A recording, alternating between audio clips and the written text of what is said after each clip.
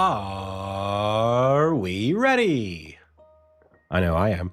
So, whether or not you are, it's time for another episode of the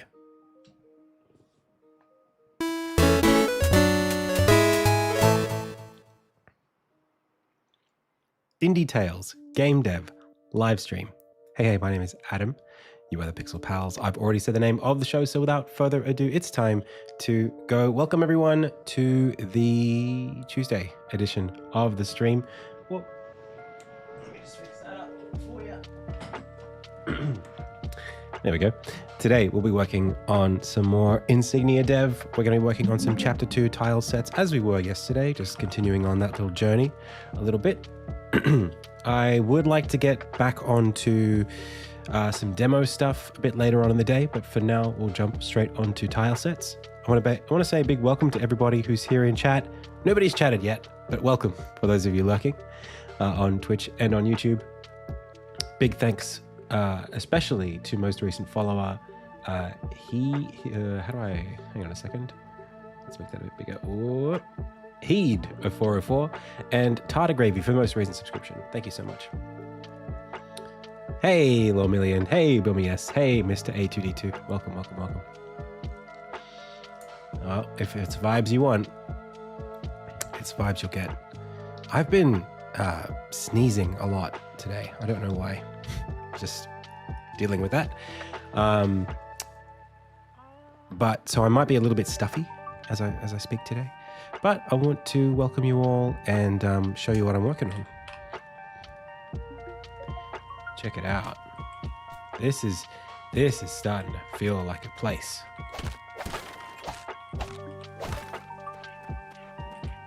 I'm starting to really like this. Just especially this. I mean, gosh.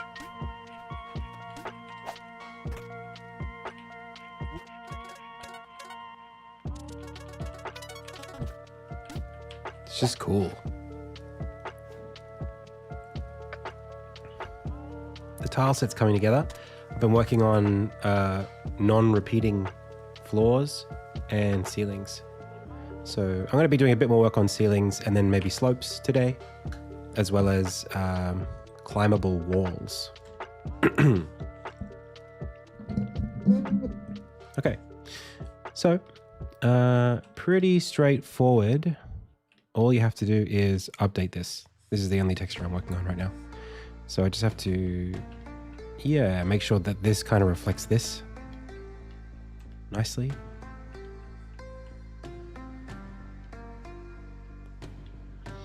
I made an impulse purchase today. In the business's name, at least, not in my name. I bought a projector, sort of a cheapo one. And it's not as, I mean, I kind of didn't expect much. It was really cheap. So, it can't really disappoint me. It'll be fun at night. I thought maybe what I could do with it was use it for like showing stuff behind me in the room without the green screen. Like if the room's dark enough, having a projector there could be cool. But I don't think it's going to work out that way. I just have a feeling that it'll never get dark enough to really use the projector. So I'll just use it at night as a way of giving myself some kind of a fake window into a fantasy castle landscape or something. I've been seeing people do that on TikTok recently. For those of you who are not super clued into the YouTube stuff that I do, I did a recent interview with Thomas Brush today. Well, it was uploaded today.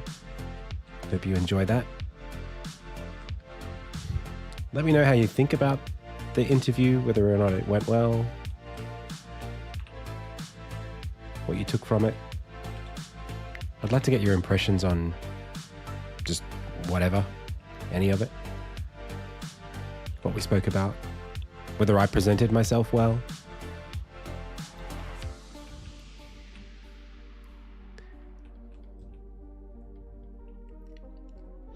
There was one particular comment that somebody left in the YouTube comments for the video that I was a little bit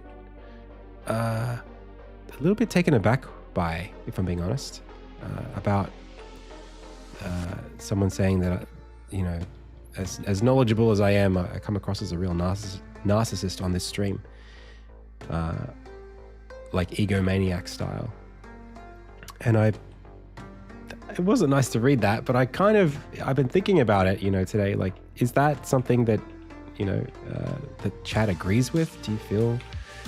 And of course, I'm not looking for someone to just say nice things to me, as that would kind of confirm the bias. But, do I ever come across as like intolerant of like other people's opinions, or just wanting to be surrounded by yes men?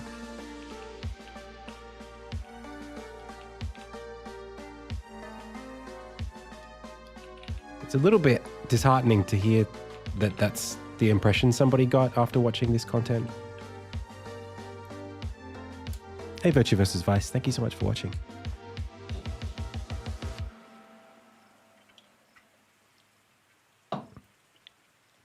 Hey, Dave. Do I ever feel guilty about it? Yeah, I do. For sure. I try not to let it bother me too much, because I've sort of signed up for it. You know what I mean? This is kind of like what you get.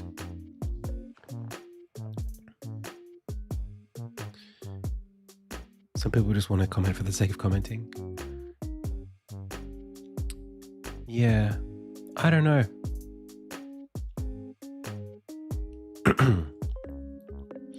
It's a tough one, because I kind of, I put a fair bit of effort into, trying to be someone whose personality is not like super in the way of the content. I know in a lot of ways you can't really separate the two. So to some extent, I'm kind of just having to accept that, like, hey, this is what I do, and it's my channel, and if people are having a good time, or if we're staying on topic, that's like on me. And even the concept of being on topic is something that I'm, whatever I want to talk about is whatever the topic is at the time. Or if someone's opinion isn't one that I like, I might say that I don't like it. And I guess in this context, I have a lot of power.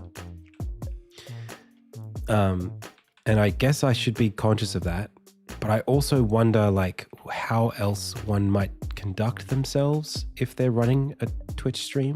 Like, if I was kind of like looking up the definition of like narcissism, just to you want to give credence to what people are saying and give them a chance and stuff. And I think I was kind of thinking, if one was interested in defending themselves from such a claim, how would they do it? Because, like, if someone says, Adam, you're a narcissist, if I say, no, I'm not, and I try to convince them, isn't that just me caring about what they think, what people think about me? You know what I mean? Like, is that not what narcissism is? Like, how do I win? I guess you win by not being fazed by it. But even then, someone might say, oh, you're not emotionally in tune with what other people think about you, which I try to be. I don't know. Too much to think about.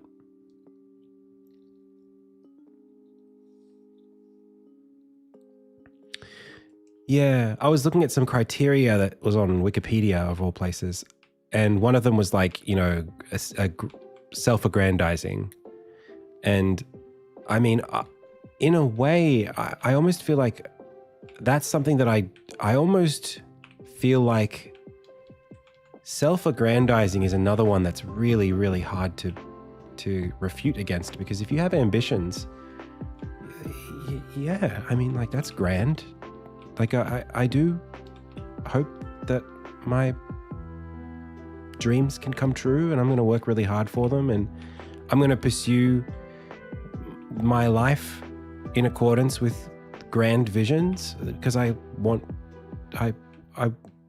for those things to come true, I guess. Like, what do I do? Do I aim lower? Like, I want to do this the way that I'm doing it. So, I'm sure that's not what that person meant. I'm sure that there was something in particular that they saw in me that they didn't like. And I feel, I guess, guilty about that. but I don't know why they felt it or why they decided to say it so on Thomas Brush's channel.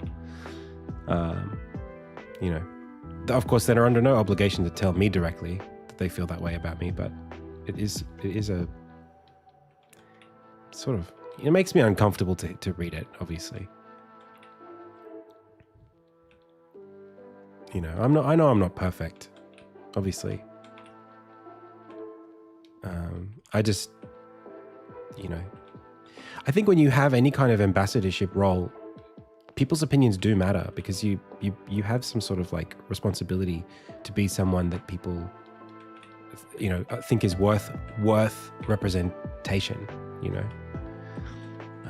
I want to be worthy of people thinking of me as an educator or as somebody whose opinion matters, because they kind of already do, you know. It's like I want to be worthy of that, and if I'm not worthy of it, then it's okay if people don't think it. But since they do think it, and I, in a way, I guess I want them to think it, I just want to do justice to that, or like do service to it. So I don't know. It's very complicated, isn't it?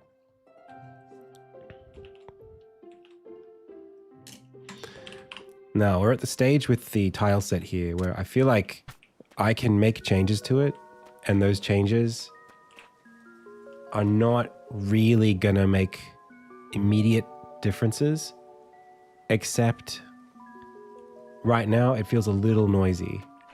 I'll say that much.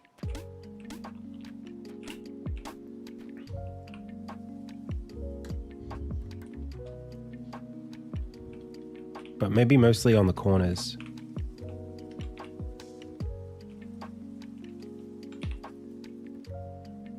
This is where it gets a little tricky, because it's kind of like, well, it looks fine here, but it doesn't look fine in other places. And I did, you know, smear a lot of this into existence. It wasn't that, I didn't put that much care into what I was doing, because you need to put down the colors before you can start correcting things. So now I'm sort of left scouring over it going, okay, where can I simplify the shapes? Where can I make it less noisy? This is like, yeah, it's kind of like forest, mountain, not quite. I mean, jungle is probably a term that's a bit too, it's not that foresty, not that wet, more like a rainy forest than a rainforest. You know what I mean?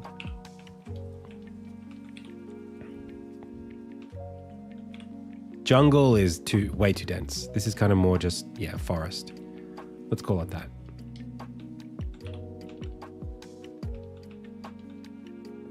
I think I need to be a little bit more comfortable with more open shapes here, just like larger shapes that just do more.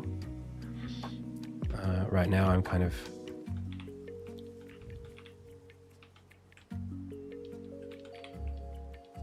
it's a lot of small shapes like this one that aren't that super defined.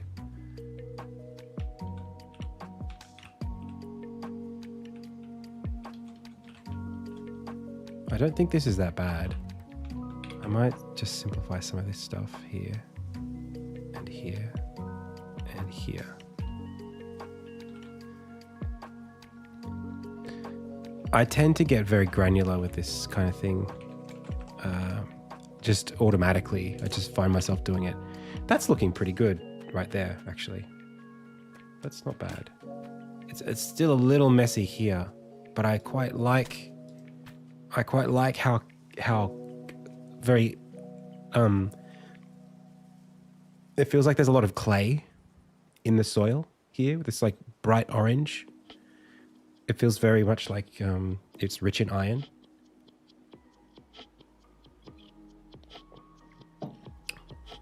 Which is really cool. I think it was kind of a very happy accident to mix in those warm reds.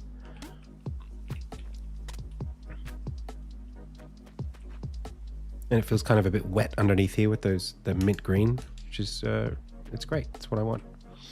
Now the grass here is feeling a little manicured. I will say that much. I'm not sure what to do with it, if I'm being honest. I'm not sure if I should keep it kind of like this, or if I should maybe have like, I mean, if you look at it, we've got this much space to play with. I could put like bushes behind us as part of the tile set. Like that's not out of the question. We could do something like this and go like, you know, something like that.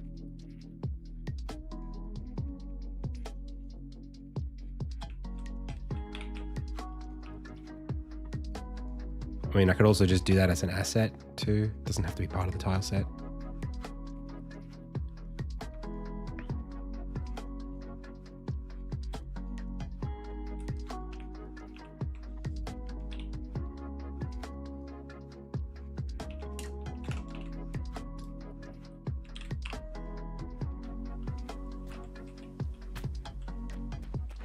That does help make it feel a little bit more kind of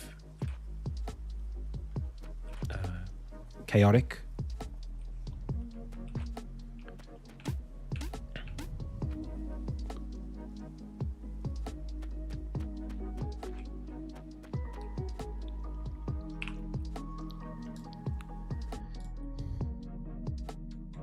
It's very nice. I think I might do something here where I do maybe an additional tile set, which is kind of like this flat color that I can paint around the level, that gets kind of like added in. I'm not sure. It's tough because we're kind of on this bridge between like here, this near background wall. This is an asset, right? So it's nice to be able to just throw that in. But I also, I think the challenge with tiled is you cannot mix and match the types of tiles. So like the 32 by 32 that I'm using to make this, I can't use like a 64 by 64 inside of this tile set.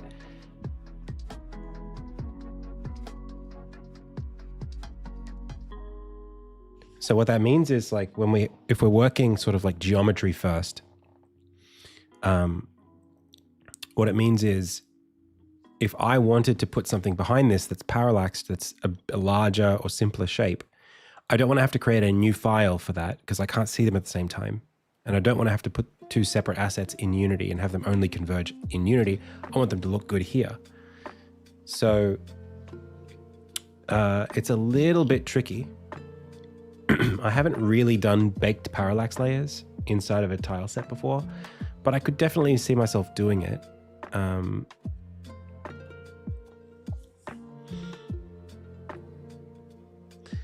The challenge really comes from this fact that you need to split the layers in order for it to work, because parallaxing will create drift. So let me show you something. If I have like some geometry, if I put a bush here on the parallax layer,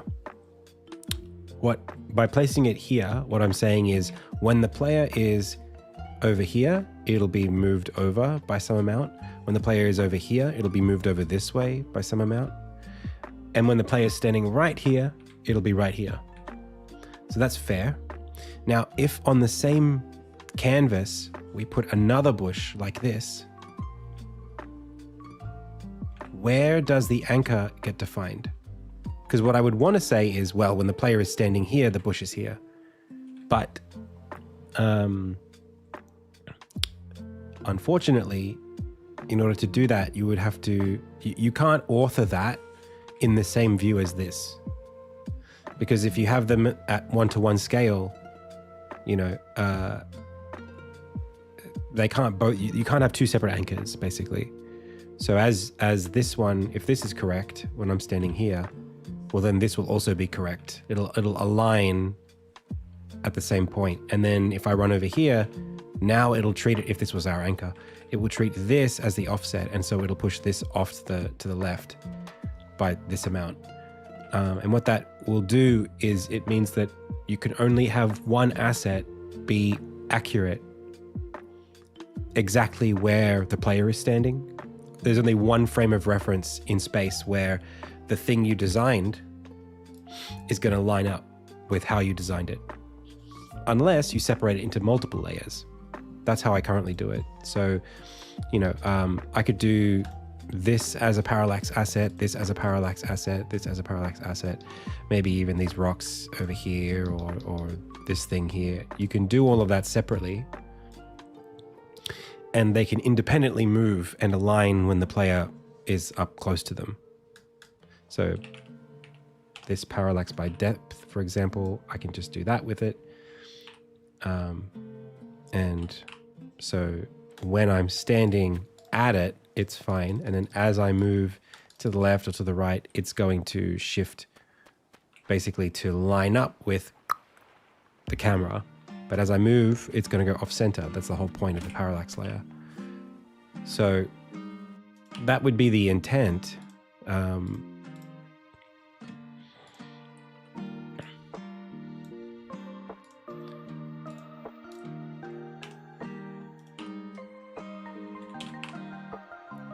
It's just that you need to separate things into different assets in order to do that. And it's not a huge drift. You can see like this wall, it's only if it's this close, you know, if it's not that far away, the amount of drift at most, if I go from one side of the level to the other, it might be 32 pixels. You know, it might be one of these tiles wide is how far it kind of offset. But the more you try to put things further and further back, it's going to drift quite a lot. So, you know, e.g., I put it all the way back here. It's going to seem a lot further away, and it's going to move a lot relative to us. You know, it's moving a ton there. Look at how much it just crossed from here to there, just as we moved, almost 1-to-1. So in order to, so there's no way, for example, to make that the case. There's no way to guarantee that this little plant here, wherever that, let's say that lines up with the tip of this green bit there where my head is. Okay, now they're aligned. I can't also say that I want this to line up with that when I'm standing at it, because it's all on the same plane. So what that means is, for our ambitions here with tiled, I mean, I'd certainly like to put other things on the background and just create other ways of, you know, diversifying what we're looking at. And maybe with like limited parallax, we could do it. I'm just concerned about the larger it gets, the harder it is to figure out. We could do object layers. So this is something I haven't really put a lot of thought into in the past. Unity does allow it. It basically means I'm going to have some sort of a tile rule where, you know, if I place some very particular arrangement,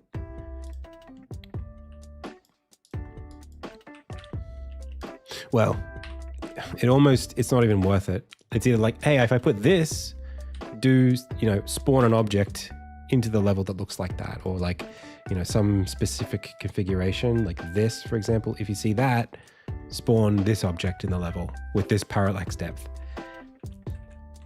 At that point, you might as well just place the thing in the level or place it into this.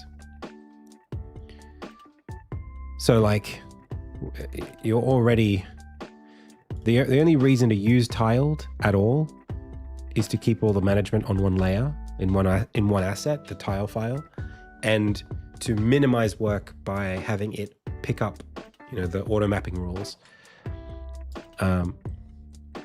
Otherwise, you know, it's not that hard for me to come in here and do this. You know, I can always just change it. That's not a big deal. It doesn't take a huge amount of time to do that.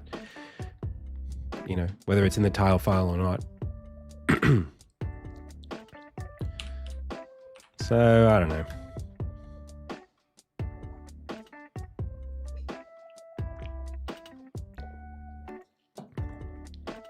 It's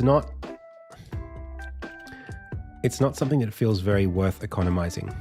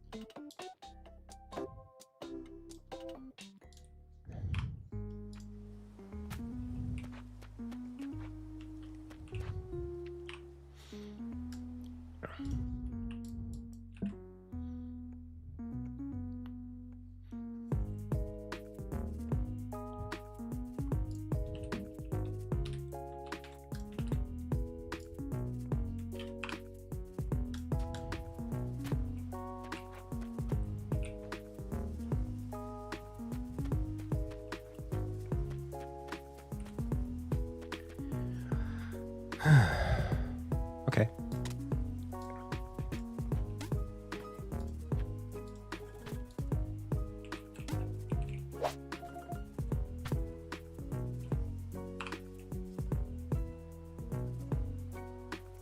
Will the foreground receive changes?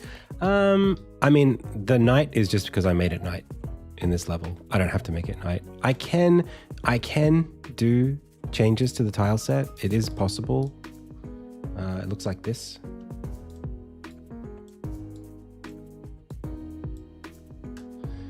Personally, I mean, like that probably looks better, I guess, to you now.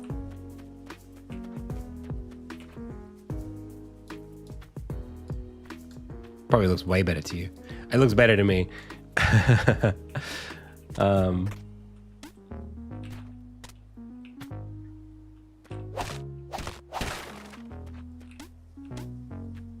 Yeah.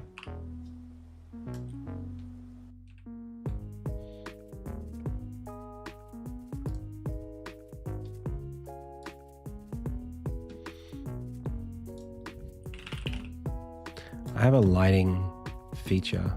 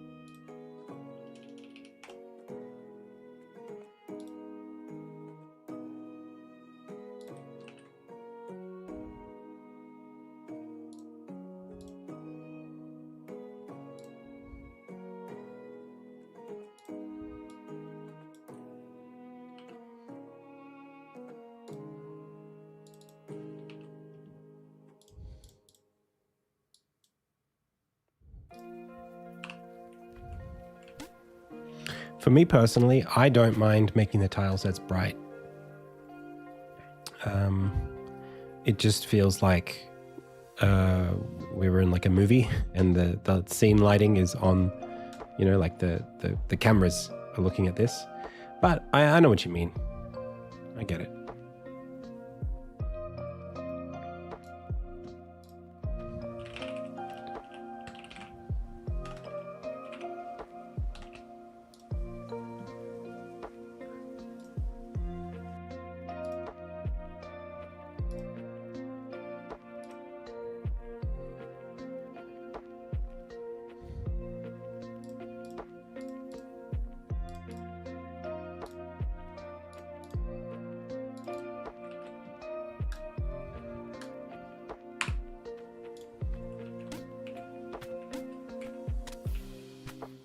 There you go.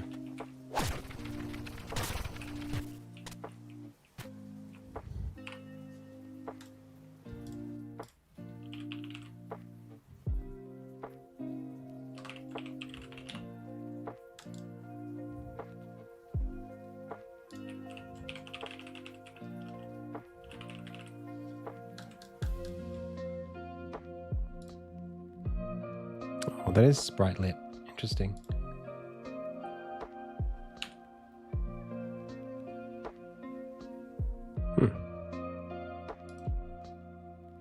That's very weird.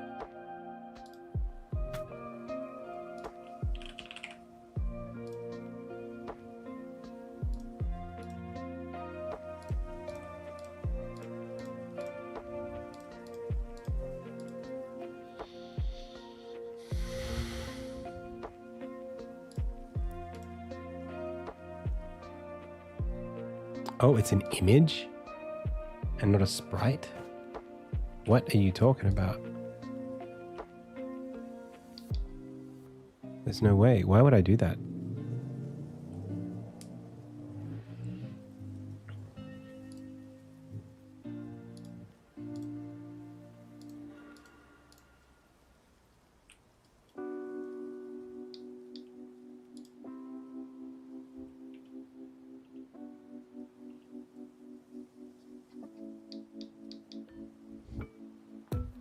Hey, fake. That's so weird.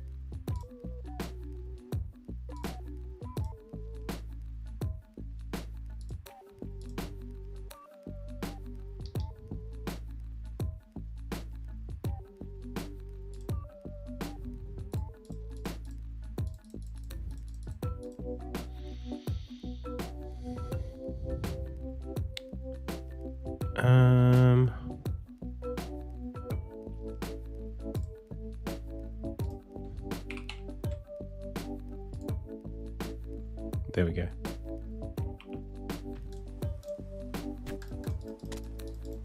Oh, that's not very good.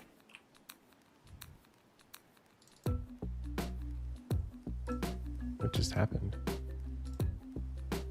The shader?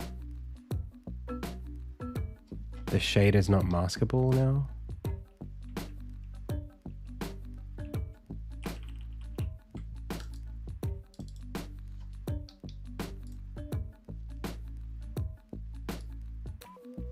Yes, it is.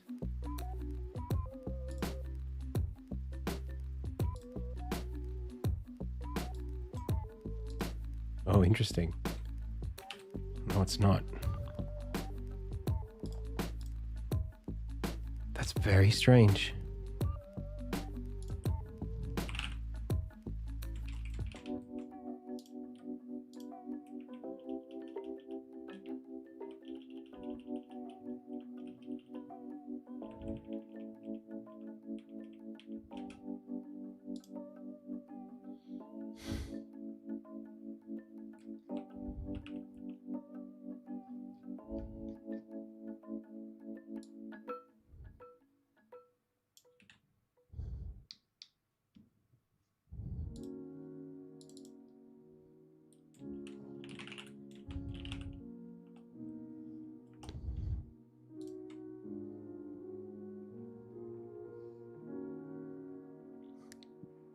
I guess that's what I was doing. I guess that's exactly what I was doing, was using the UI for the purpose of of scaling it.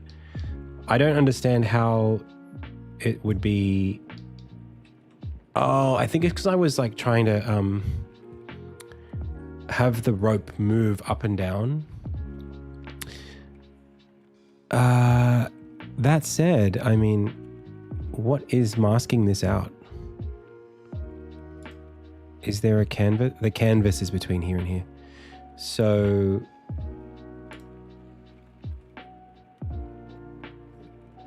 then there's a rect mask there. So the rect mask 2D is what the rope is respecting when this is none. Okay. I see. So then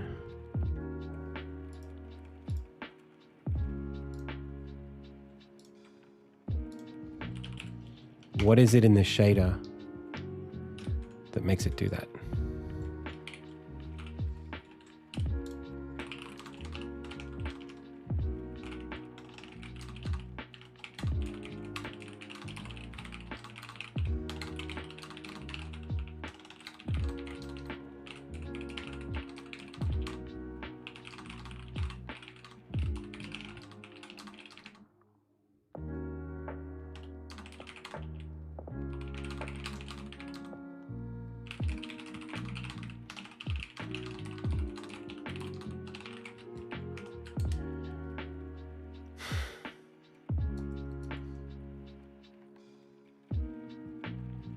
When you use RecMask 2D in Unity, it works by setting clip rect parameters that UI shaders need to respect. Your custom shader needs to implement clipping manually. Unity's default UI shaders have built-in support for RecMask 2D through Unity's UI clipping system. Shader discard pixels outside of the rect boundaries.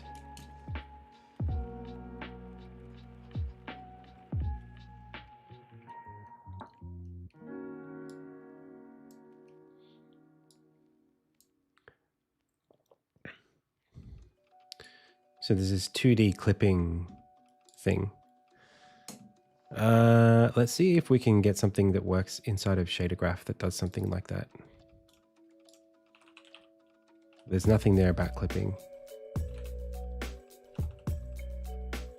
Okay, so if there's no inherent node that handles this, then I don't think the support's going to work. I don't think we're going to be able to support it on our own. Which kind of means we're a bit SOL on shading these pre-clipped things.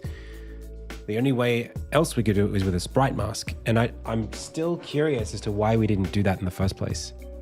Why is this using images and not sprites? It's easy to do a sprite mask. It just feels misguided that I would use images to do this.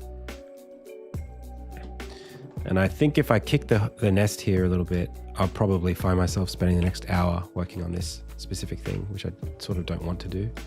So maybe just for now, we'll just suffer the fact that the ropes are a bit brighter. We don't even really need ropes in this level.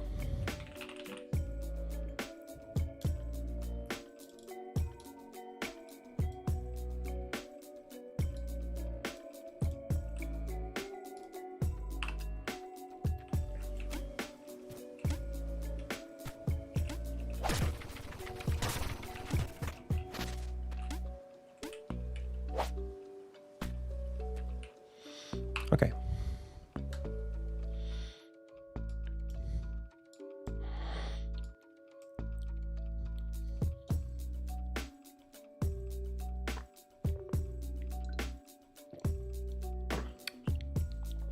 There is something that I'd like to be able to do here, which is to do like dithered lighting of some description.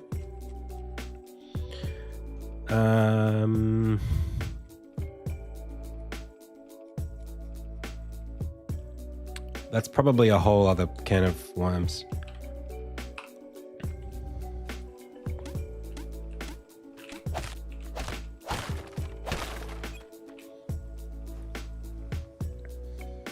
Like if I wanted to put a lamp here, how would I do that? I suppose the Unity 2D lighting way would just be to literally put a light source in there.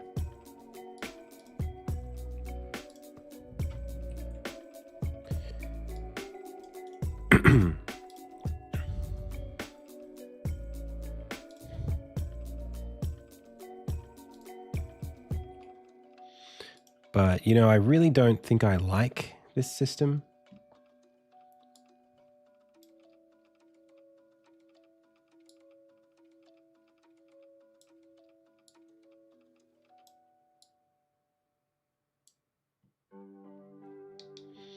I mean, I kind of want to fall off.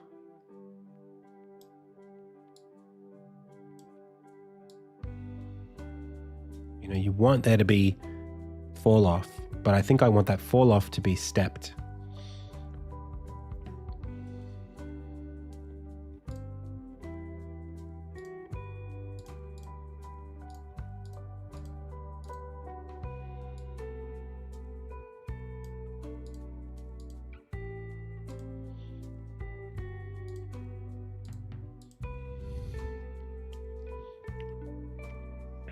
Yeah.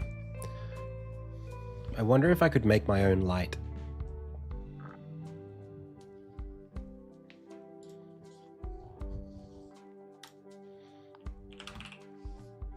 Maybe I'll just start a new conversation with GPT and ask, is there a way in Unity to extend or replace the functionality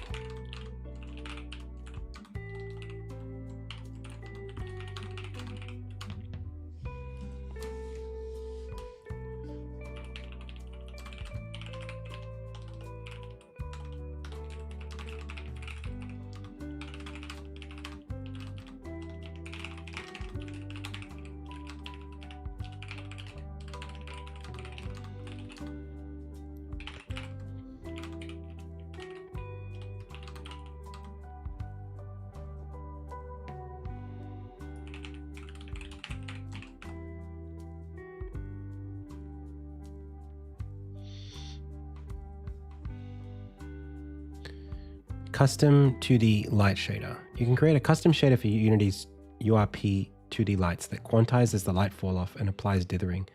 This involves creating a custom renderer feature that replaces the default 2D light rendering, writing a shader that samples the light texture and then applies posterization and ordered dithering, using a Bayer matrix or blue noise for dithering pattern, post-processing effect. Create a script that extends or replaces Light 2D functionality. Inherit from Light 2D or create a parallel system. Override the fall-off curve to create stepped values. Apply dithering through shader properties. Material replacement. Use a custom material on all lit objects.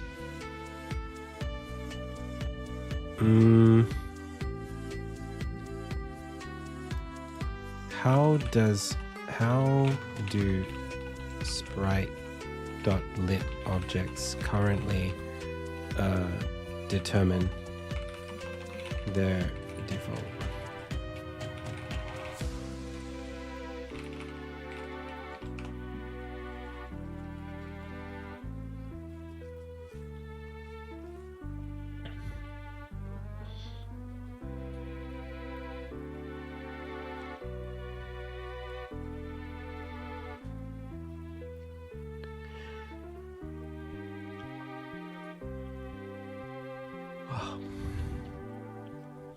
Yeah, this is gonna be a bit of a job doing a custom lighting solution.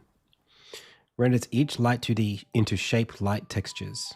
These contain the pre-computed light fall off based on the light 2D settings. The shader samples use these light textures as the sprite's screen position. The lights are combined using two nodes, modulate additive. Yeah. So, I mean, I could write my own shader and my own lighting system and do it from scratch if I really wanted to. With blackjack and hookers. And it's probably not worth doing that. Well, it's good to know that it's there. I really have no interest in it.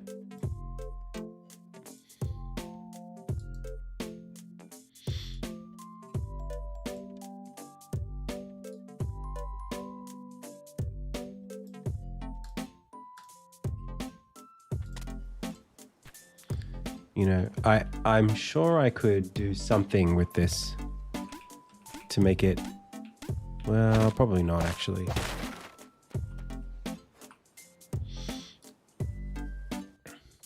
What if I made it a bit more yellow?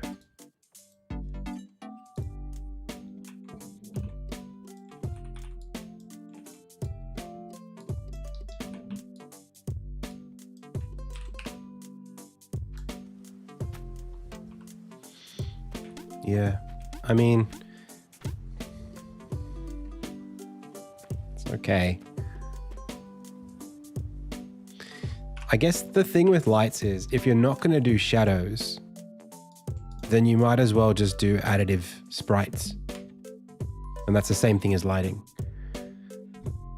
You know, you might as well just put a sprite on the screen and make it an additive color. Because shadow occlusion is the whole point of this stuff. And even like normal maps. If you're not going to do normal maps, what's the point? I think I'm sort of at that point now where I don't know what the point is. Let's move on. I'm happy with how this tile set looks, I think. I think I want to do a bit more complex testing with it. So maybe we'll just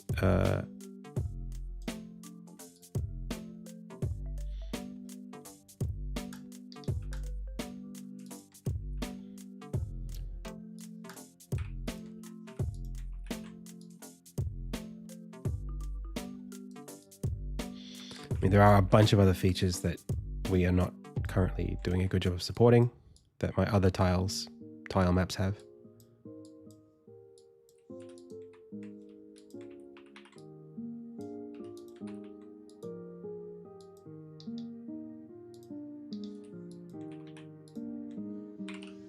Wow, that looks fantastic. That's very good.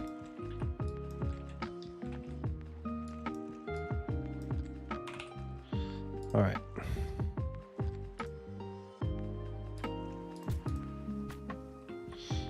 Wow, that's really good. For a 2x2, that's actually totally workable.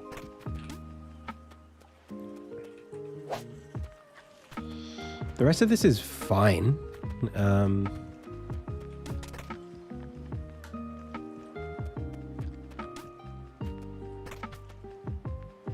Man, it's pretty good. Like, I really don't have much criticism. I could stop right now, and I think I'd be happy with just like the general flat tile set. Do you know, the last tile set I did took me about 3 or 4 weeks to get to this point where I literally look at it and go, yeah, it's great. You know?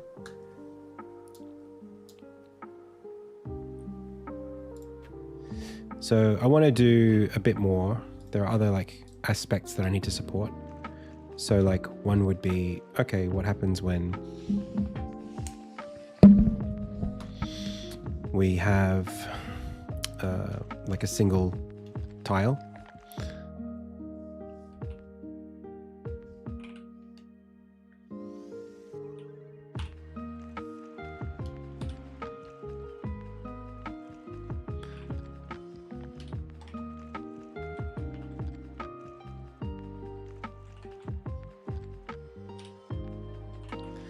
Few cases. So one is this one.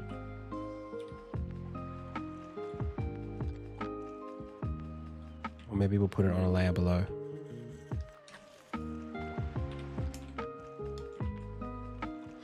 Okay, well, I'll just do it this way then. So that's important. And then the other one was, what happens if you do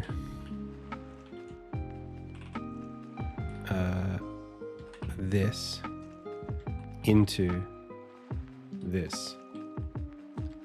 So like I have a curve up from the bottom and I have a curve down from the top.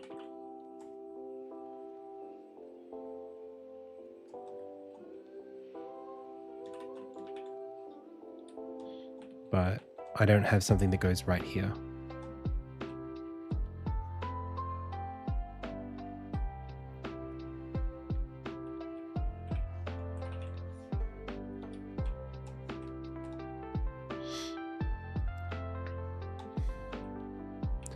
So let's do it. It's really just a hybrid. It's really just this.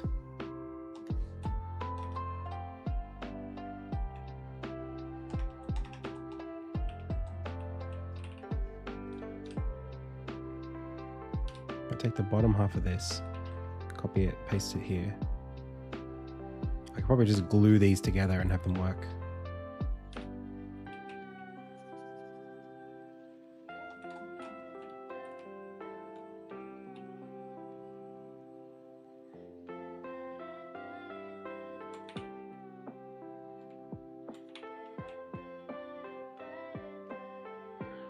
I'm at the point now where I'm not that precious anymore about how these things work. I'm not trying to do this like the honorable way. It's just like, let's just get this tile set in the game.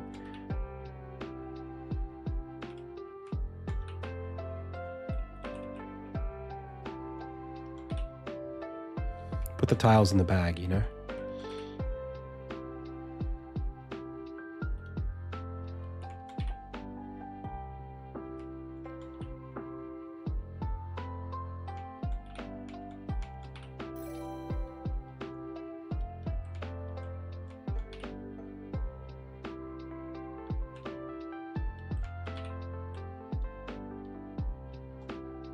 Hey, how's it going?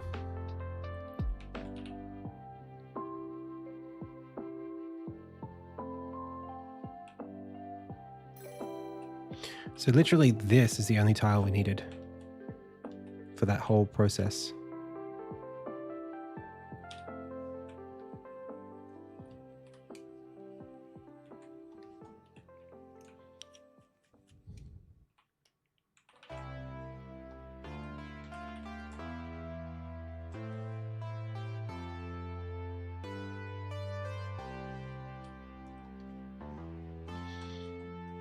And same thing for this.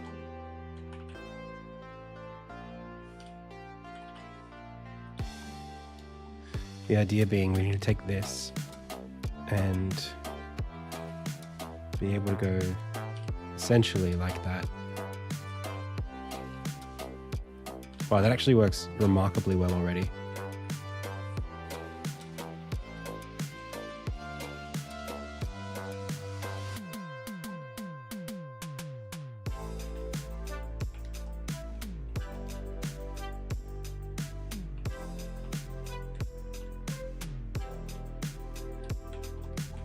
It's really just this piece of grass there that it's not amazing, but I think I'm happy with that actually.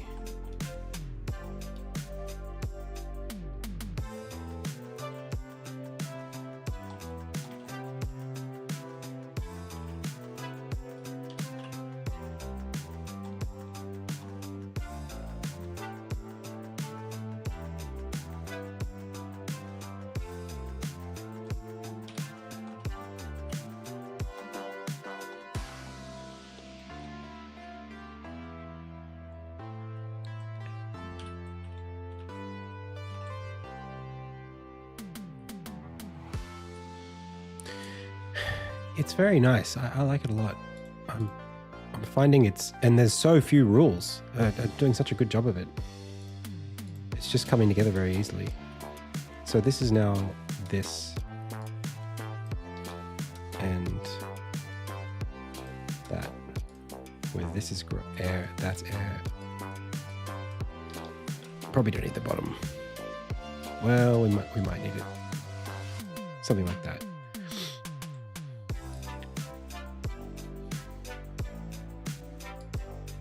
And this and this. So that becomes that. This becomes that. That can stay that. That can stay that.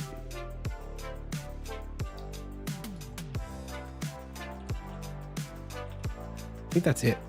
I don't think there's much else to it.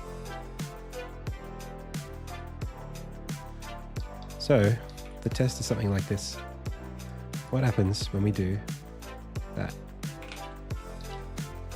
Oh, booyah. That looks freaking great. Dude, who needs to spend 3 weeks on a tile set where you can do it in a day and a half? Hey, Rhyme.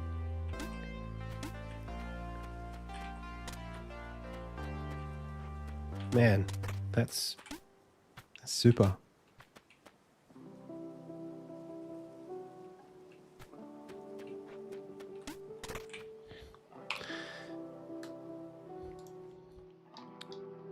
Amazing. Okay, what's next?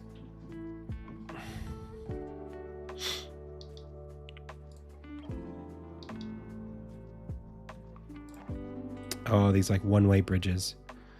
I think I want them to be like slats of timber, like old, rotten gates and stuff like that. Like, what's the word? Not gates. You know what I'm saying?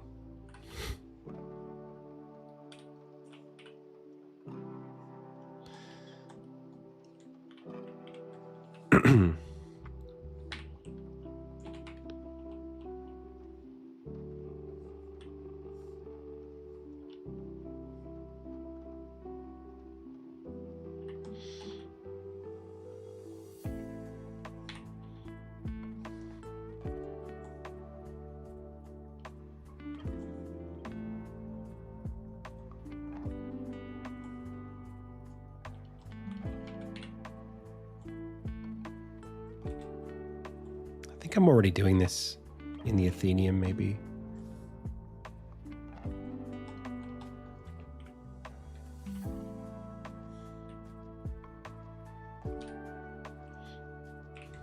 But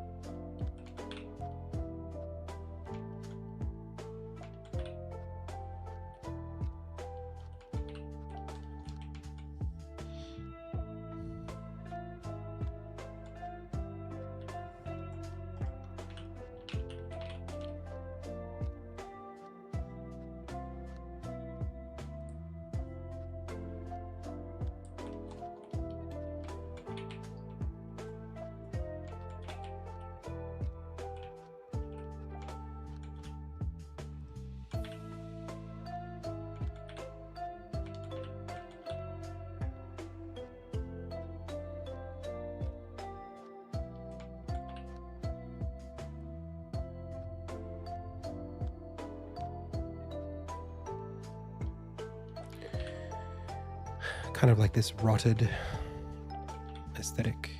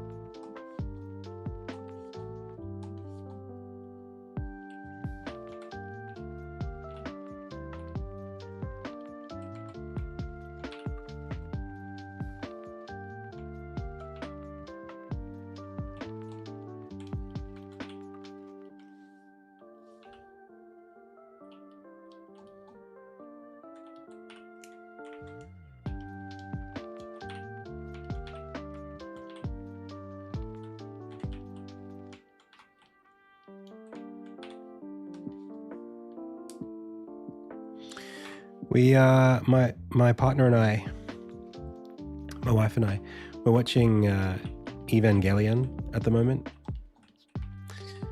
I thought that was just like a mech show. I didn't realize how horny it was. It's kind of off-putting, to be honest.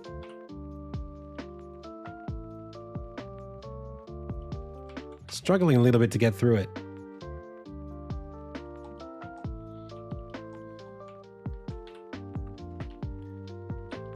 Every other camera shot is an upskirt shot or a shot of someone's boobs. It's really weird. Especially because the main character's not even like that, you know? It's just like everybody else. It's like the cameraman is this weird voyeuristic figure who just constantly wants to show us upskirts.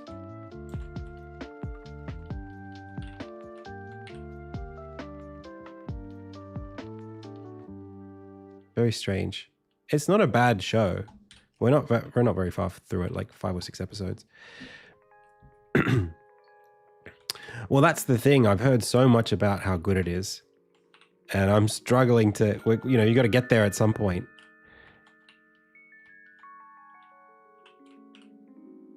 You know, if people say it's good, I want to give it the benefit of the doubt.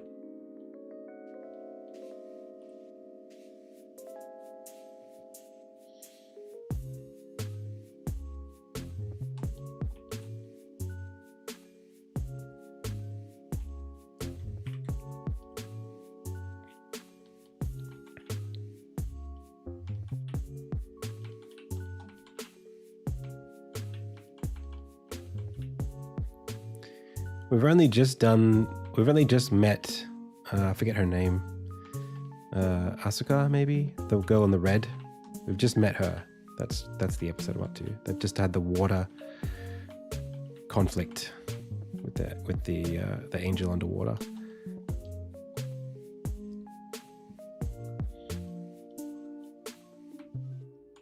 So I know there's a lot more to go. It's like, what, 26 episodes or something.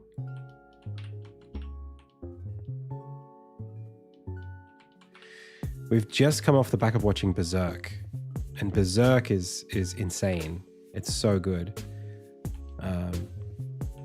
I think our expectations for anime is quite high at the moment.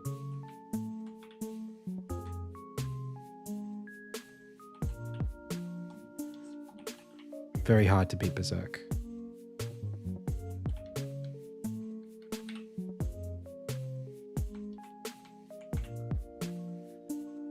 I remember like having watched so much of that content back in the day. but just not Evangelion or Berserk.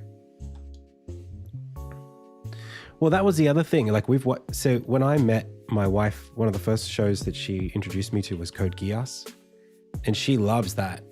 So I was thinking, well, since we're watching Evangelion, maybe we should watch Gundam, but she doesn't have any interest in it at all.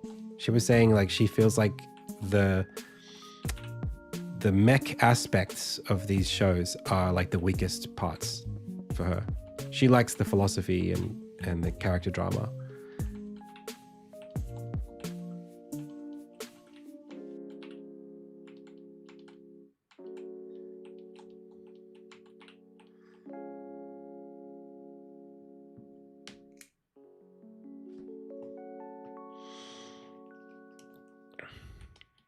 The other one that I haven't seen is Full Metal Alchemist. I think she's seen that and I haven't.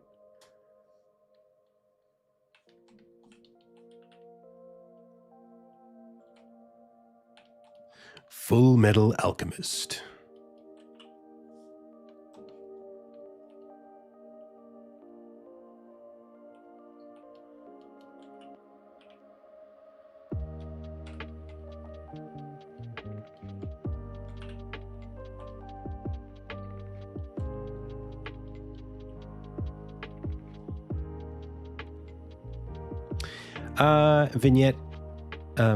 Vignettes Inc. says, have you watched Attack on Titan? We have seen about 3 or 4 seasons of Attack on Titan, and we're currently sort of like in the middle of trying to get through the whole thing, and it's very difficult at the moment. It's hard for us to watch it. It's kind of fallen into this pattern that I'm not super fond of, where there's just so much that needs to be explained all the time.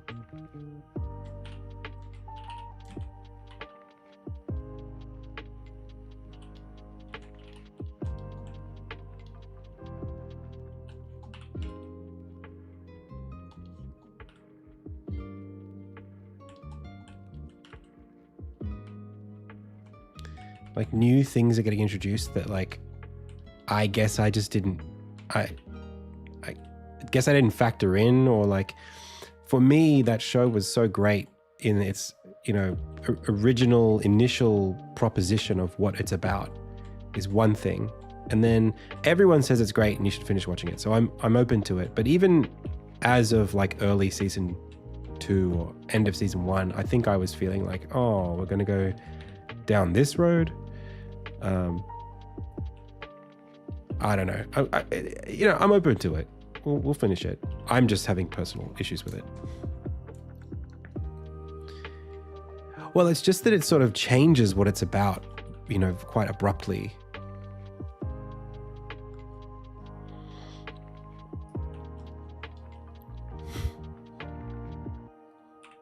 You know what? This is going to be a problem.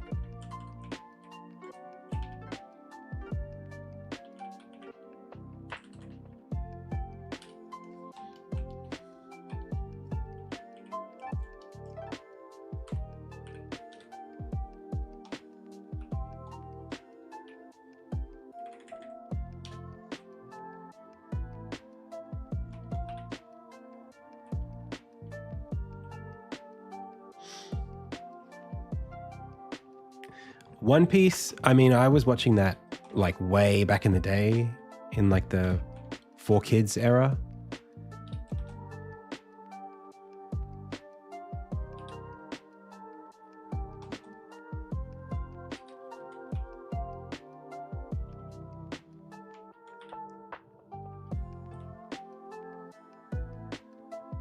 but I didn't get very far into it.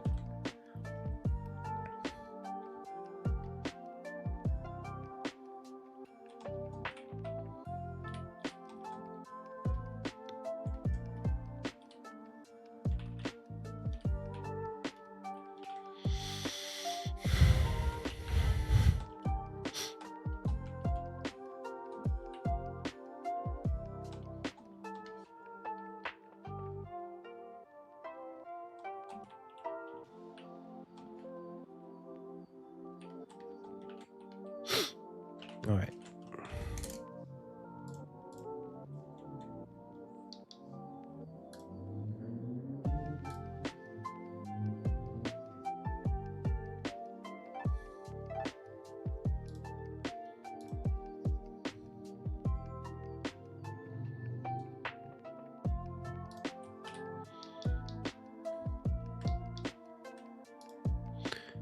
So I want this exact logic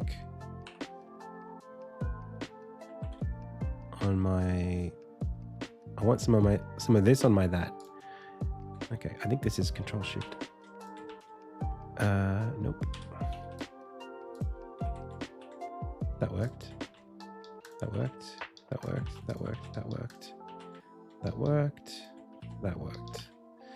Save that and then go back to this. And then that's wood. So now we're going this, this. Whoops. Yep. Cool.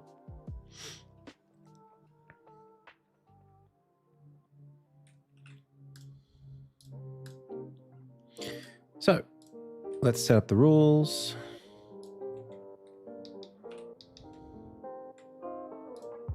If you see this into this, if you see this, if you see this into that. Air above, air below, air above, air below, air above, air below, and above. Probably don't even need this. That's just the rule. Then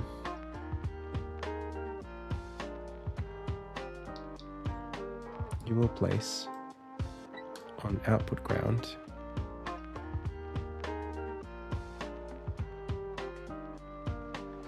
I guess it's that.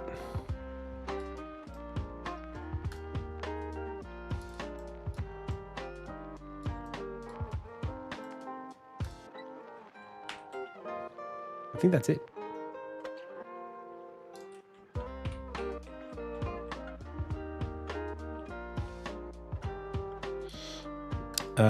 Actually, this rule has to come first. Well, I'll just do that.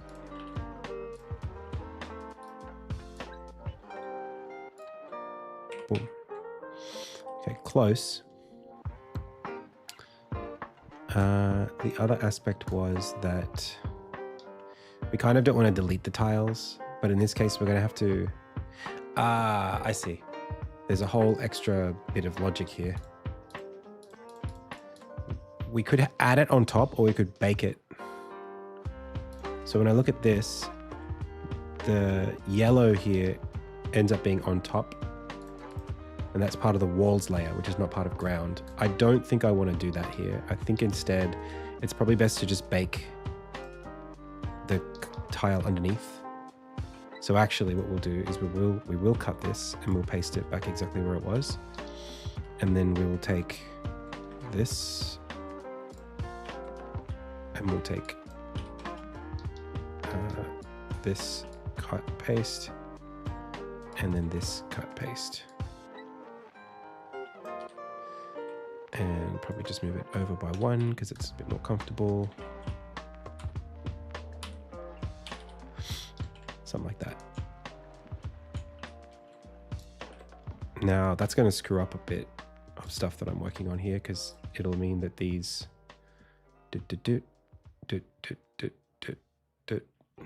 are no longer in the same spot. Or are they? They are in the same spot? No, we missed it by 1.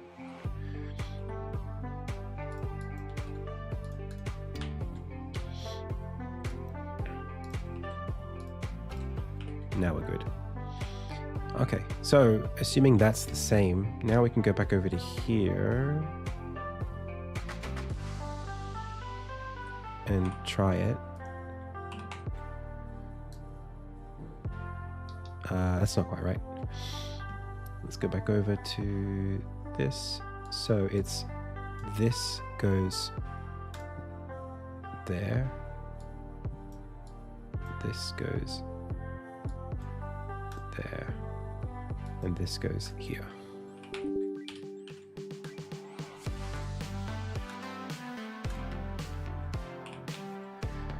Getting closer. Next thing is I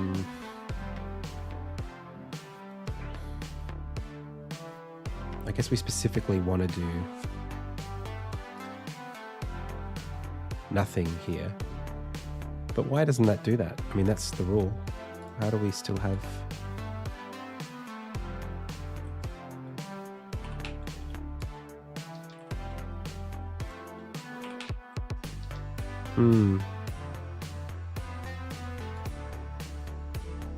Okay.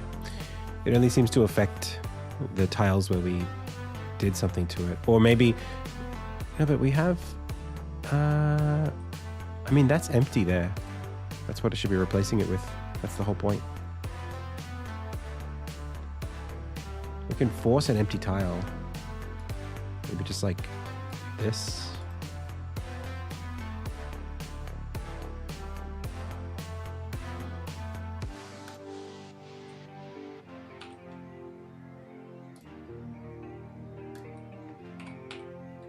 Yeah. Okay. Next is that we do want, I guess, here. That does stick into the ground. Okay. Did we miss something? We did. We must have. Why is this...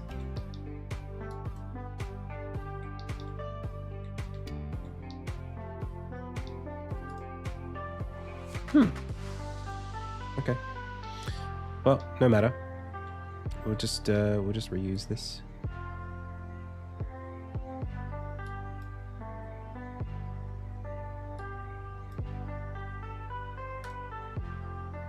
And that.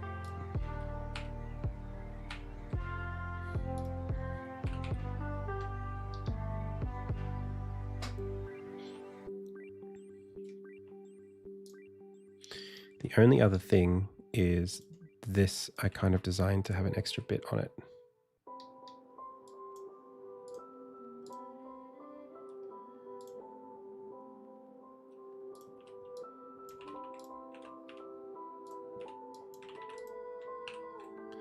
Which is just my way of making life hard for myself. But it looks good.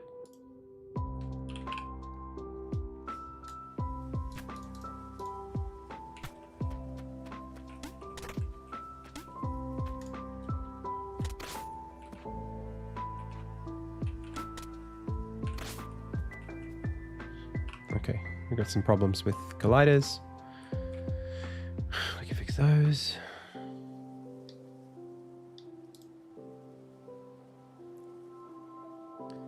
We have not worked in the edge or the actual collider.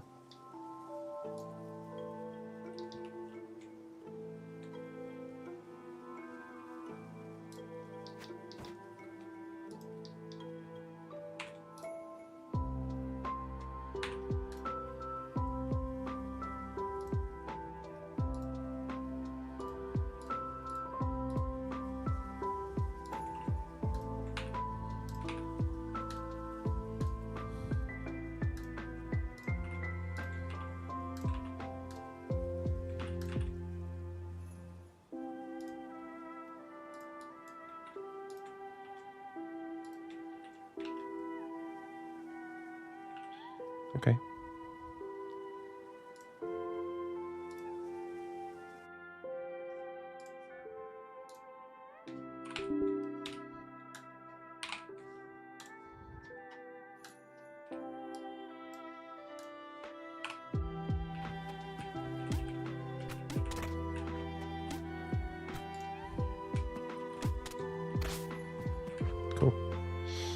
I do want to take this. Hang on a second. Why is it cut off? Oh, it's cut off there because I'm using an extra bit. I could probably just take this part here and then just push it up to there and then erase this and not have to worry about it so much. Make my job easier. That's the name of the game.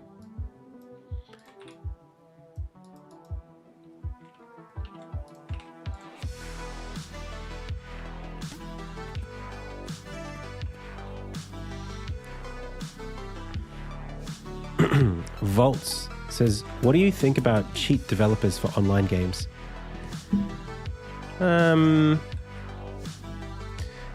It's a bit unfortunate, isn't it? You know, we all want to be able to enjoy games. So the idea that somebody just comes along and makes everyone else's life or experience a bit less, you know, is not great. You know, a game is developed for a specific purpose. And the experience that is designed for people who purchase the game, the experience that they're expected to have is one where, you know, they actually enjoy the game based on the rules that the game is designed with. So if you're going to go ahead and like just break that because you want an advantage, I mean, cheating is bad. I'll just say that, you know, you don't have to go much further than that. Cheating sucks. So, yeah, I think that's all that needs to be said, really. I think people who make cheats for games are probably bad people. You know, like it's not a good thing. It's not something that you should want. So, yeah.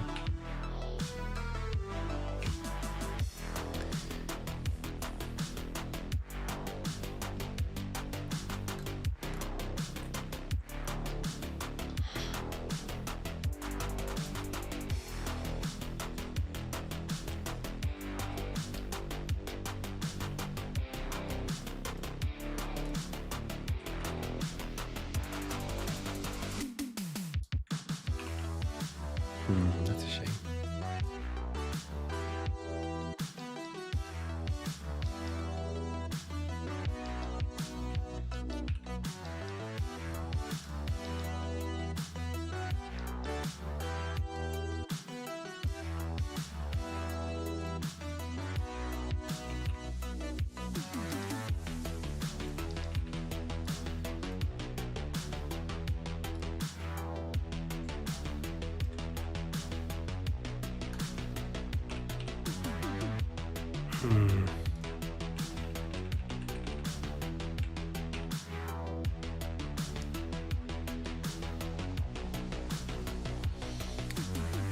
Yeah, I just like, because the only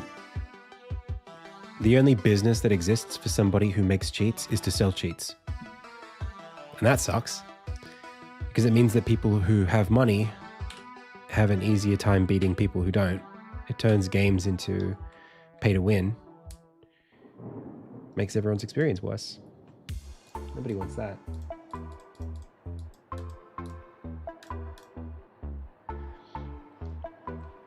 You know, cheat in an offline game if you want. Cheat in Dark Souls. You know, hack that. Don't hack like an online game.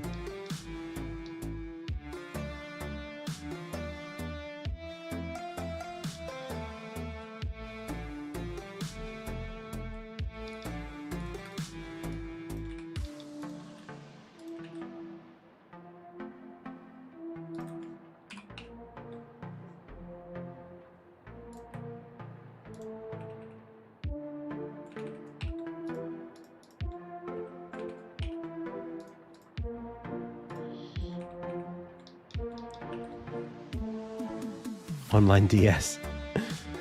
Yeah, don't cheat at online DS. That's right.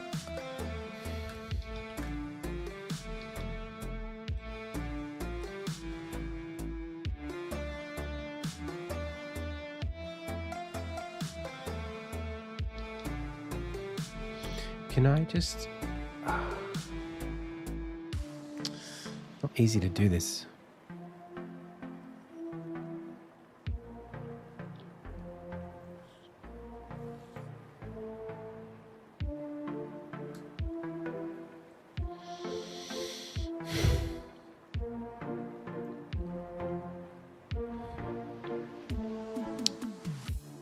I don't want to delete the tiles that come out of this, but I only want to not delete the tiles here. So maybe this should be an additional thing. Maybe it should be output one-way ground or something like that. That might make my life easier. Especially if there's not going to be a difference, which, you know, probably there doesn't have to be. So if I bring this back into the tile set, here we go. Cut, or not even cut, just like erase, merge down. Okay, or don't do that, just cut.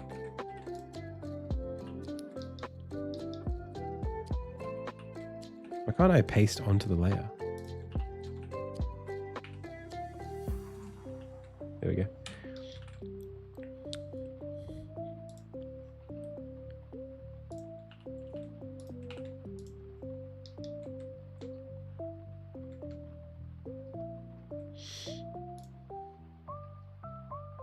I guess I could just say, well, this is this specifically.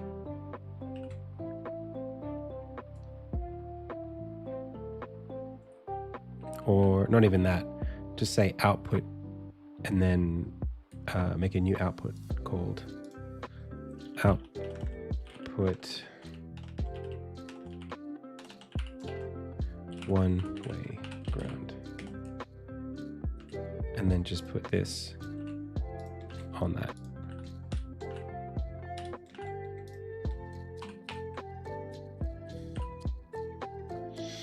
Oh, I see. It doesn't work.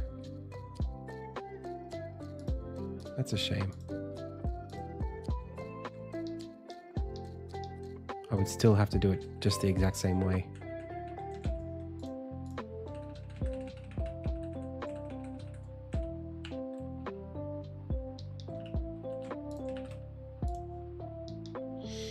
All right. Well, in that case, what am I missing here?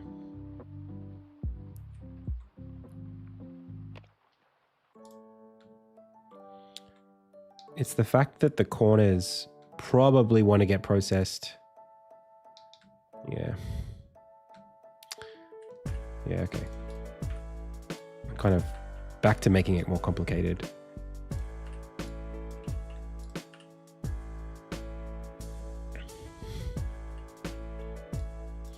Which is fine. This is what, it just validates why I was doing it this way to begin with.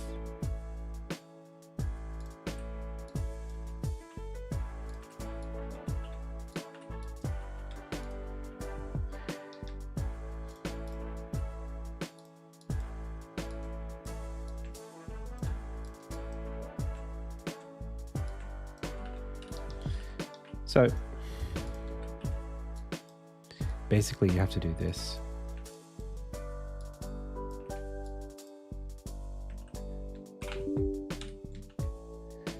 And then you might be able to take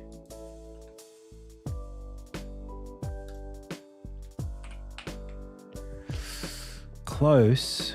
We just don't have this now and that. I'm still not sure what this has anything to, how this has anything to do with that. I could just remove it from here and here. Maybe even that. I'm unsure as to how this determines what it's doing.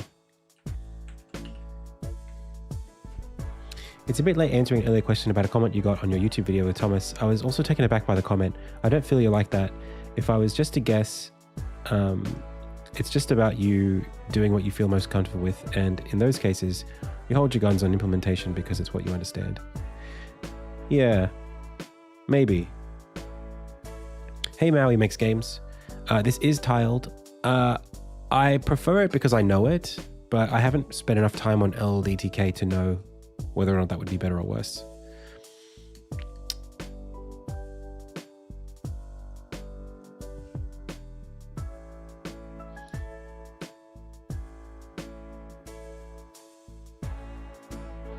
Thanks, Liz Glow. Yeah, I if I'm being super duper candid, I would say like it might have been nice. I think we kind of got caught in a very familiar conversation around like, hey, how have you been making this game for so long? It still hasn't come out yet, which is fine. I don't mind having that conversation, but I kind of wish we got into more fruitful territory earlier. We had plans to talk about some other stuff that I thought would have been more interesting for people watching who haven't seen the first interview or the first podcast. That, yeah, I don't know. It's a little unfortunate we didn't get to go further on with it.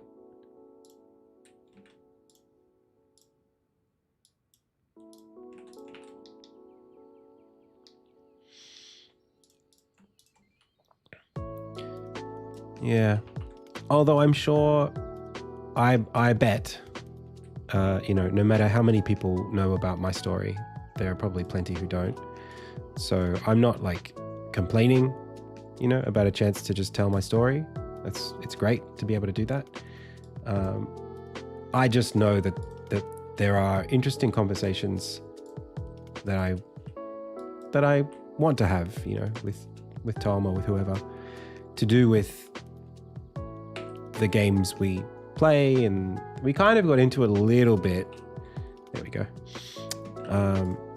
But I feel like in a sense I think he was very excited to talk about a very specific kind of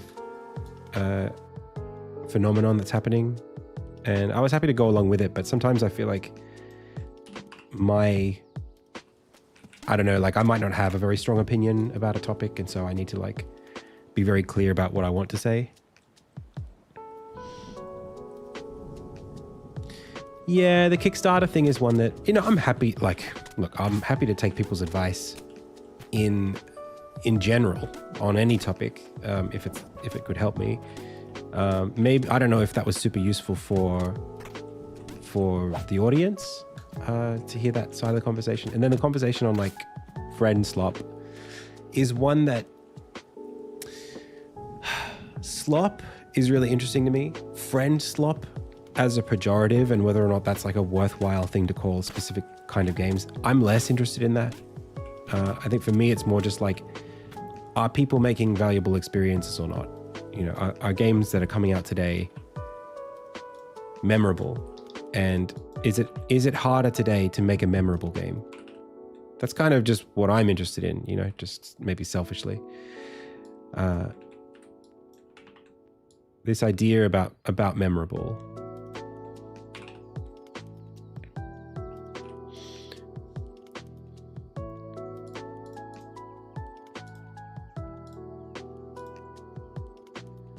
That's very interesting. How does that happen?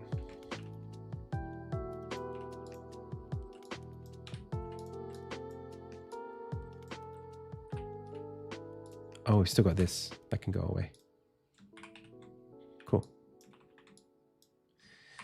Memorable experiences are... It's something that we kind of value, but we don't talk about what it is about them that we value. What makes something memorable.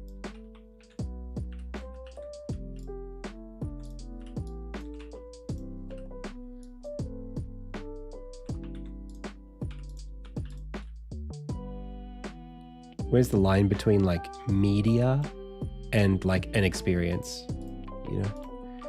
That's what I like to talk about.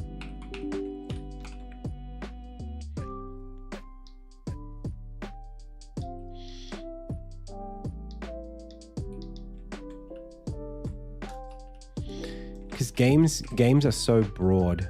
There's this full-on conversation I'd love to have with anyone, doesn't have to be Thomas Brush, about like, we talk about games and it's not just a conversation about like whether X game is good or bad, but like when we say games, what do we mean? You know, like what is a game genre, or like when we compare game genres, like can you even compare Slots and Daggers with what Insignia is? You know, it's not even a moral question or a quality question, or they're such different things with such different aims that as experiences, they're not really comparable in their intent. And if I was to think about, like, if I had like an 8-year-old child, what kinds of experiences I would want that child to spend their time on, like what's valuable. You know, 200 years ago, reading books was like a thing that you did if you were disconnected from reality, and people would say, stop reading all those books, do something valuable, like go outside and you know, play a sport. And then 60 years ago, it was, you know, stop sitting in front of that TV, go outside and do something valuable. And then 30 years ago, it was stop sitting in front of the TV playing games, you know, do something more valuable. And now it's like, stop holding your phone in front of your face and play a real game. You know what I mean? Like there's something about, you know, we value things that require patience and attention and that provide us memories or provide other people value.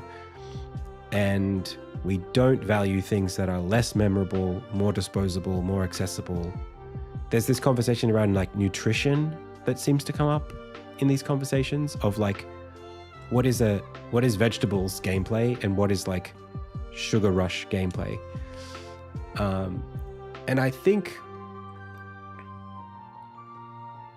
it's really easy to catch people's attention with a game experience.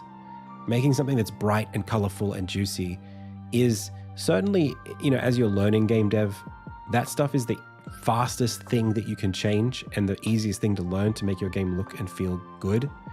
But by that same token, it's really easy to just put a bunch of sugar in food and make it taste nice.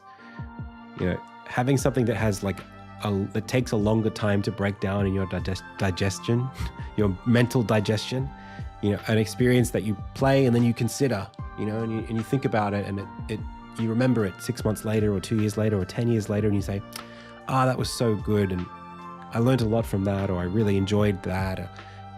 That's a different kind of meal, you know, and it's not, I'm not the person to say what you should and shouldn't consume, but if I had a kid, I probably wouldn't want them to play Balatro all day, every day for 3 months, you know.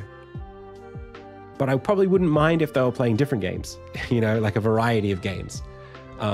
Obviously, they should be doing other things too, other activities, but if all you're doing with your entertainment time is essentially dissociating in front of a screen, there's something not quite right there. So there's like a mindfulness aspect to it as well that I think it's valuable. And I think it's harder to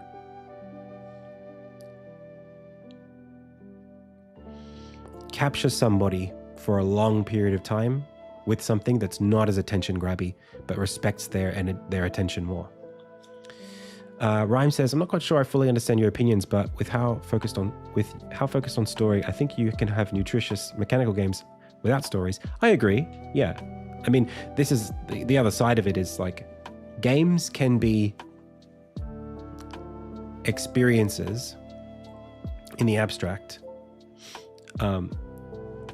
But, you know, tabletop games are a whole additional kind of game that are more like, well, they're all systems. They're all just collections of systems. Chess, I would say, is like, you can also approach chess in the modern day mindfully or mindlessly as well. Like, I know a lot of people who play chess, at least a couple, who play chess in a way where they're very impulsive. They just make the moves because they like to make the moves. You know, they're not really thinking about how to get better at chess. So problem solving, you know, if you're using chess as like as a way to focus your mind, and to exercise discipline and patience and study, yeah, I think chess can be valuable for sure. But I would say there are lots of kinds of experiences that don't require that kind of contemplation. Like chess demands it of you because it's competitive. And a lot of competitive games do demand your attention.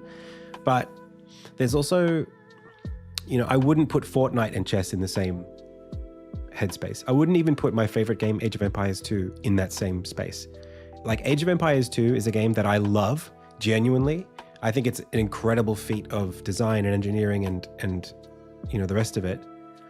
And I have memorable experiences playing Age of Empires 2, but I also have forgettable experiences. And the things that I remember have to do with like broad decisions that I made in like an hour-long battle with some other opponent. And the things that I forget are the things that are very routine about that game. So, and when I finish playing, I can just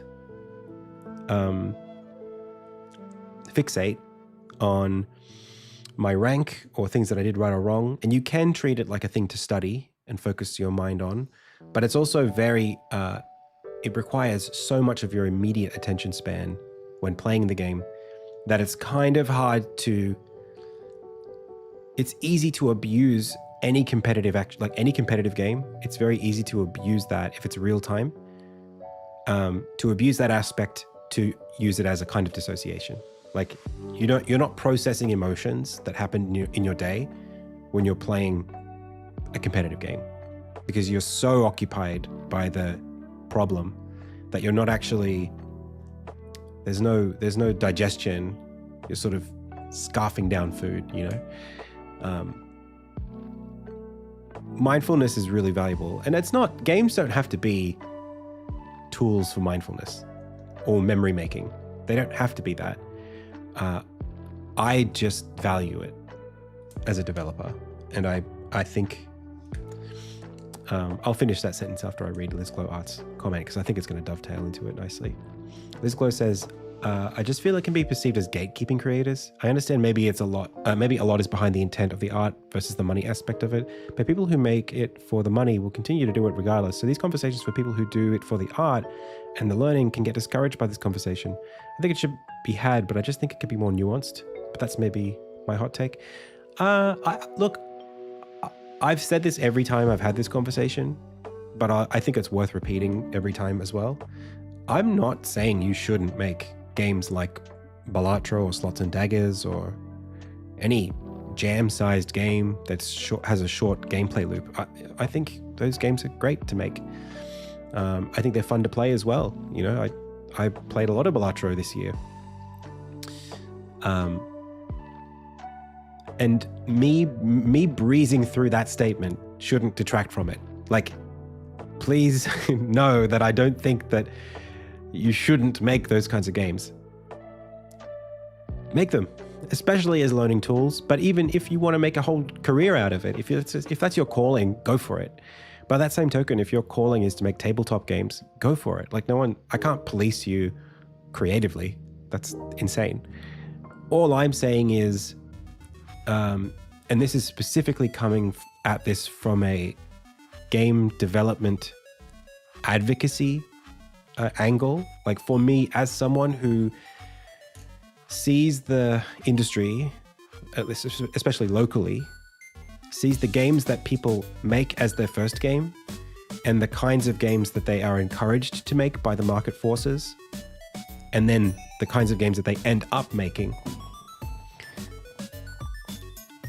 I fear that there is an underservice at the moment for kinds of gameplay experiences that require a bit more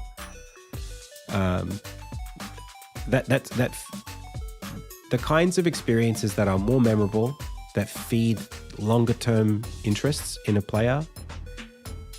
Those skills to make those gameplay elements or the dynamics are like second and third order skills that you only learn, it seems to me, if you try to pursue making those kinds of games. So what I'm trying to say is, if you're doing your game dev degree by watching YouTube videos, there's so much, 101 content, but there's not a lot of 301 content. There's not a lot of incentive for people to go for the PhD, in their development journey and try to make something that does take a bit longer, that might require more editing, that does have a bit more meat on it, or intersection between gameplay pillars. And I can say all of that without criticizing games that are lighter. I think I can do that. And I hope that nobody takes my passion for narrative games and more memorable stories as a criticism of smaller games outright. Like, some people will never have the interest or the skills or whatever it is, the drive to make a game that requires more attention over longer or has more to say. And that's perfectly fine. It's just that to the extent that I can encourage people to go further, I want to. That's my bias. Yeah.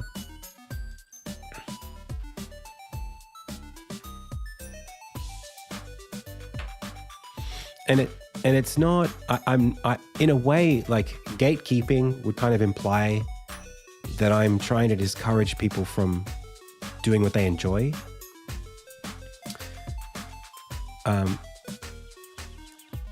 I have a feeling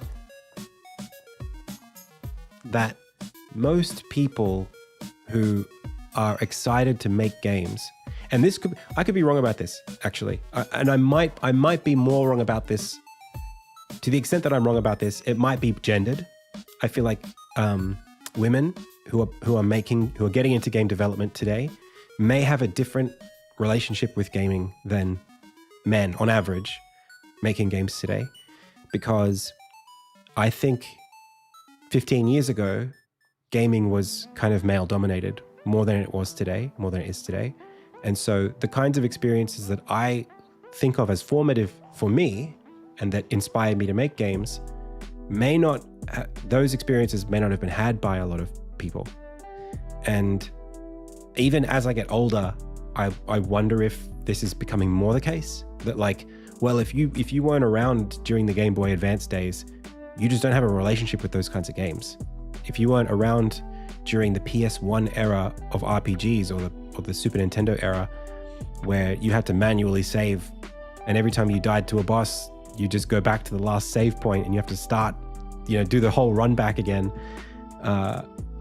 or whatever. Like, maybe those kinds of experiences certain aspects of those experiences that I value, maybe not those parts of it, but certain kinds of flavors that were in those games, maybe I personally value them more than somebody else would.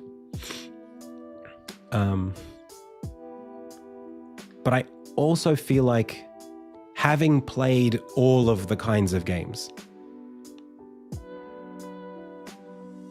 like, I played the shooters, I played the puzzle games, I've played the RPGs and the RTSs and the turn-based strategies and the, third-person shooters and the MOBAs, and I've played all of them. So, like, I have a feeling that it goes beyond my personal preference. I don't think I'm just gatekeeping for the sake of saying, well, this is what I want, so you shouldn't do that because it's not what I would want you to do. I think it's more like, well, I've played a lot of games, and people are free to disagree with me.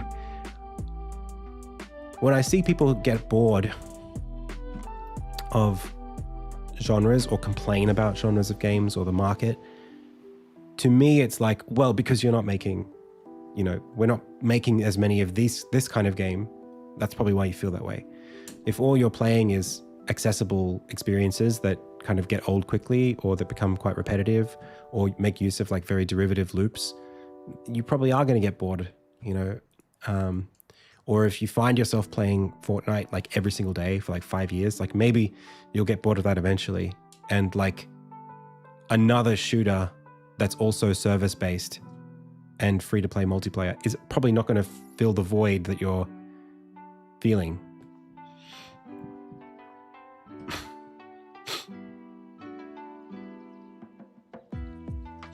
Oh yeah, I mean, I don't agree with Thomas on that. Yeah, I would say like my brother, he's a very social person, and he spends a lot of time away from home because of his work. So he plays a lot of like quote unquote friend slop games with his friends. I don't think of them that way. Like, I think it's great for him. I think it's what he needs. Like, that's how he socializes with his friends, and they have a lot of fun together. I have a very specific criticism when it comes to, and again, I don't play these games, so like I like deliberately will downplay this take because I don't think it's that qualified. My hunch when it comes to specifically friend slop, which again, I don't really have a problem with. I don't even feel like that term is that valuable. But to the extent that it is, my suspicion is that like it has more to do with if you're trying to make a game and you're trying to market that game, if you can make a trailer where you and your friends jump in the game and have fun goofing around together, it almost doesn't matter what the game is. So what I think I would hazard a guess at when it comes to like that specific criticism of like friend slop games, I think it's more like it's really easy to sell fun when the fun is a bunch of people mucking around together, because you can have a bunch of people goofing around on an empty stage, and professional improv comedians are great at it. They can make fun out of nothing. So it's more about the fact that it's quite easy to make that kind of game. Because they're quite open. They're very like sandboxy experiences. They don't really require everyone having a very specific role most of the time. The fun comes from the people playing rather than the game itself, or at least it can. And of course, there are in multiplayer genres whole kinds of dynamics to do with game theory and competitive play and cooperative play that are super outside of like my experience and my passion as a story narrative-based designer, that do make distinctions between like good games and bad games. I just have the sense that it might be easier to market the friend slop kind of game, such that it's harder for consumers to know before they purchase, is this a good friend game, like a multiplayer game, or one that's just only good because we have fun inside of it?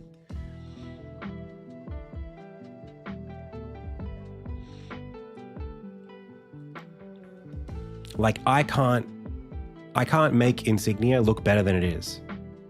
I can't, it's not appropriate for me to like put a laugh track over it, or like, I can't pretend I'm having more fun. I wouldn't like put a trailer together where I could see my face playing the game going, wow, this is so fun, But for a game that's about multiplayer interaction, you could do that, and you could use that marketing kind of angle to sell it. And you probably could convince people that it was good, even if it wasn't, until after they downloaded it. That's my only thing I would say about that genre, and maybe why people are a bit critical of it.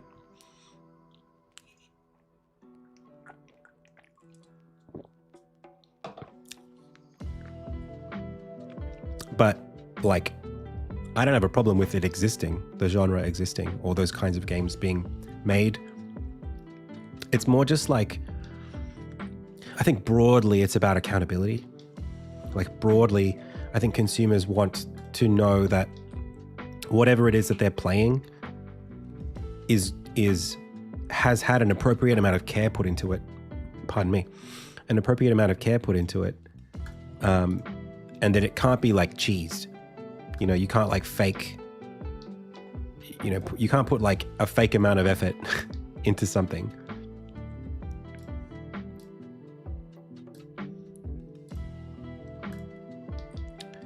Like you want to be incentivized for whatever it is that you made. You want the market to incentivize developers to put effort into it, I suppose is the way I would try to explain it.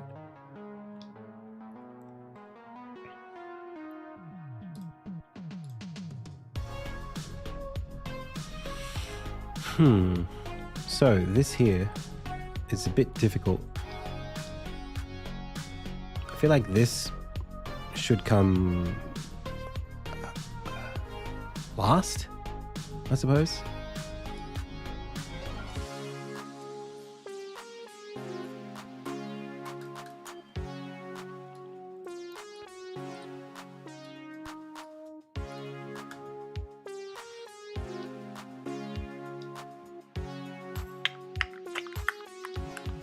But then these things are just going to get swapped around, I think.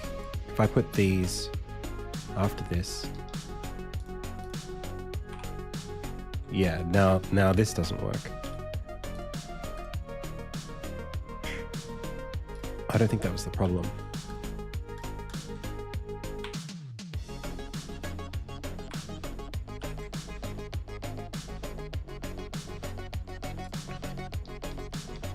I think it's more something like anytime you see this,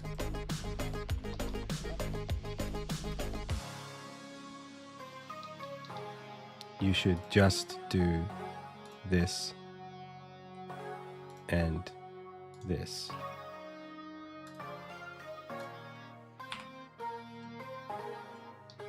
I suppose that's correct.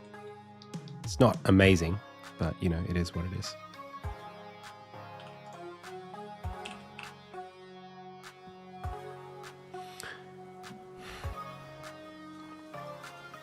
Some of, I think, could be the decline of third spaces where friends are choosing to, friends could hang out. Oh yeah, I think that's really valid too. I feel really bad. I mean, even in when I was a teenager, the decline of third spaces was happening. And I agree, actually. I think a lot of kids today feel like the only way they can hang out with their friends is if they're playing online. And I even think that that's okay. I think that's all right for someone to, you know, be playing a game online as a way to connect with their friends. And I wouldn't even say that Fortnite is like a bad way to do it. Like my wife plays Fortnite with her friends. They have a blast. I don't think that's an unhealthy experience. Like for me, all of this has essentially nothing to do with like me criticizing or I don't think anyone should be criticizing a genre for existing. I just think that's kind of silly. But I would say something to the effect of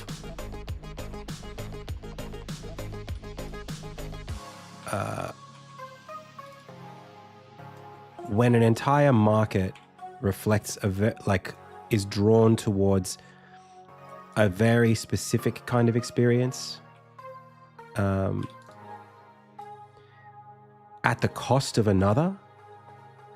Like my recent experience with publishers has been an interesting one, was an interesting one, because I felt like I got an insight into what, like this year, I kind of had two very separate interactions with publishers at GDC and then again at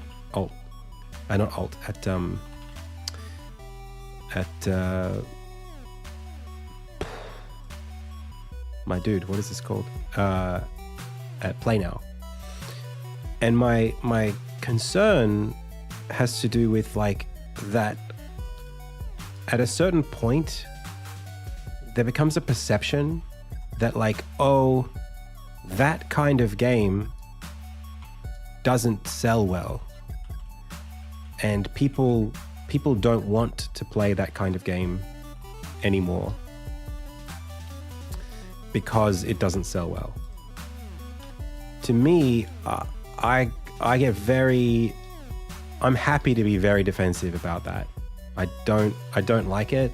It doesn't feel, it feels like I have to protect, like, not just what I'm making, but like anyone who's making stuff that's similar to what I, have made in my life. Like, it's just kind of weird that we're so trend focused.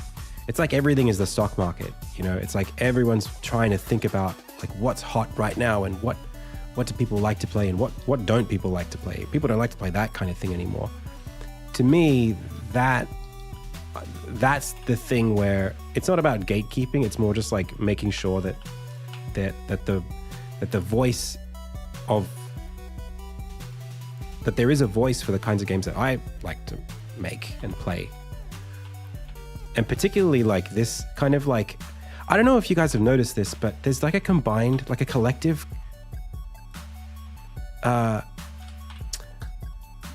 what's the word? There's this thing that happens. I don't know what it's got a name on the internet, where like at the same time people think that everyone believes the same thing, and then when something comes along that contradicts that, a bunch of people will come forward and say, see, no one ever said that. It's like the perception of the zeitgeist is always wrong in the opposite direction of what's happening right now. So like, if you asked someone 2 years ago, 3 years ago, whether turn-based RPGs have fallen out of favor, most people would probably say, yeah, nobody likes those games anymore, they're outdated. Turn-based? Meh. Then Baldur's Gate comes out and Clair Obscur come out. Suddenly, you can't say, see, everyone, people still like those games. Instead, what everyone says is, what are you talking about? Everybody always liked turn-based games. We always liked these games. You're an idiot for saying that we didn't. So it's like, there's always this contrarian thing, kind of like, what's the word? Counterbalancing whatever is happening in the market. And for someone who's like, if I was making a turn-based RPG, or if anyone was making a turn-based RPG 2 years ago, they would have received nothing but discouragement for trying to make that. That's what annoys me. There's so much discouragement, no matter what you're doing. And then when the risk is taken, rather than say like, this is great, it's like, well, of course, this wasn't a risk. Of course, we always like this. But it's like, well, if you're somebody who's taking that risk, it's a very big risk.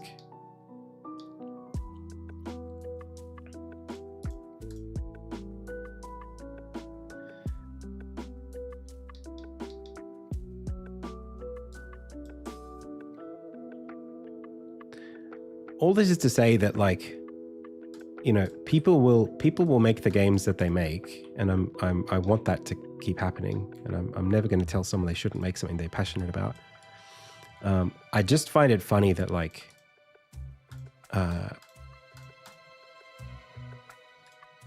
there is so much.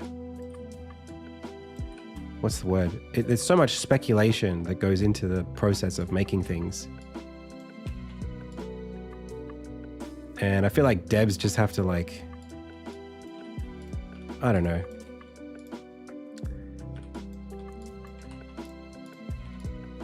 You're kind of damned if you do and damned if you don't.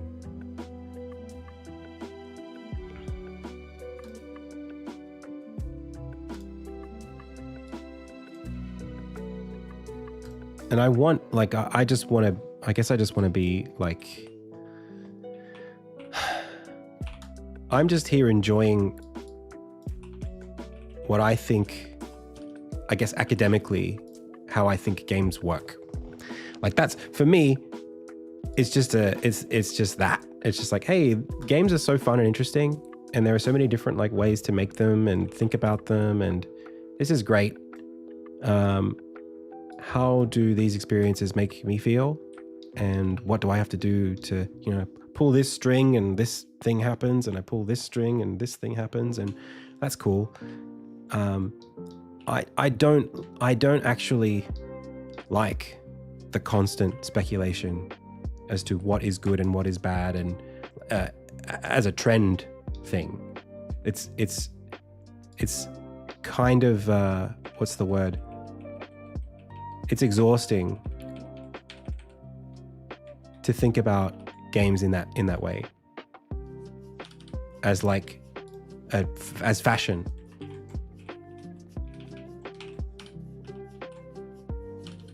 And it's also like extremely stressful as a creator to think that like everything has to be beholden to some sort of trend dynamic.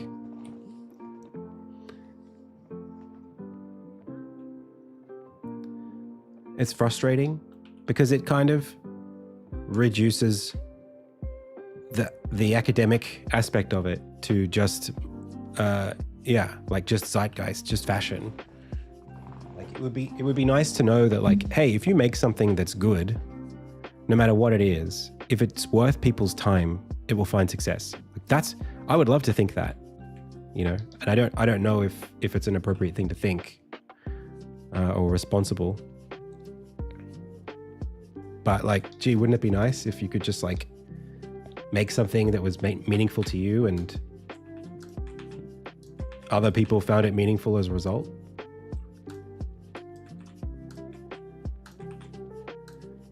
And not just meaningful to you in the sense of like, what's the word? You enjoyed making it, but like meaningful to you in the sense of like, you felt like it resonated as an experience with aspects of your humanity that you felt like other people, you know, you hope other people could relate to. I mean, that's what Insignia is for me. It's just like, I'm trying to make something that I hope other people relate to.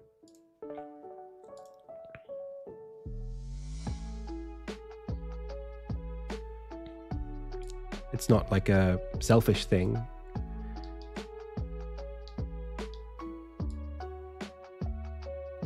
Now, why is it that I still don't understand why this is happening.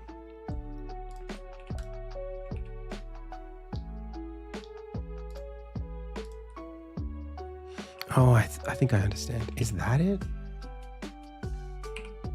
Ah, okay. Okay. I'm understanding now. Not quite. I'm still getting there. Hang on. But there's nothing defined here, right? If I just erase nothing here, nothing here, nothing here, nothing here. What is it about that doesn't work? Am I not solving in order? That might be a thing. Match in order. Yeah.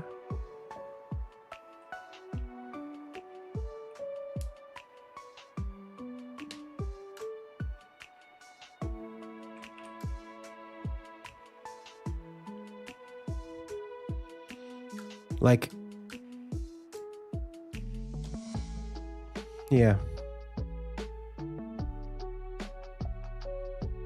I find it interesting that game developers talk so much about commerce compared to other indie creators, comic artists or filmmakers, etc. Hey, Saman, that's a really interesting take. Do you think it might be because of how demanding games are to make? That would be my first hunch. What do you reckon?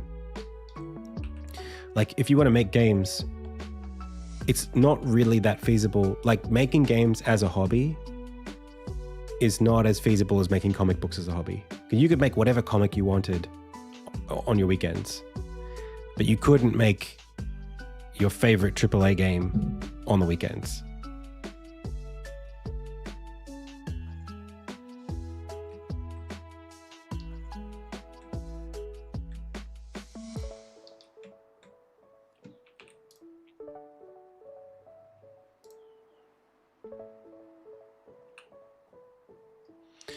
Thoughts on using AI to help with code? Yeah, that's fine.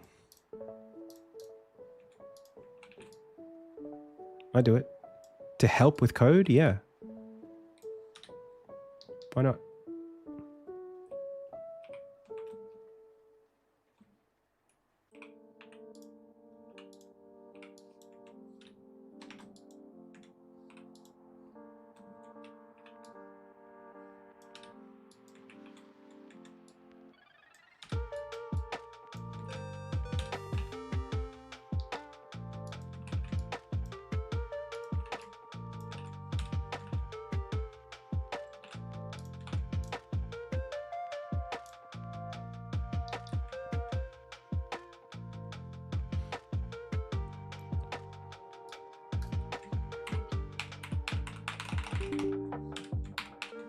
Why do you not go down?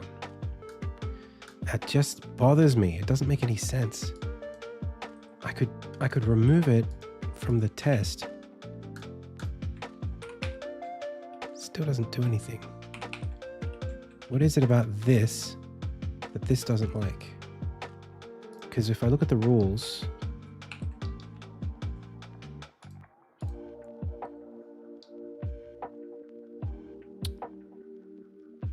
the only rule that this satisfies is this one.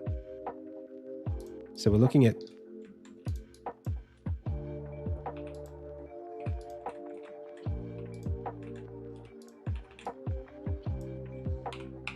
like, why does that go empty?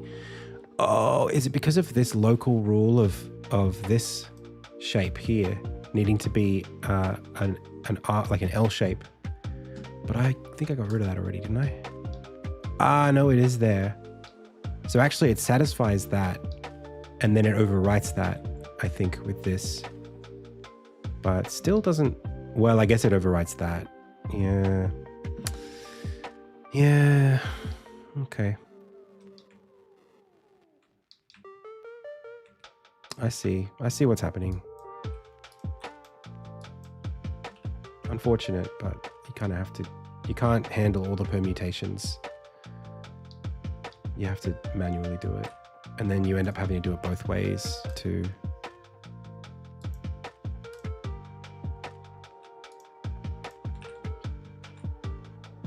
Yeah. So like here that will work, sort of. Well, might as well fix it all the way, huh?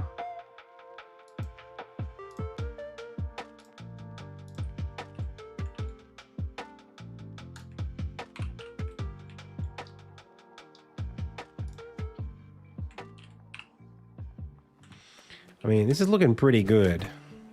There's a couple of little bugs here and there, but I'm pretty happy with it.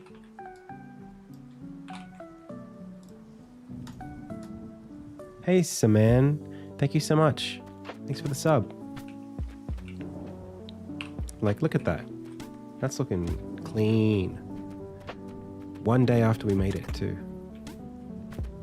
A couple of errors here that aren't great.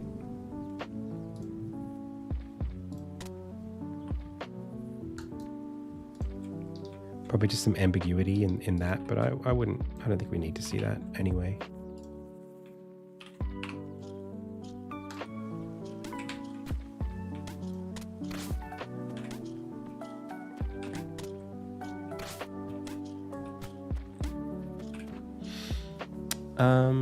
For whatever reason in my head, says Liz Glow Art, the way people talk about games just feel making a game is like a race and only one can be at the top, or like the father of all future games of the same genre. Maybe it's the language and how developers talk about games, or would you argue is due to the audience?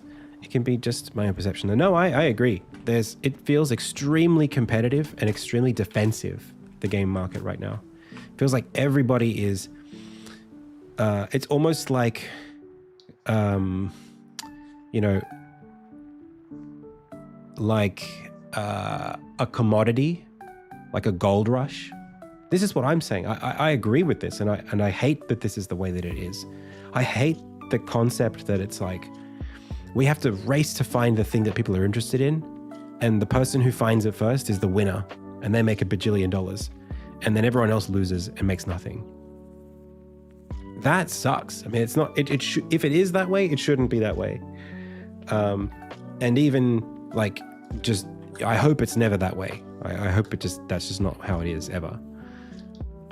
I think the problem is that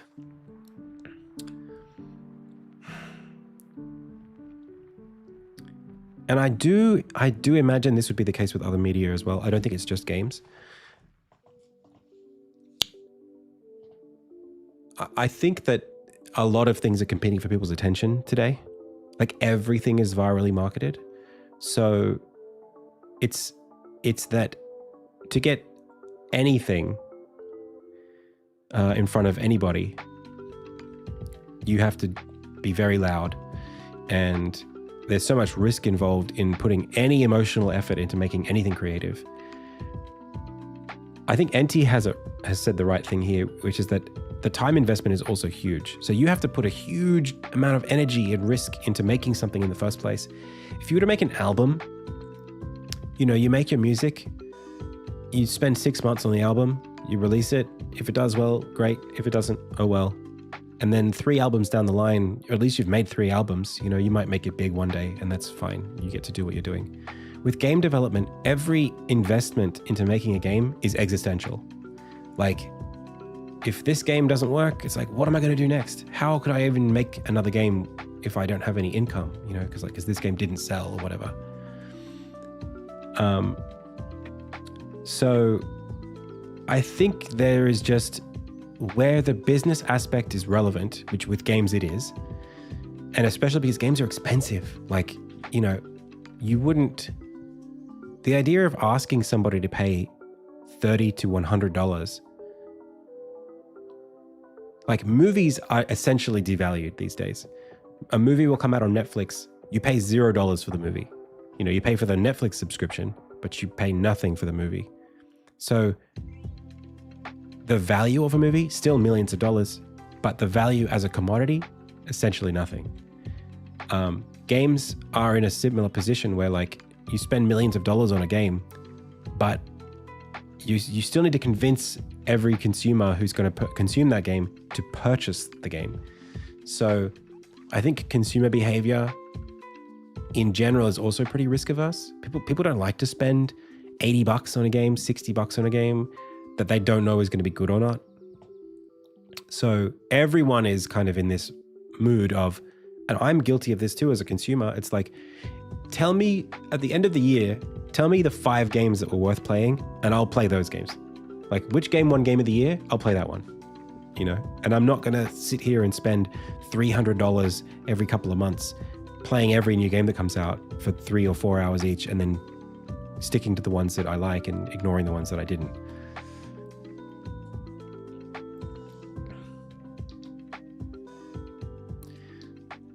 And I think that so you mentioned gatekeeping. To some extent, I think we live in a market right now that's suffering from under-curation. And I personally would be open to like another stratification of game curation.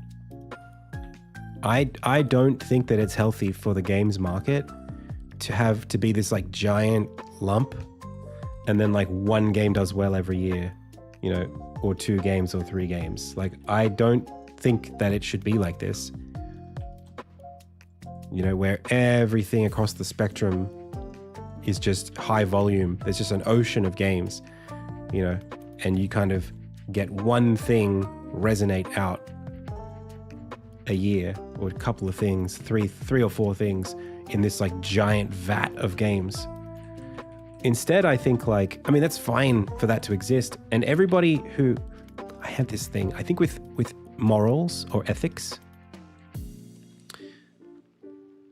there are things that you can say collectively and then claims that you can make individually.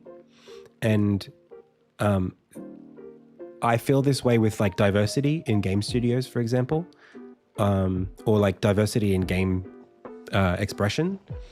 Like, it should absolutely be the case that as an industry, we push for more representation in games. Like, of course. But which game studios are we going to tell? You must put this much diversity in your game, right? So you can absolutely target a group and say, hey, let's change this about the group, but you absolutely cannot target an individual without infringing on their rights or being prejudiced yourself in who you target.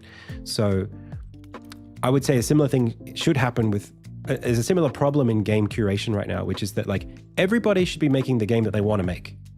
I'm not going to tell anyone, hey, stop making that game. You're contributing to the slop. Of course not. Everyone should be able to make the game that they want to make. However, there should be some better system than what Steam is right now, where there's a bit more structure in, hey, like the games that we clearly see as being meritorious, we elevate more of them up, you know, from the bottom of the ocean. And there's just like, if you're a Metroidvania fan, I mean, Reddit kind of does this, Steam kind of does this in the way that they have their front page work or whatever, but there should be like, and part of this is because we're so globalized right now. Like in the music industry, you have like the local scene, you know, the local indie scene for music. There will be an audience locally who cares about local bands, and they'll support those bands locally. And maybe those bands will reach a broader global market, but they don't have to compete with the world when they're doing live shows. They only have to compete with other local bands. With games, it doesn't super work that way because every game is available to every player. So, you know, with music, you have like every country, and then you have the international hits, and then you have your mega stars on top of that. So like some garage band is not competing with Taylor Swift up here when they're selling live show tickets, you know, unless Taylor Swift is in their country. Whereas there's no real way to like make a living as a game dev on locals. So everyone's competing for the same attention. It doesn't have to be geo-based, you know, you could have this kind of structure at a genre level. You know, maybe this is where like magazines used to be really valuable. You would go and download or purchase download. You go to the newsagent and you would purchase a magazine that covered specific hobbies. You know, gaming as a whole used to be like that. You know, one magazine, whatever. Gosh, I'm forgetting all the names. Game Informer or whatever. Is that a magazine? I don't know. One magazine used to cover all of the games that were coming out, but like all of the games was like enough to fill one issue, you know, in the next 6 months. And you'd have multiple issues about, oh, this game's coming out next month. It's still coming out. So instead, if you had like local zines or even just like genre-based magazines, and this is where kind of Reddit works a little bit. You know, there is a Metroidvania subreddit, and in the Metroidvania subreddit, they talk about new Metroidvanias that come out, and those people play those games as if they were a local music scene, you know, supporting local creators. I just think that right now, in the content consumption platforms that are popular, of which there are only like 2 or 3. It's like YouTube, TikTok, Instagram, and Reddit. Of all of those, there's a very small proportion that is consumer driven. Like a For You page sucks for creating this. It's very hard to have someone structure their content consumption if all they're doing is swiping. So like there needs to be, I think, more structure in how the curation is happening, how the conversations around specific genres are happening. It's just, you know, and right now that's content creators do that. So what Abraxas Polymetron is talking about, that's where we're at right now. It's the streamers will play specific categories of games, and whatever streamer X is playing, that's what their audience plays. So yeah, I guess that's where we are, but that's a really hard place for game devs to be in. It's really hard as a game dev to be like, well, I hope streamer X plays my game, because the categories on Twitch are not, they're specific games, they're not genres, right? So if Twitch cared about what games were, you know, how games were played, Twitch would do a Metroidvania category or a shooter category or an indie, like, I don't know how you would put it. You know, you could probably like incentivize streamers to committing to a category for a while. And the category might have, as a dev or as a publisher, you might have special incentives for people to play games, to play your game inside of that category. So like maybe there's 20 YouTubers who play Metroidvanias, you know, and maybe they have like collectively like 300,000 active viewers who consume their content on YouTube and Twitch. You know, if there was an easy way to target that market and say, hey, like, we've got a cool Metroidvania coming out, we'll sponsor, you know, this many streaming hours of that content. And so we guarantee that these streamers will play this many hours to this many eyeballs of this specific game. That's probably a good idea.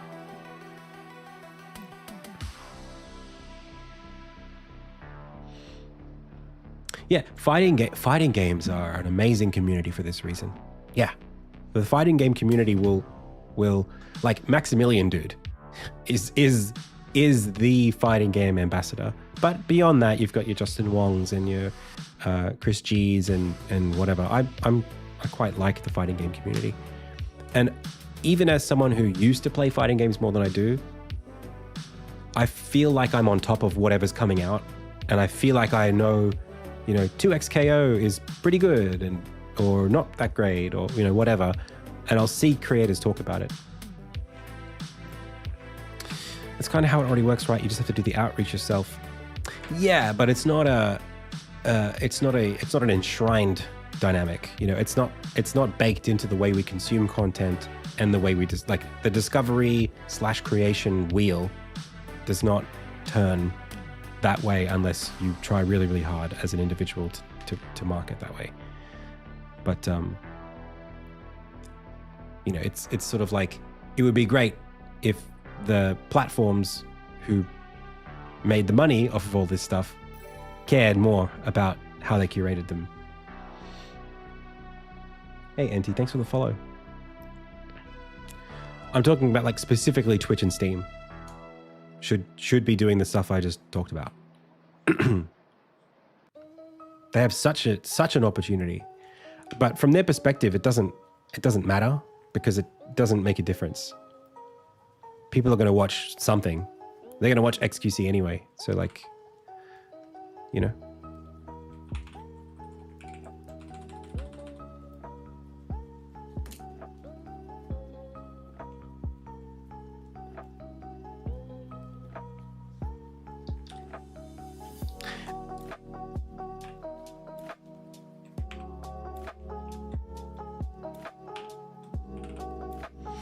Now, there's a little tweak. There's a plugin that somebody wrote that allows you to slice this and offset it vertically. He's a viewer of this channel, actually. Let me just search a sprite slope plugin. Carbs. Yeah, Carbs used to watch this stream. The question is, do I personally want to spend $4 on this script? I don't want all of it. I just want the slope thing.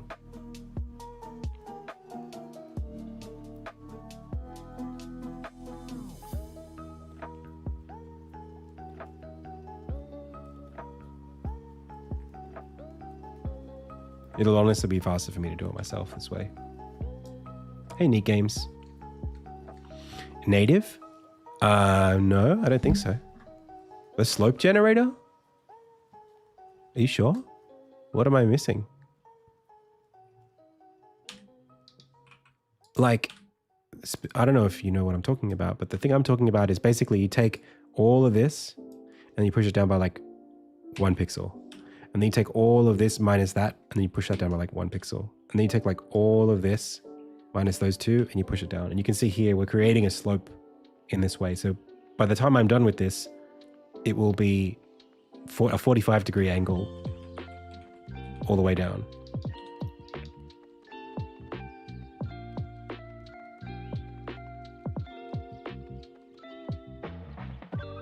It can look good for this kind of very open shapes model. You send me a GIF real quick? What the heck? It's not skew, is it? That's not what you're thinking of. Is that really a thing that's already in Aseprite? How did you... Or is it in... Oh, it is the skew. Oh, yeah, I got it. Oh, damn, look at that.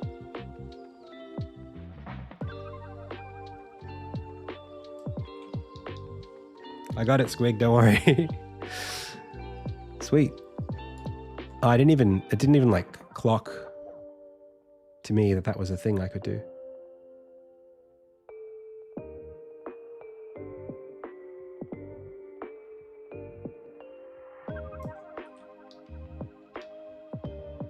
$4 crisis averted. Uh-huh. So I want this to go down exactly 1. I think I just nailed it pretty much. No, it's more than that. By 1 pixel, I think.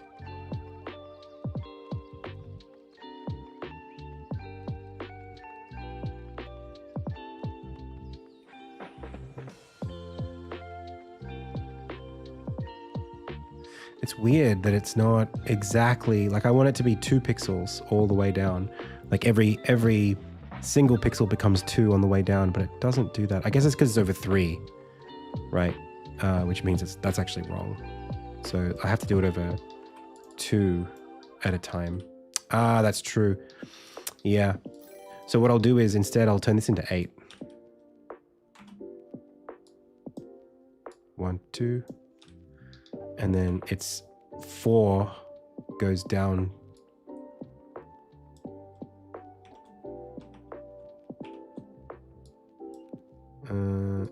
Every 2 goes down 1. So every 4 goes down 2.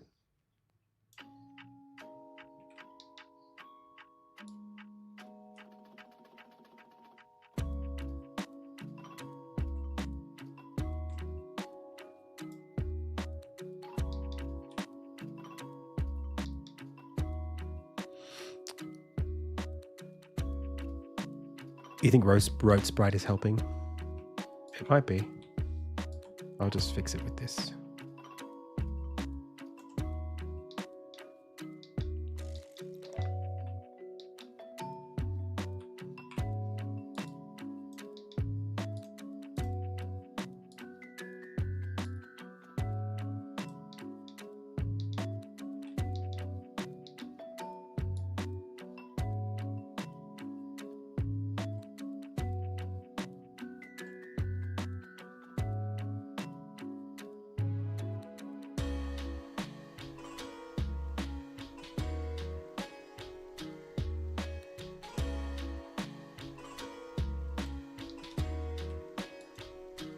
Kind of just doing my best here and hoping it works. Like that didn't quite go, but it's not that big of a deal.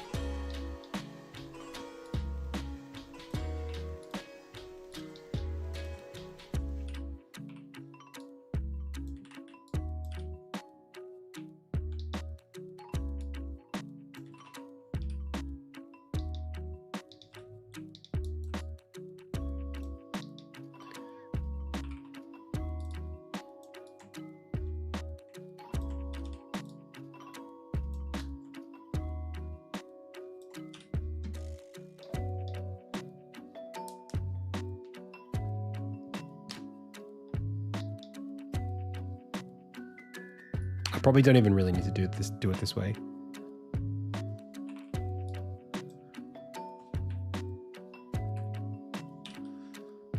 But hey, that's looking fine to me. The 45 degree is much more difficult. I try not to really even do those, but I'll work it out.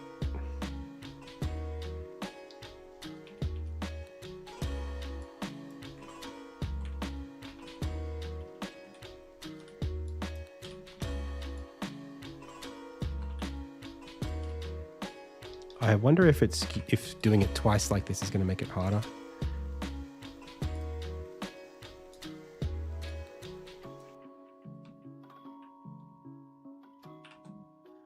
So we want this to be single pixels.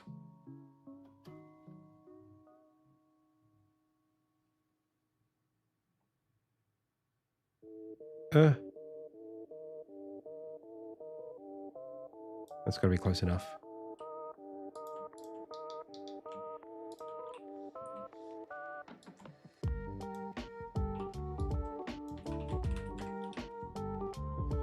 Yeah, I mean, it doesn't look good, for sure.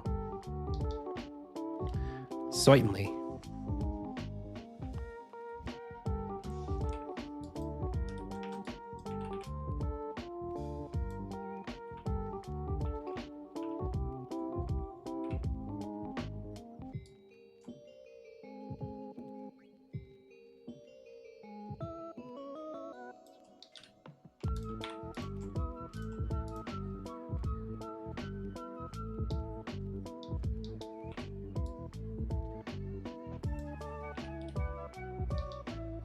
But it's a start.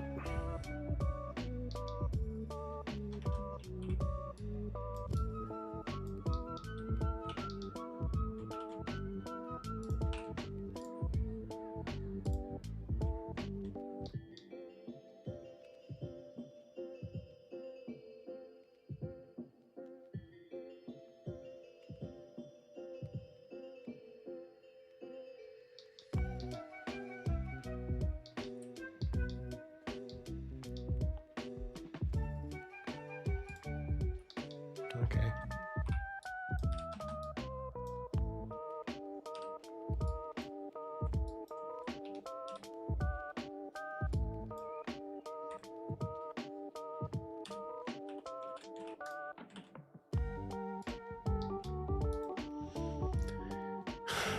Okay, so this becomes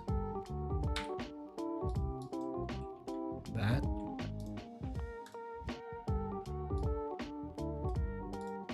Which becomes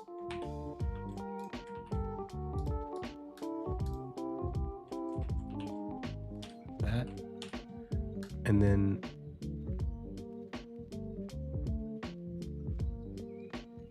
that is that. And again, and then other side.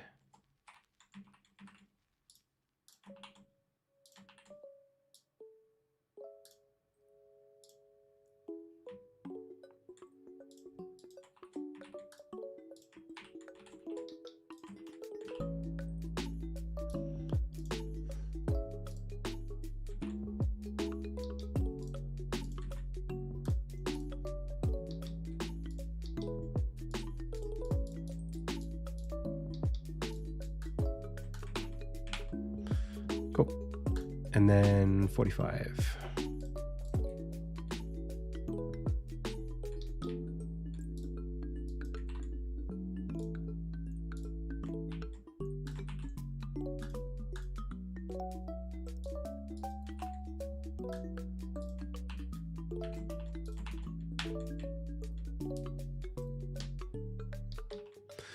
Okay. Well, I mean, it is what it is.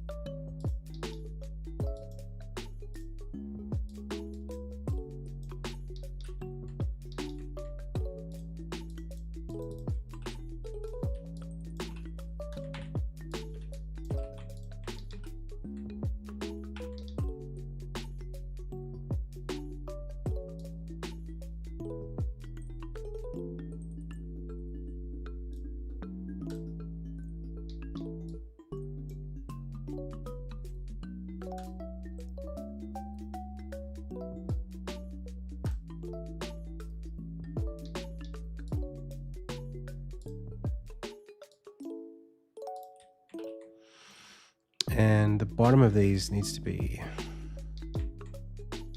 much closer to the original.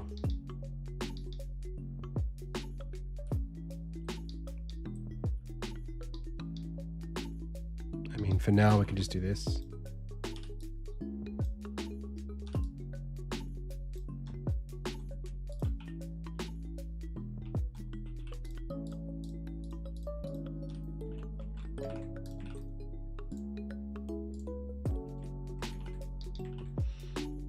Okay.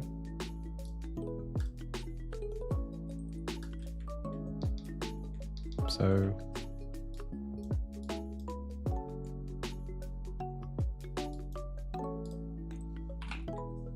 yay.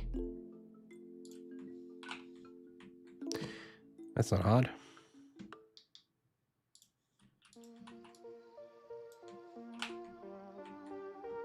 Very good.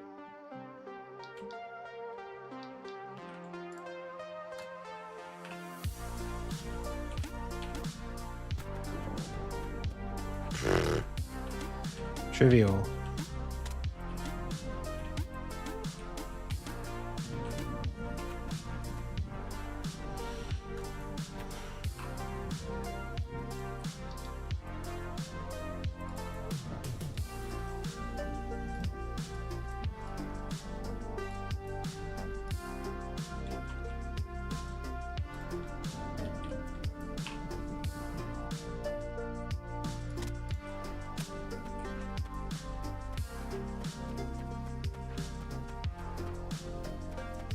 For now, that's perfectly fine.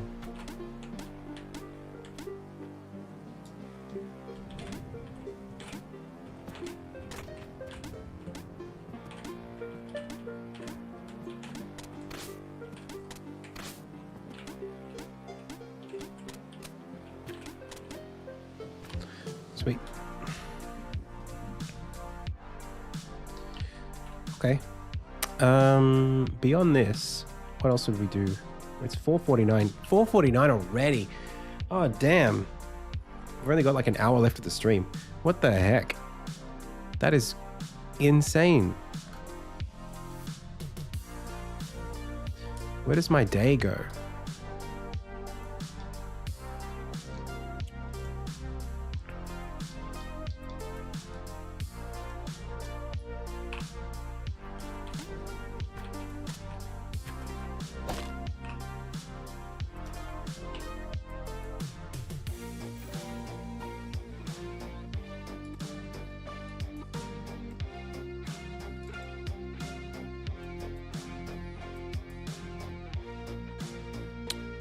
It does fly. Hey, thanks for the follows.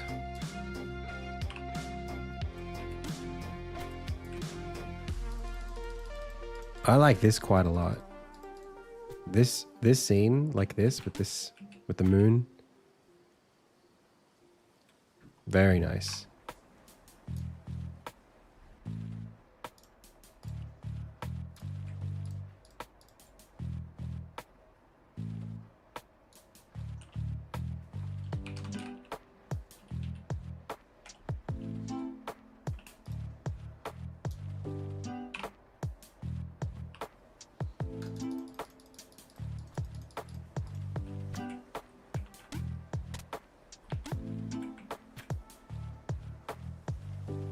With the trees moving in the wind.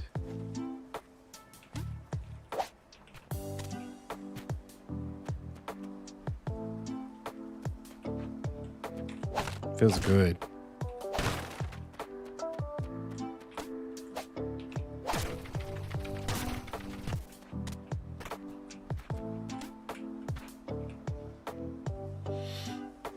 Could even get the rain happening here if we wanted.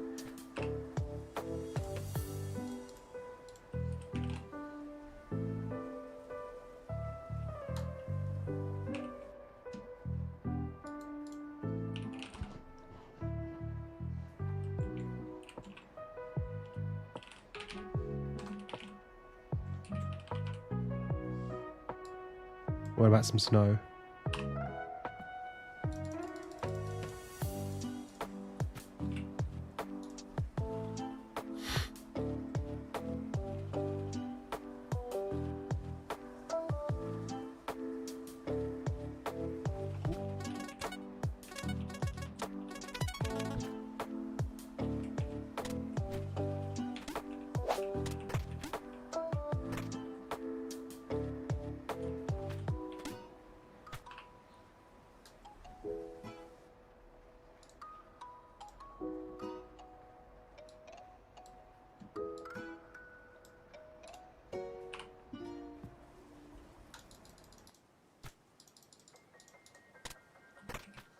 Snow and rain.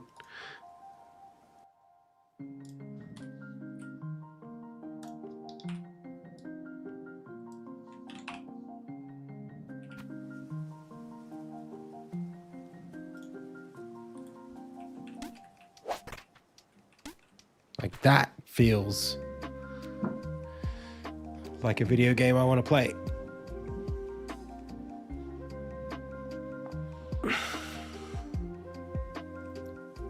But we needed to do with the storm, we were going to do depth layers, which we haven't done yet.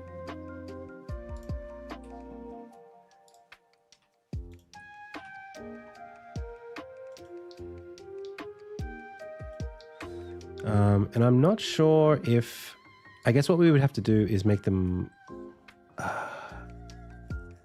right now the simulation space is world space. You would need to have it be local, I think, to make this work.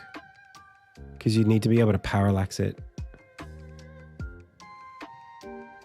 Like, I'm not sure if I just take this and copy and paste it back here. I don't think that maybe these would be, if these were slower, maybe the second ones, like the start speed was like,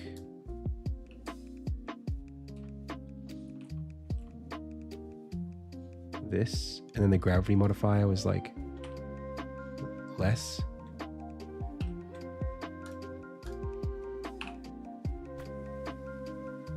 Yeah, like I can't really tell unless I've got a speed over time on that. That might be throwing it off.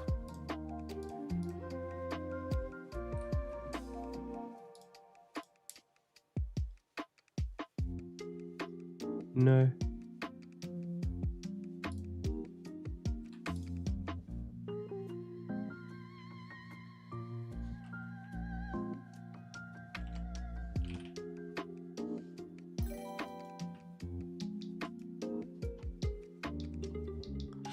Longer lifetime though.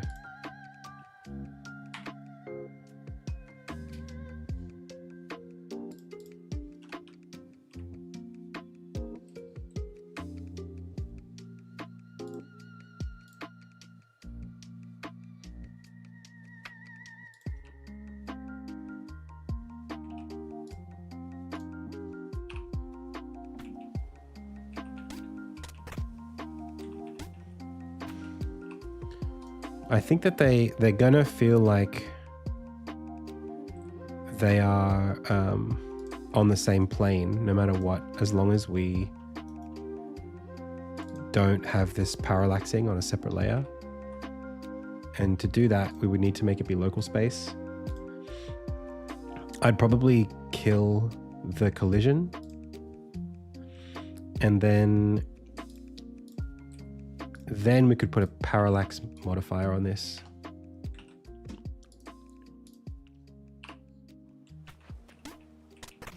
And then we want to render them behind.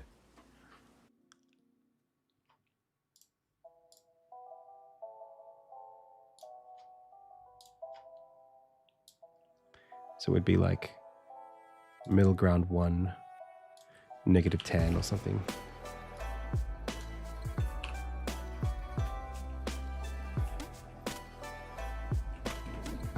Yeah, maybe even halve their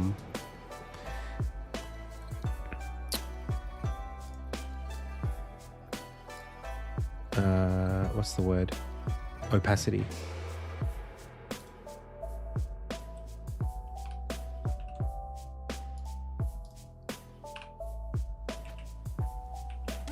Yeah, that's better. Hey, Philotrol, welcome.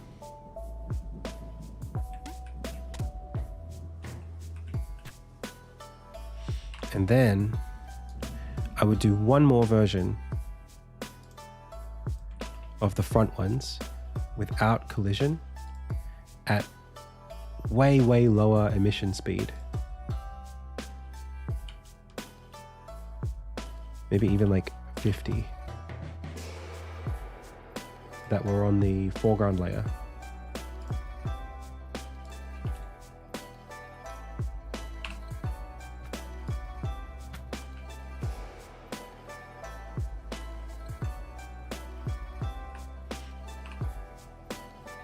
Did I get the wrong ones? No, that's right.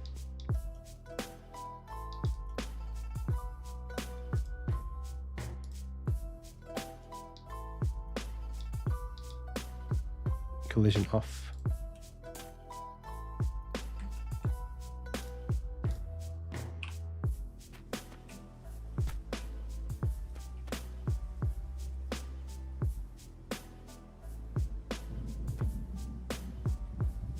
Maybe even fewer of them.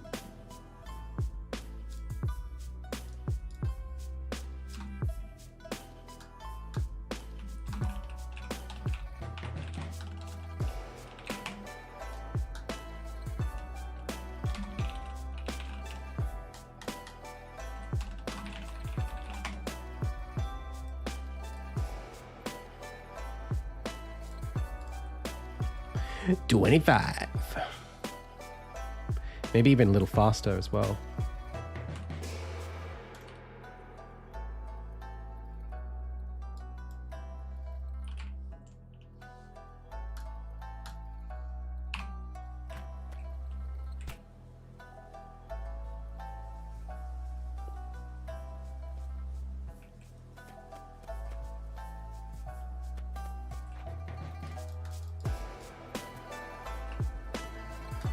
Also, just so that everyone's life is made easier, let's make this emission shape way, way, way wider.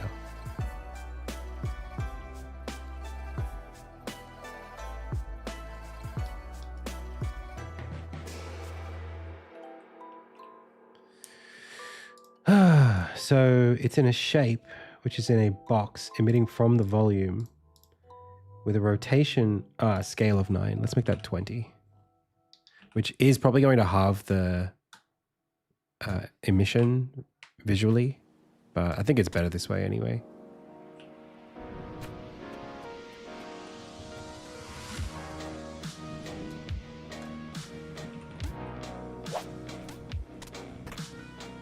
That's looking way more convincing, I think, overall.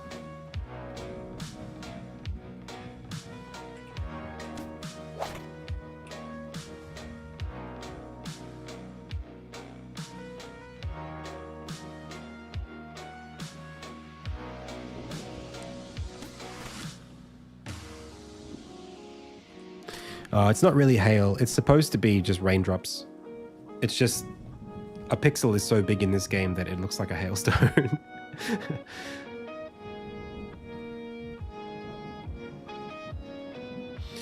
The water doesn't really like splash. It sort of just bounces. I guess that makes it look like hail in that case.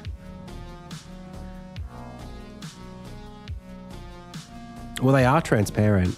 They're just maybe not as transparent as they need to be because they've got a trail on them, and the trail, when it's slow, all of the opacity kind of it overlaps.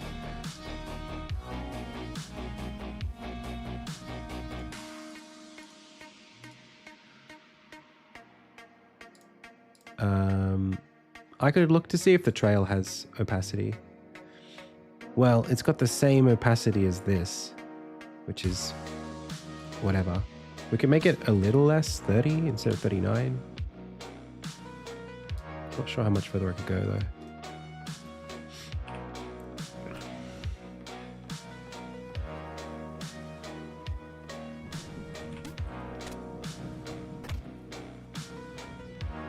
It's beautiful, man. I am very much enjoying this.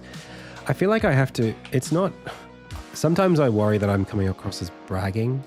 It's more like relief. That's what I'm feeling. It's like, oh, I'm not terrible at this. I'm not an absolute crappy artist who can't animate or draw or do effects or design for crap, you know. I can do this. That's what it feels like.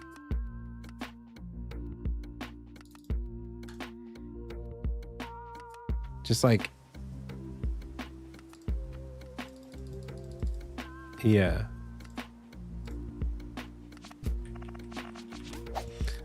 This actually needs to... It's not going to scale it up.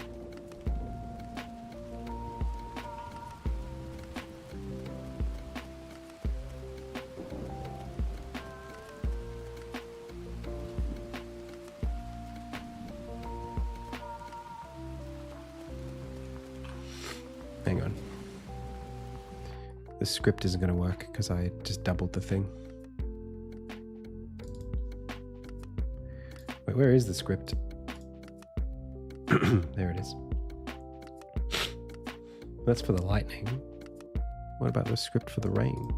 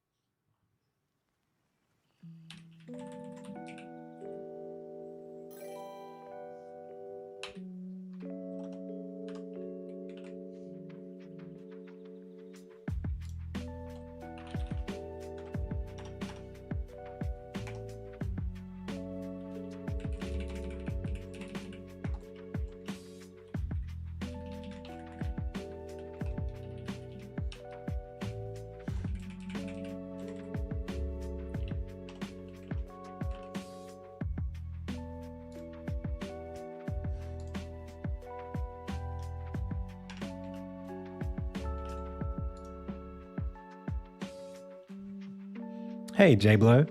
Thanks for the raid. Welcome.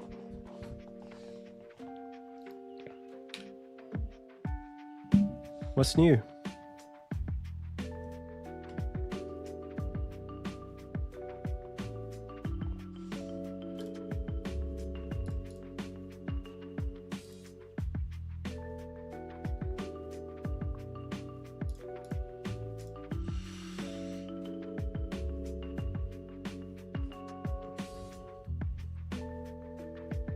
He raids and runs. That's okay.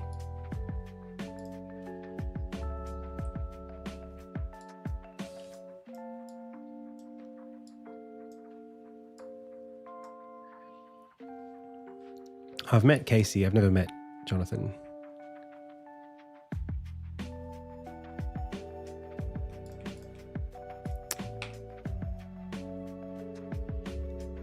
Two separate raids. Compile stuff and fixes. That's cool. We are working on weather in my pixel art game. You want to see some rain? Let's see if it works.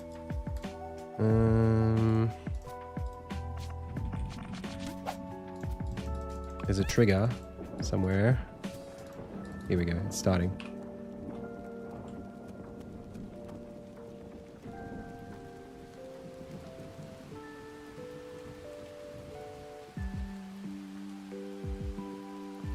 Oh, it's so subtle. Where's the big rain? What? Okay.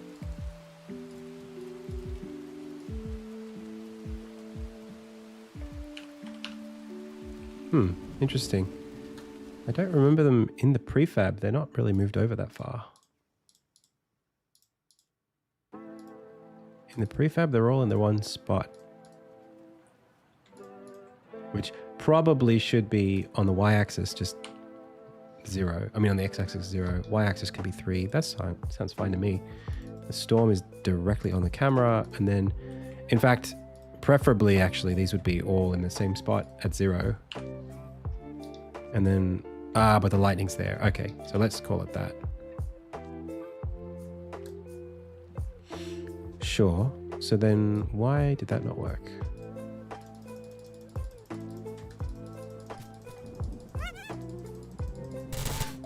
Okay.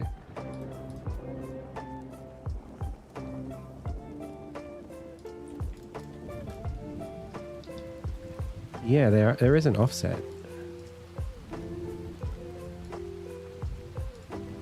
And also it's not really raining that hard either.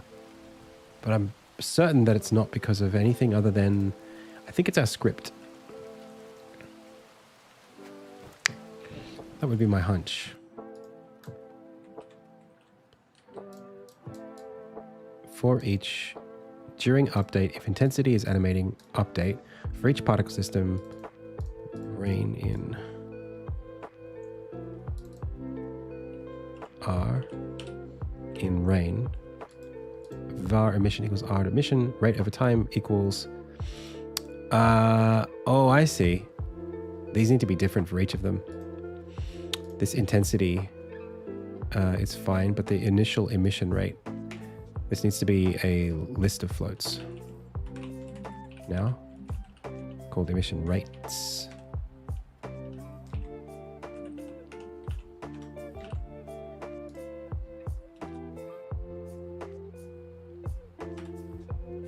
You can do this 3 times if you like.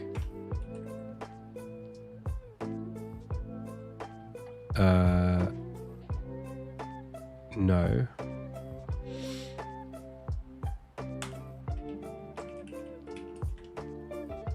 Yes.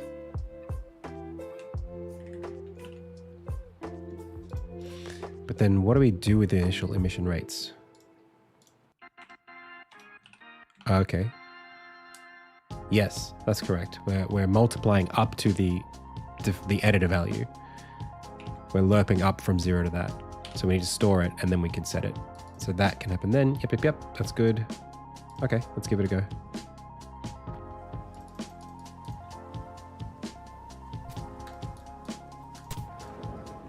Okay.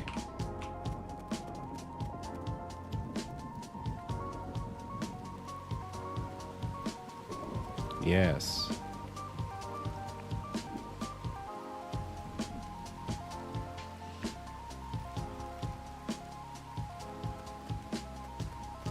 But I think that the ones in the background are not really getting much airtime here.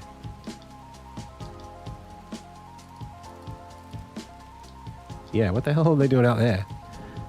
What are you doing, buddy? Ding, ding, ding.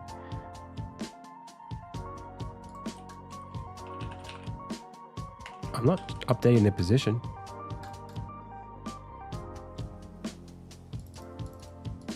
The local position is 0 for all of these. Surely it's not a collider issue. That would be crazy.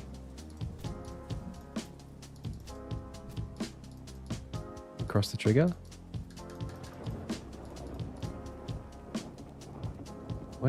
Why is this position suddenly -4? If I say 0, 0, it keeps wanting to be -4. That is an interesting one. Oh, because it's got the parallax on it.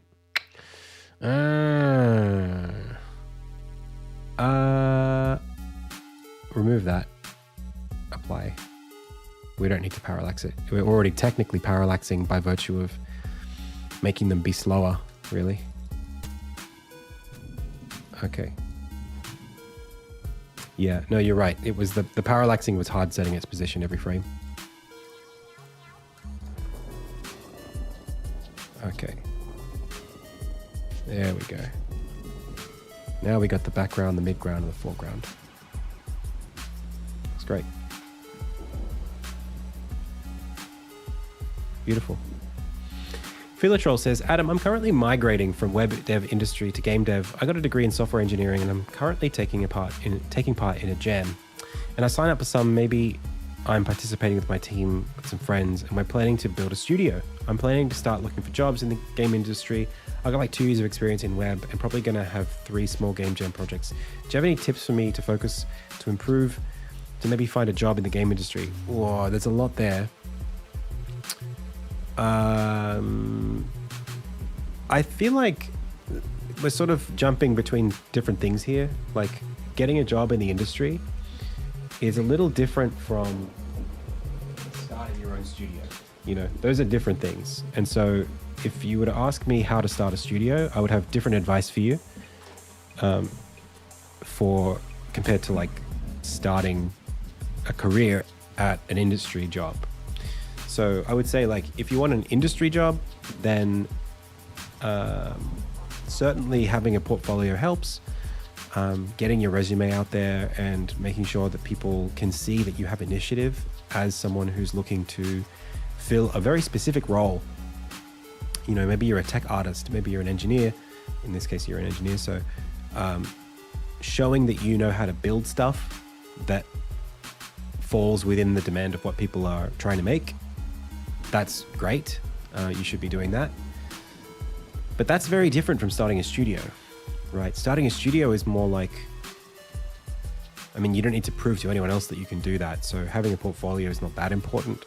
But I would say certainly scaling up your ambition from something very simple that you can make in like a weekend to something that you could maybe spend 6 months on would be great. Building very specific systems and you know, flexing those muscles and earning those the experience. Either way, I mean, whether you're building a career trying to prepare to go into like an actual job or trying to do stuff yourself, I guess the difference is if you're trying to do it yourself, there's this whole additional business side of it, of marketing and, you know, winning attention of people on the internet, you know, building a clientele or like a player base. You don't have to do that if you work for somebody. So being able to like pitch games and sell games and make something marketable, you only need to do that skill if you've got something, you know, if you're trying to make a business out of it. But if you're just looking to get a job, you don't need to worry about that stuff. Just focus on your skills.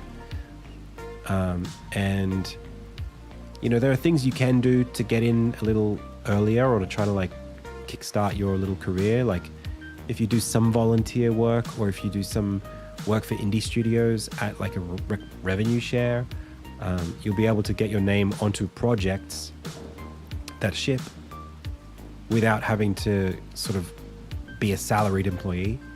You might still get some revenue out of it. So I would say, like, if you're working in the indie space, you can definitely do that. It's all about time and what you're trying to do in that time.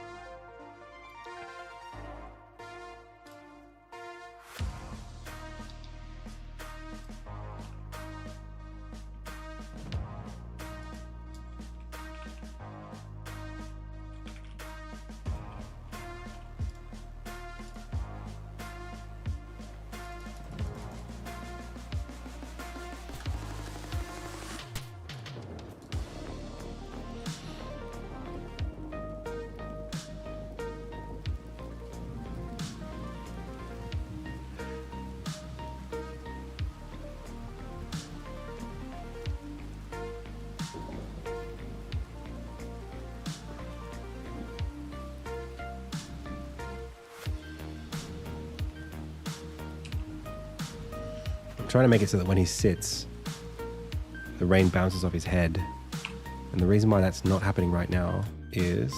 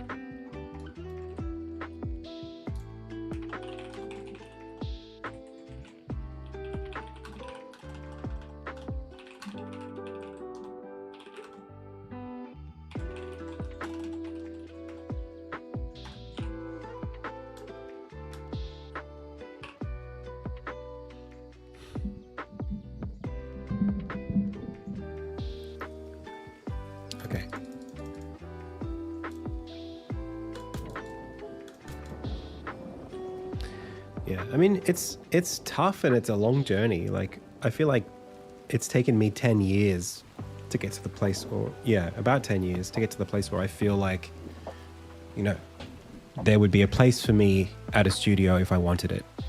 You know, I think I could secure a job somewhere based on my experience now. There are faster ways to do that. I know people who just sort of come out of university and, you know, got to a place where they can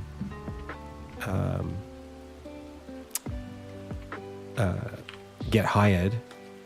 But I think a lot of that comes down to having skills that are in demand and being able to really push, like, to demonstrate that value in a very practical way to a company. And the more specialized you are, the easier I think that is.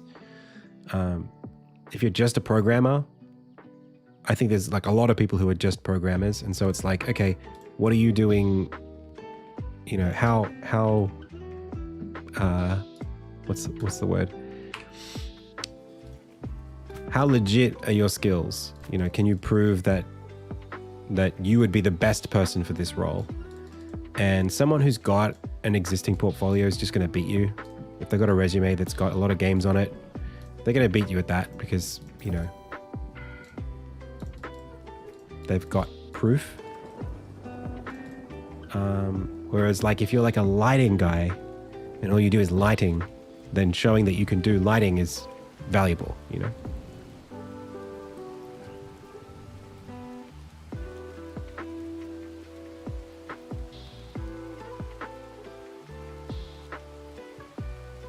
And you can say, hey, I do horror lighting. Here's a horror game that I did. But of course, being specialized means you've got a harder case to make if you're trying to get a job outside of your specialization. So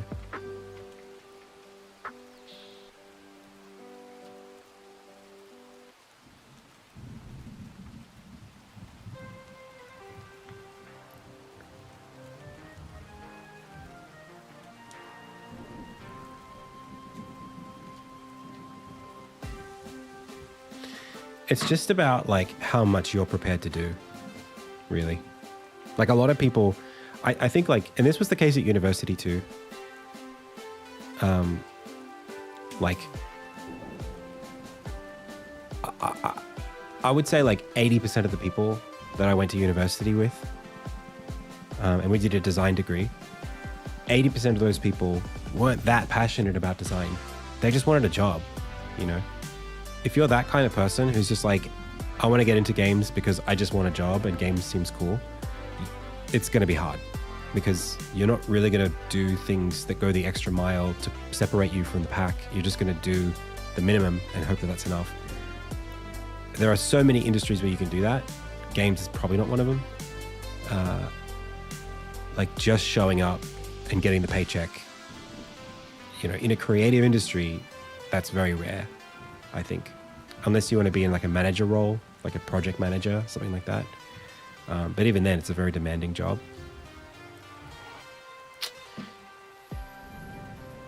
If you're a software engineer, you'll find way, way, way more work in the software development industry.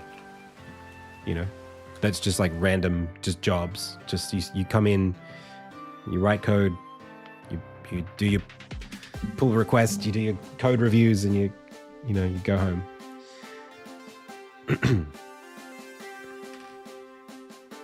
You do your epics and your story points and blah, blah, blah.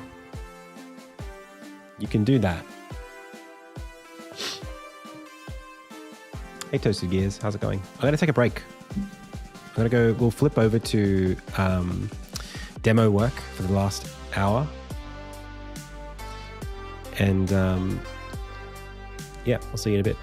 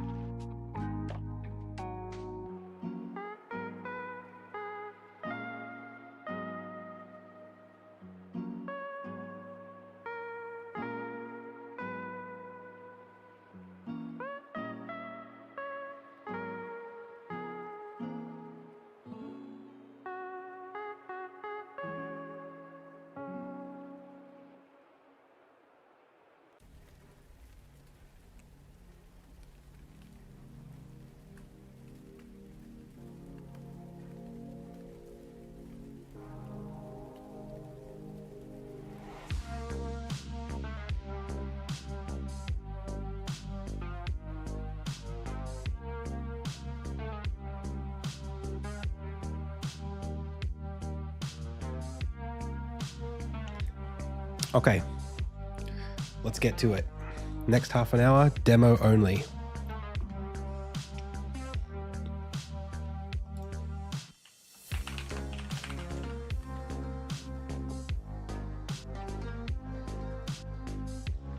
Let's go. Okay, so let's commit everything that we did prior to this. Updates, assets,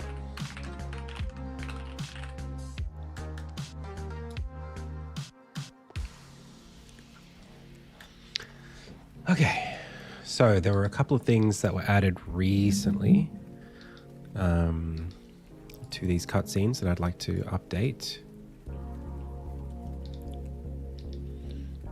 Namely, Armin rolling out of this thing. So, this is the hurt sequence.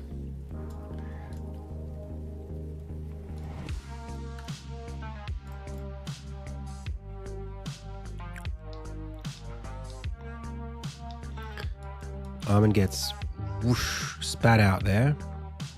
He's going to be rolling here, and then he's going to be here.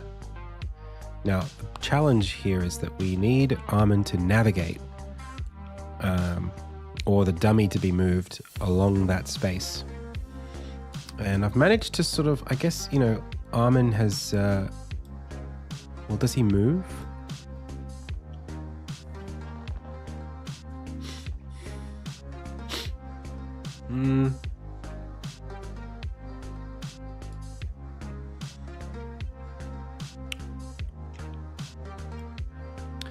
This splash is a flame animator. Okay, so it's different behaviors doing all of this stuff. It almost feels like we should bake the entire thing.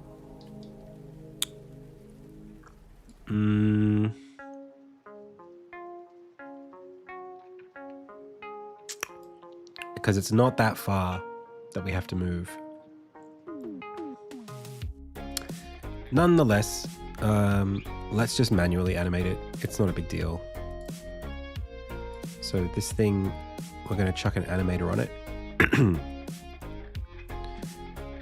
Here, add animation track. Go here, bring it in here so that from this frame maybe. We're going to take it and we're going to place it from, you know, this frame where it should be active right now, but it's not. That's annoying. From here all the way to here, there. Oh great, nothing happened.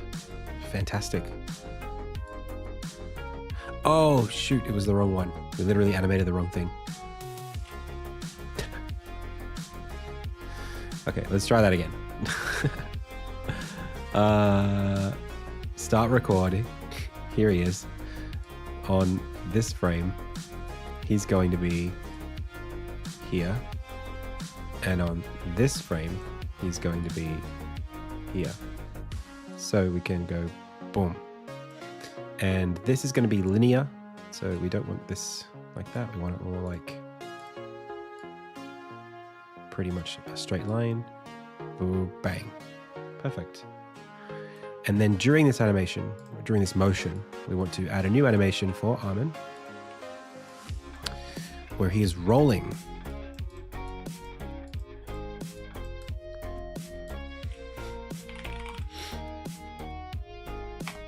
So it's not slip, actually. Let's go back over to this.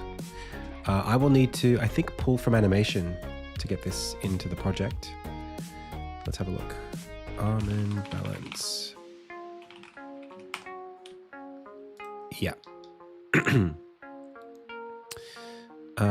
Ball. No, doesn't exist. Okay, so we're going to pull in some work from the animation track. Merge it in.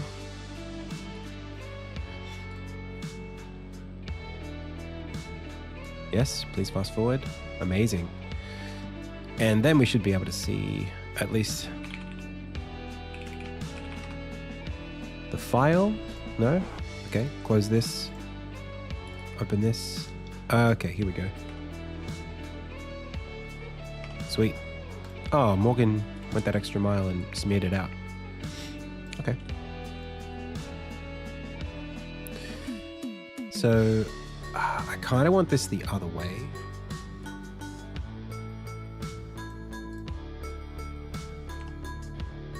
That's perfect. Okay, amazing. And his pivot is going to be... I think it should be where it is. That's fine. Okay. And then we're going to go to retro box here, and we're going to drag this guy. This is a, what is it, 96 by 96 file. Close that. 96 by 96. And the pivot's going to be 0.5, 0.5. Grab you, chuck it in there, done. So, back to our thing over here. In our timeline, we want to use ball or roll. Backwards roll, I guess. Hey, there he is. Dong. Perfect.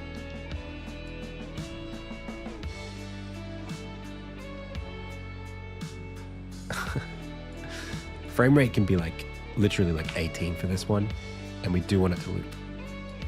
Okay, sweet. Save it. Let's look at it in the game.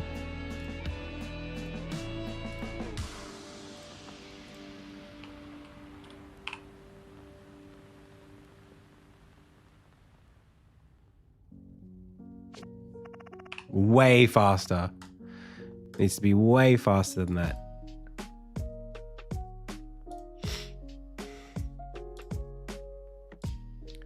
Like half that time.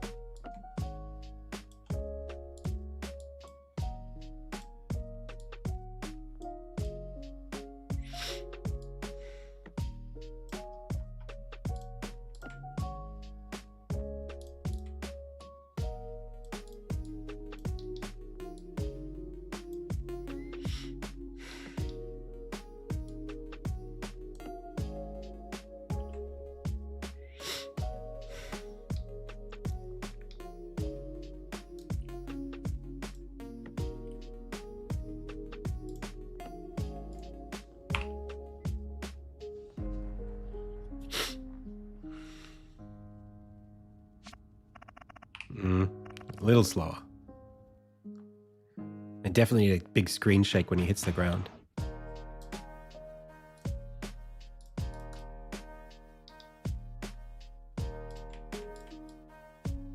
Maybe like that long.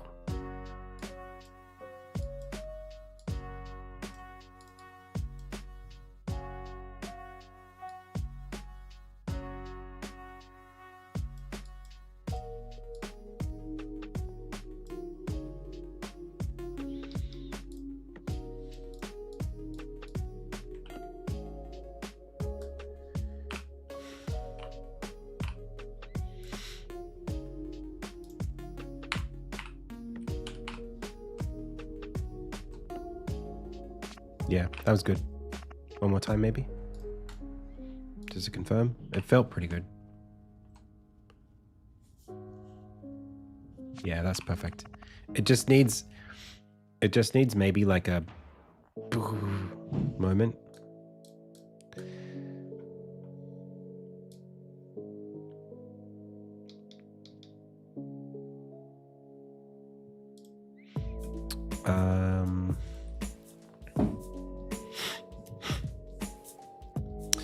I certainly have a script that does a screen shake. Bounce would be good. Yeah. Well, we can edit that.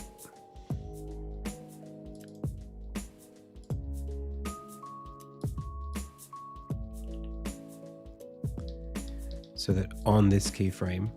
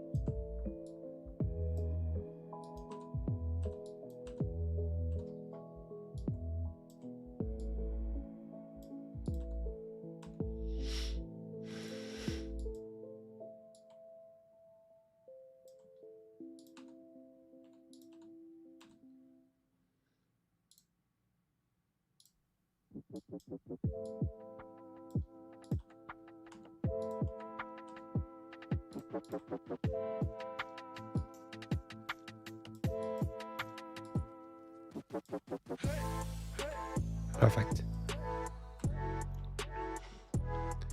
Good suggestion.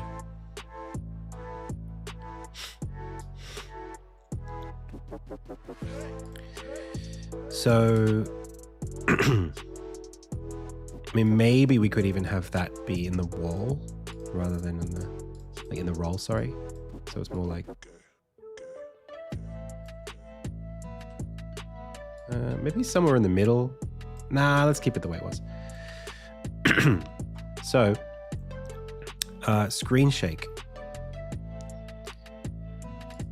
I have ways of doing this. I know that I do.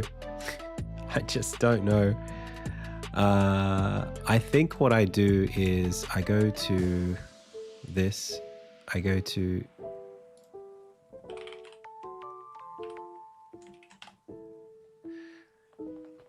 my, like, what do I have? Is it called like camera shaker or something like that?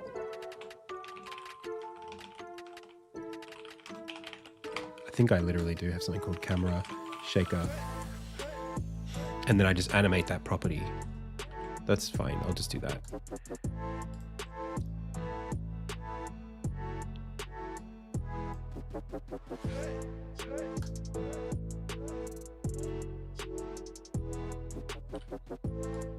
So on this moment where we, boom, we set camera shaker to, geez, those values are very high. 0.05. Maybe we go a bit more, 10. And then by the time we hit here, we want it to be back to 0 again. And one frame before that 10, it needs to be 0. Perfect. Let's watch it.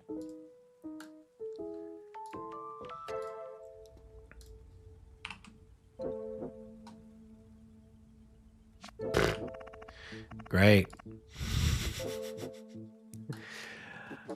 Amazing. Maybe the camera shaker needs to be on an actual camera, not just in the scene.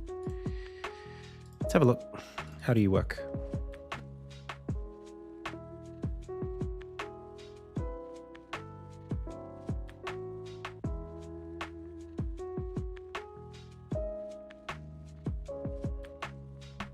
That should work. Maybe it was too short, the duration.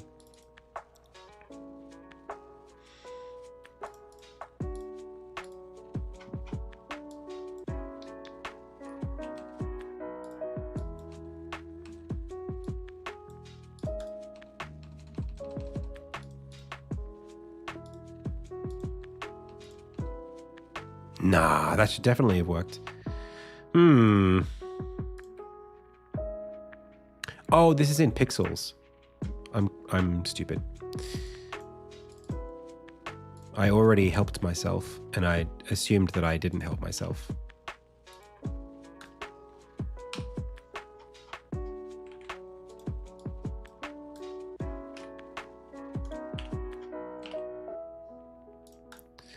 I'm like, this should be 0.05.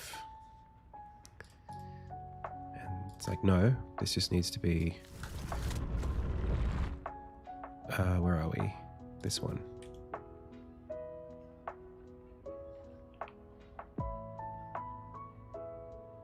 Oof, that was really good. Maybe we could go a little more. I don't know. What do you think?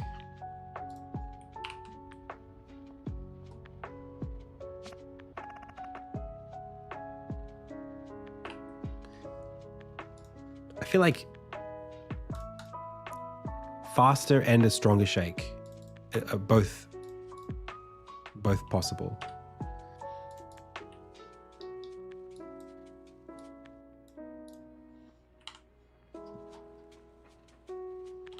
Maybe not double, maybe 7 instead of 5. Nah, make it 10. Let's go crazy. And then the speed here, we could pick up the speed a little more.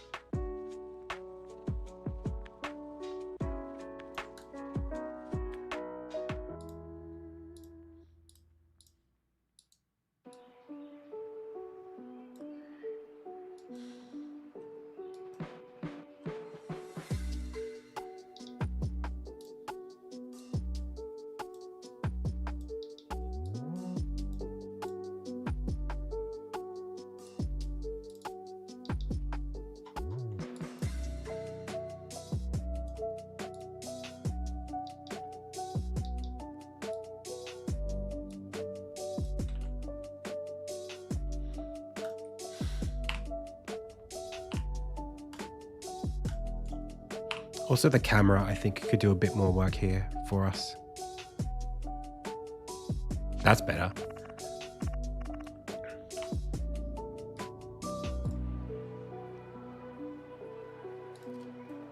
For sure, that was better. The bump could happen over a longer period of time, I think, as well. We sort of do it like this and then push it out a bit further. So it's more like boom. Even there, and then like a little stronger too.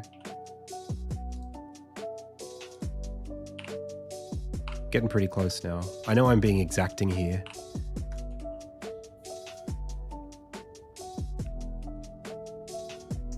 Yeah, that's better. It's just like if you're going to go to the trouble of doing it, you might as well do it in a way that's going to be, you know, it's going to make someone look at the screen up from their phone. Cool. Okay. And then just double checking that this gets spat out. Yeah, it could be a little earlier. Like on...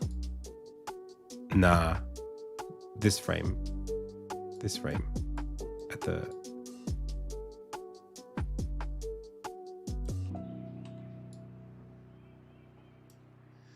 At the earliest.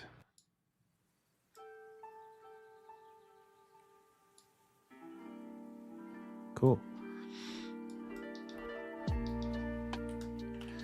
All right.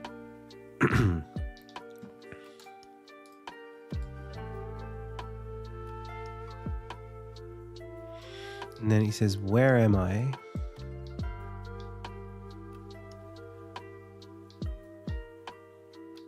I think that should happen.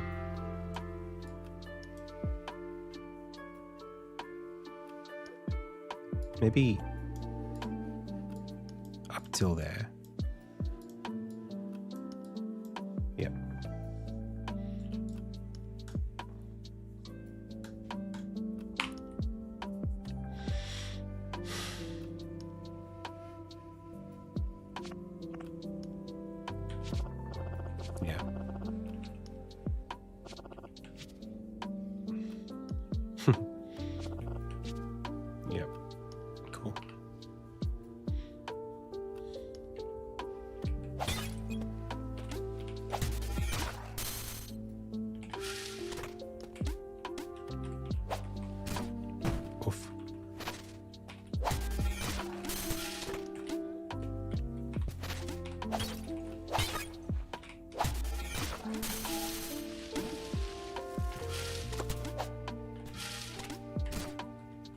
gosh.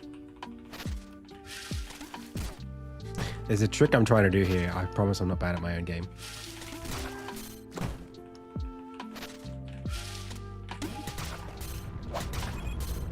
There we go. I did it.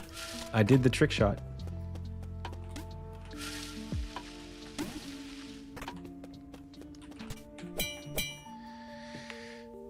Okay.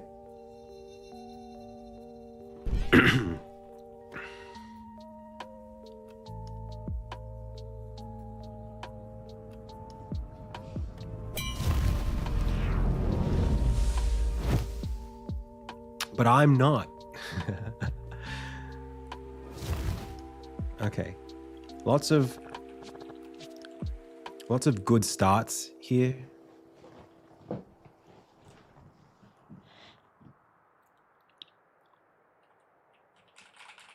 And then lots of stuff breaking.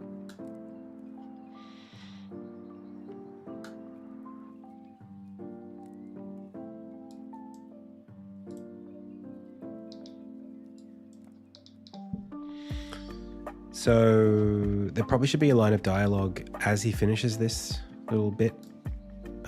So it's the Crucible unlocked sequence has a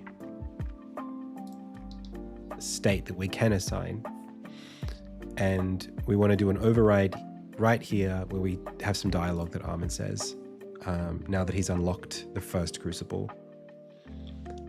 He doesn't have to say anything, but we could put some dialogue there. Let's have a quick look at what we've got.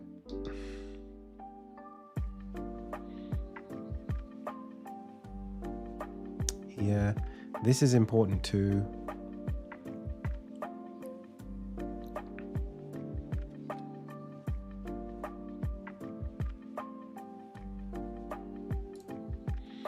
There's also the music question of what happens here. That's all fine. I guess I just need to like... Hey, the Mitsuki guy. Welcome. Yo, YouTube, right now we're at like an all-time viewer high on the new YouTube channel. We got 25 concurrent viewers. That's amazing. Welcome, welcome.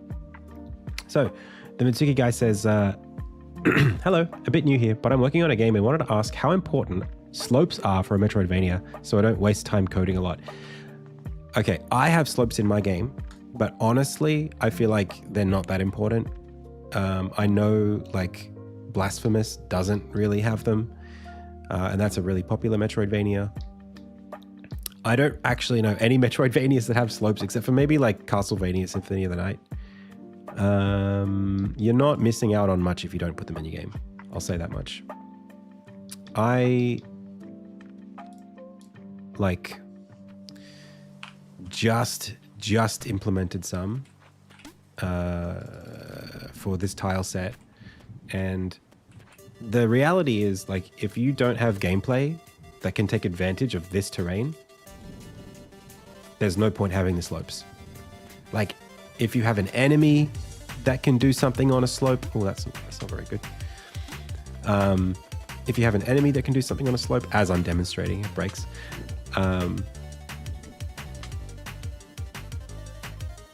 You know, if you have like a momentum mechanic, which I actually do have one, where like you can sprint faster down slopes or something like that, or there's an enemy that can like race down a slope to attack you or something. If there's no gameplay implication, then it becomes just dead space. You can't do anything with it. You know, it's not a platform. It just becomes a horizontal amount of space that you literally are stuck on. At least a platform you can jump on, like a ledge you can do something with. Yeah, like it was really not, I put it in there because my game has a lot of like organic space and it just helps break up some of the rectangularness of it. It's more of an aesthetic thing for me than a gameplay thing. So even by my own definition, I would say it's probably not that important. I could get rid of them all in my game and nobody would notice.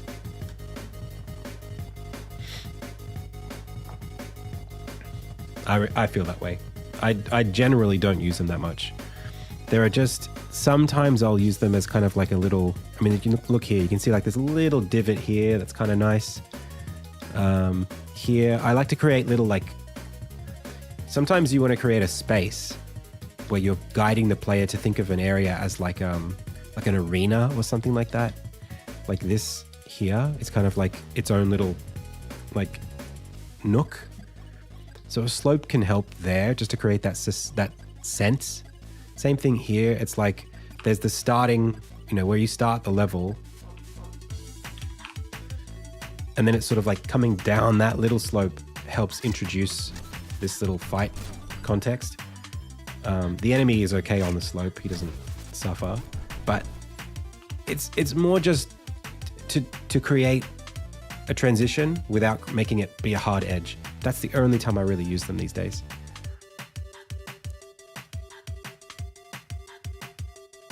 I wouldn't go crazy with it. If it's too much work, don't worry about it.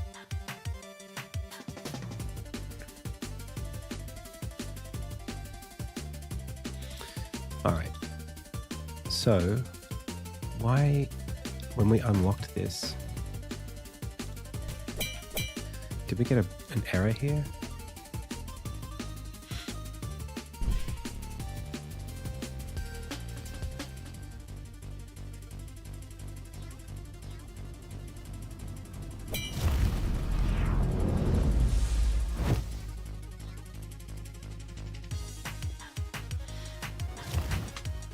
Okay.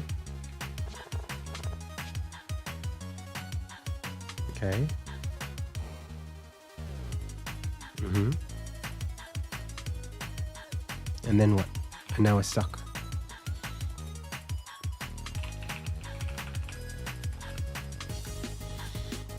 Okay. We are not finished.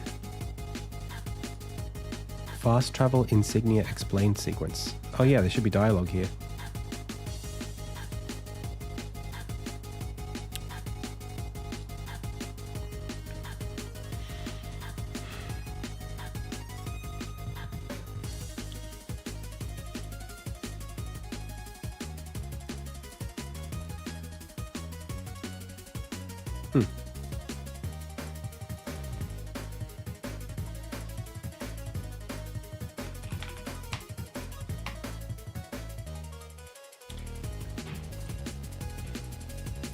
I think that is in the queue, right?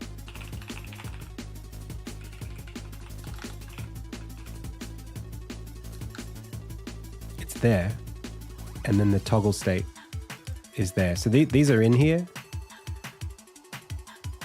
Hey, Jacinta. But we're not seeing, this isn't happening. So this is queued after this. Unlock fast travel state.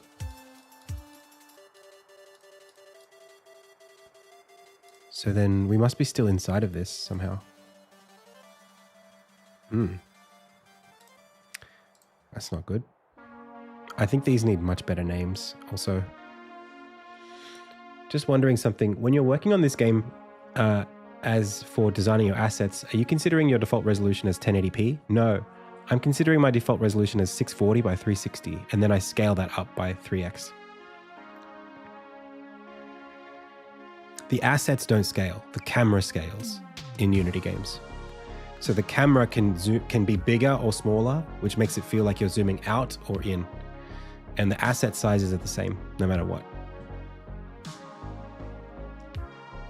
If you were doing like a game maker game, I feel like that might be different. Because the assets get drawn. Well, they would still get drawn at some multiple. All right, so here, this unlock fast travel dot get state, this schedule here. Unlock fast travel.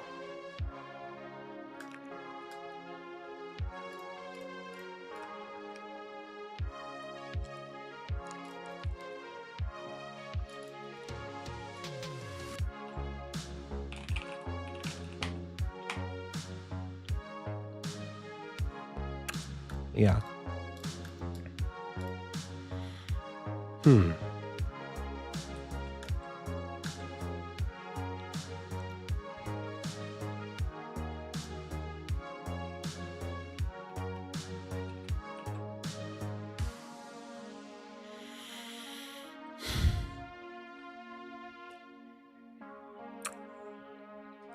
Your game scene is like 4K. No, it's 1080p.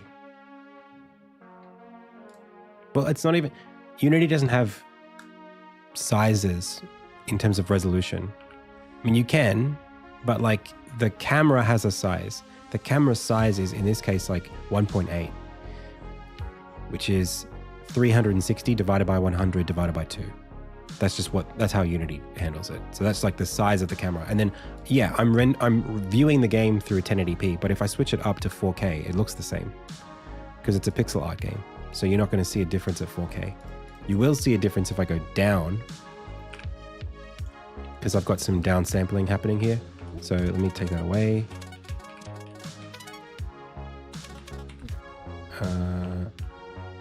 Interesting, it still happens.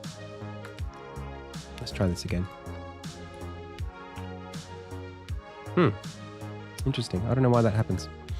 In any case, going up beyond the base resolution, like this is 720p. That's what it looks like. It's not a big difference.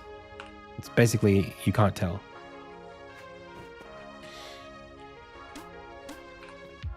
Because who cares? At a certain point, you're just scaling the pixel art pixels bigger. You know, you don't need finer distance. Like, how do I put it? The screen pixels and the art pixels don't need to be any finer than 1080p, basically. You just won't notice anything happening differently at 4K.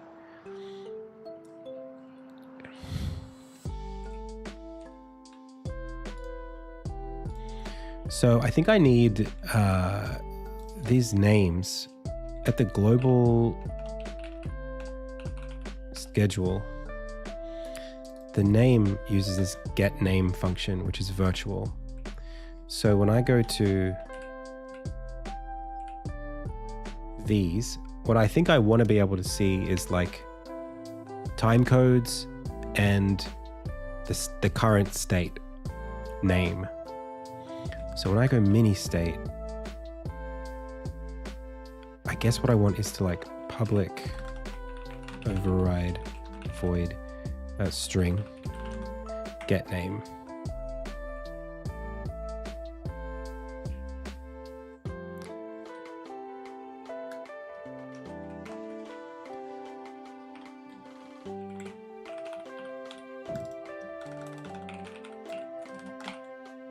Let's try that. That might help.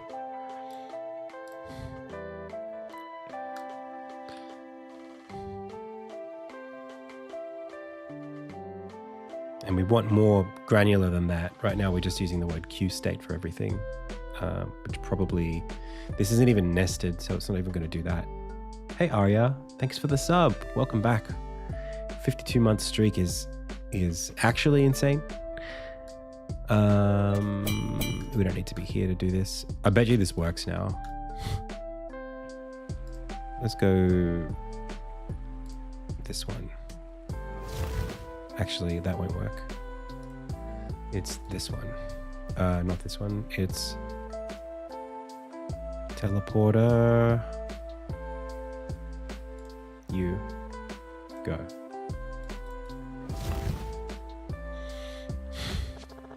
Okay. Okay. Okay. Okay. But no dialogue. That's what I don't like. Global schedule. So what's happening? We are still in some queue state. I'm using Game Maker for my first game, but I'm noticing its limits. Would you recommend Unity or Godot? I think for a Metroidvania, Godot is pretty good if your ambitions are not too high with what you're trying to do production-wise. Like what I'm trying to do with Insignia is like, there are features that I use of Unity that go outside of what Godot can do. Or at least can do easily. They're both game engines, you can do whatever you want. But, man, you get so far with Godot very easily. If it's just your first thing, and you're looking to invest into an engine, I think Godot is a really good option.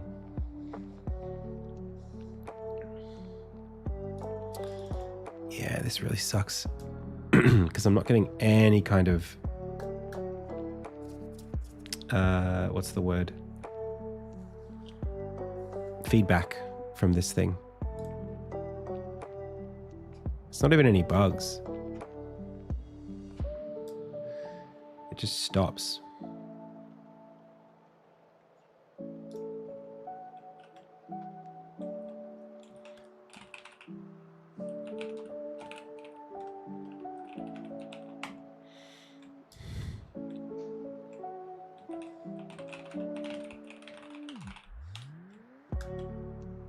So what happens? We zoom in, we're getting this far. We switch on the indicator, great. And then that's, what is this heading towards? What is that? Okay, that's adding all of these states. And then we close after, if we are supposed to close after. But otherwise, that's it. We just do all those states and then we exit, right? That's what a queue state does.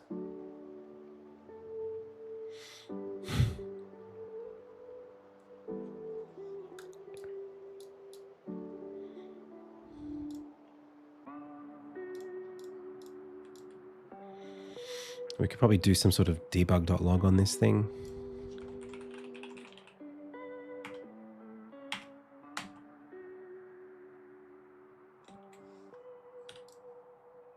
Doing state, switch on state. Ah, okay. Switch on state is this one. Ah, we have no exit.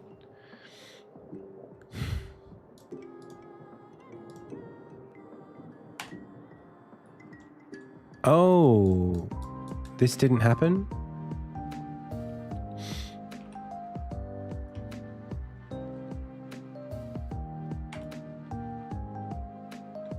Yep.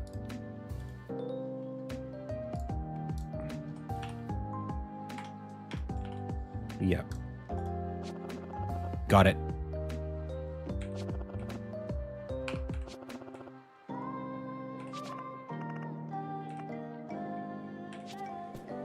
Hey.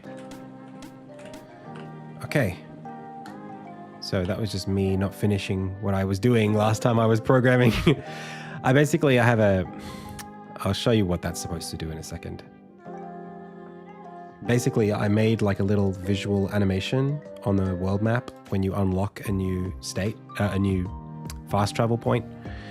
So like when we're standing here, we just teleported in from the level where we unlock that ability, and that unlocks fast travel for this anvil.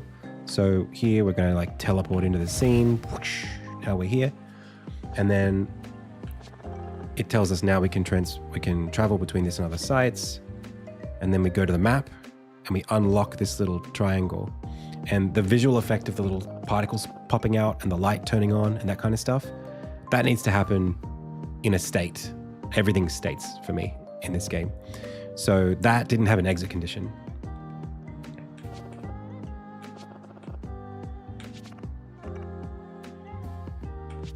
So right now that just closes everything and it's done. But what I'd like to do is, let's have a look. Go back to teleporter. This closes the menu, I think. Close after. I think here we probably want to enqueue a little wait.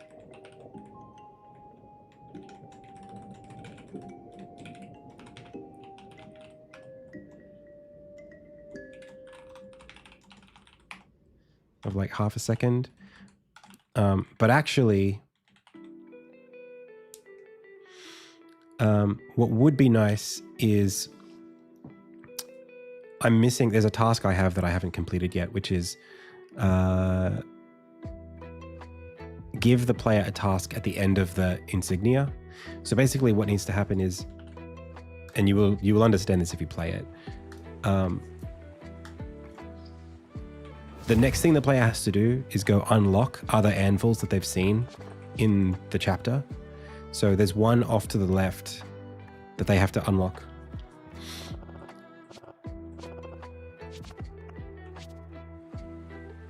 And if I go back to the map, it's all the way over here.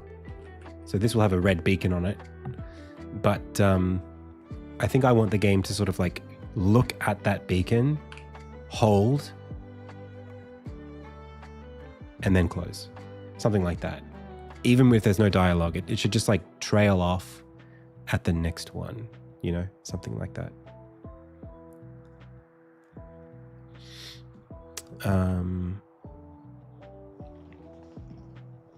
And I could just give the player a quest.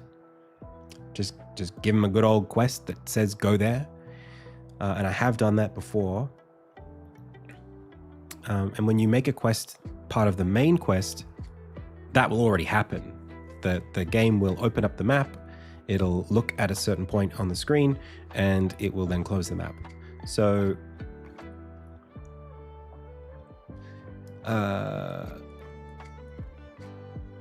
the only thing about that I'm not doing right now is I'm not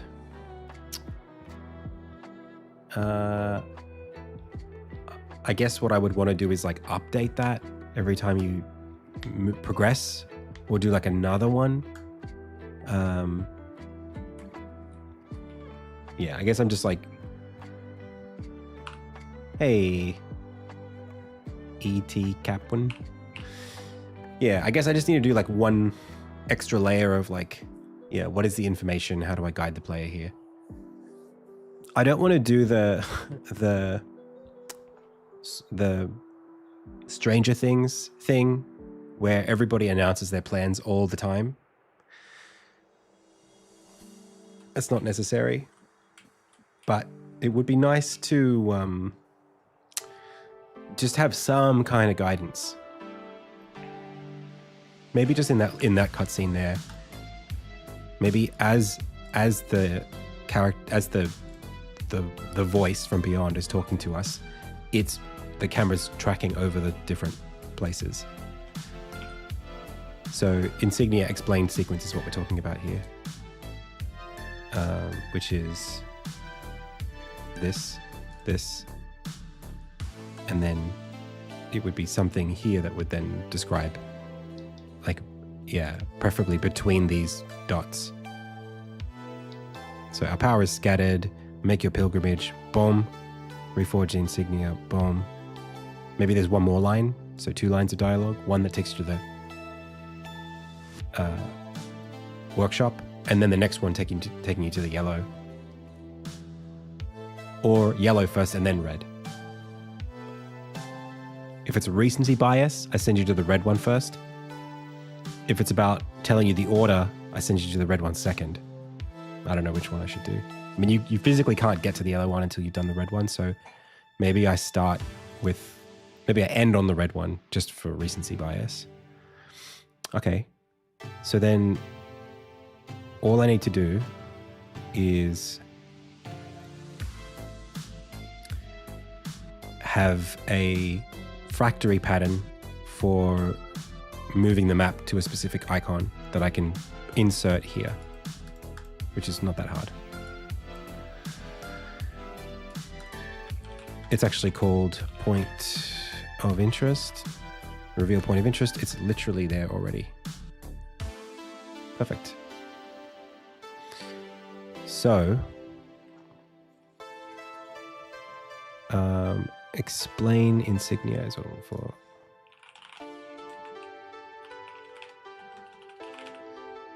Insignia, explain sequence. So underneath this, I need to create one that's not like that. Here. Underneath this, I want showcase chasm, showcase arise, or like reveal arise, and then reveal charge. These both are going to have a point of interest, or actually it is a schedule state container. Both of them have the reveal point of interest, or they will have that. It's a shame we can't plug that in here. I suppose I could make one.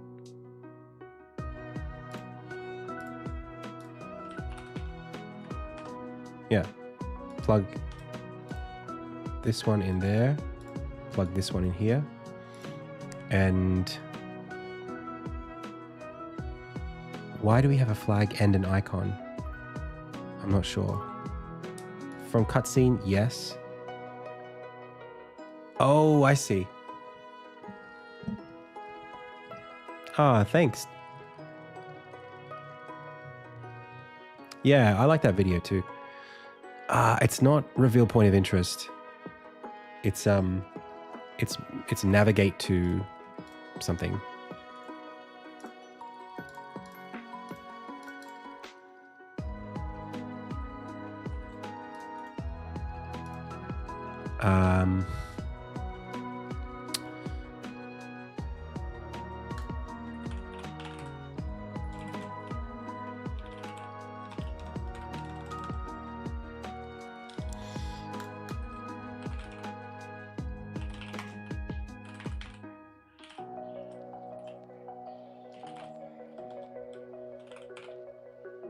Move to map location, which is a state that is separate, but it's not a factory. So reveal point of interest is a factory. I think I will make move to map location one of those two.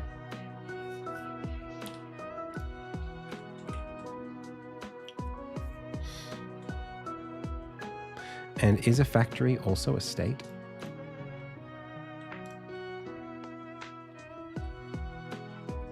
No.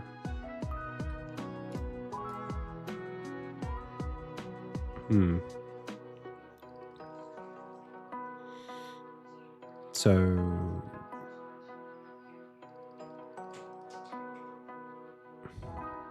does it matter that it's not a state?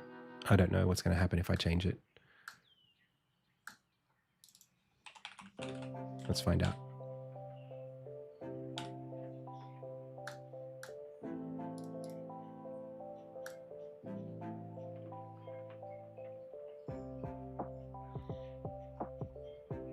Nah. No. Let's not do it. Let's make it, let's make a new thing called move to map location factory.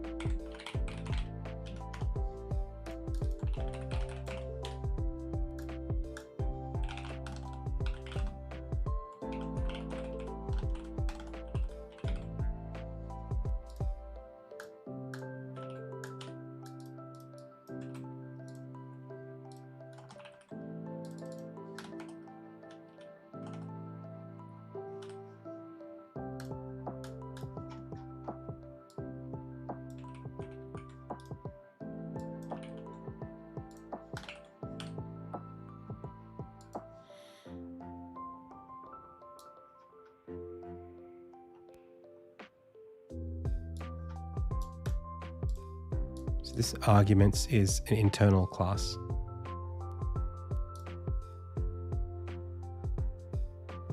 Okay.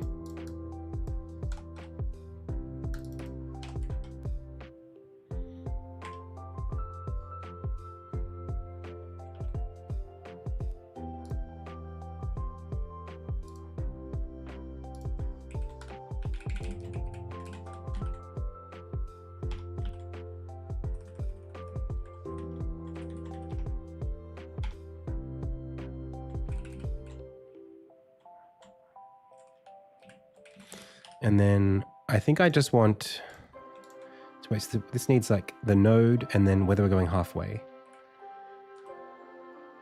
Okay, so we need to get node from, I think we just need to pass the node, which is really hard to do actually. Hey, I am doing well.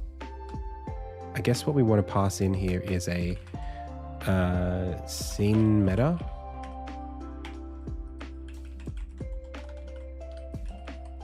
and then that'll do for now.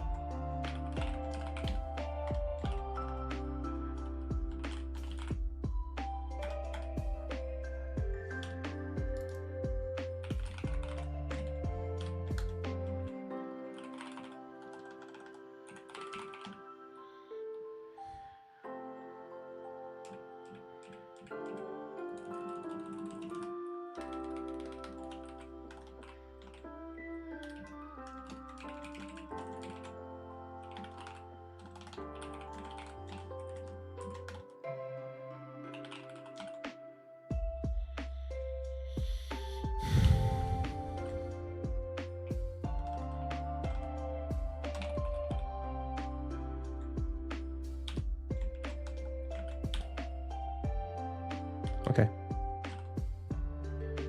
Sweet, that's easy. Okay, so we just need to now pass in what we want. This is my little cheat way of creating entry points for code that are states that have durations inside of timeline cutscenes. That's what this is all about.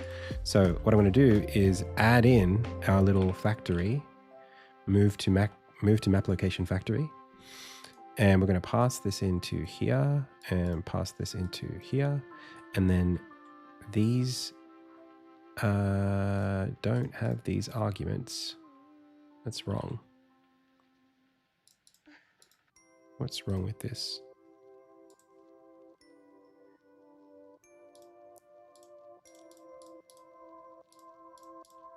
Maybe I need to recompile.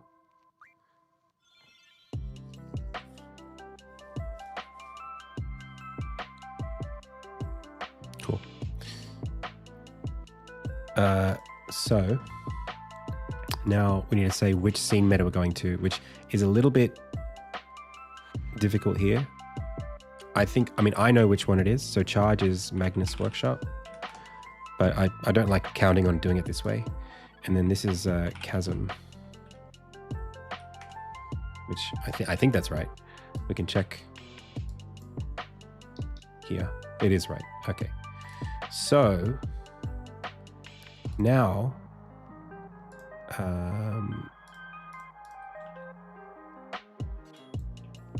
I hate this bug, really annoying.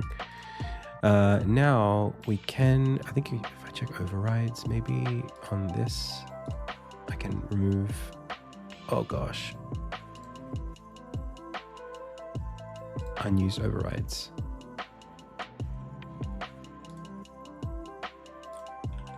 And that should fix that. All right.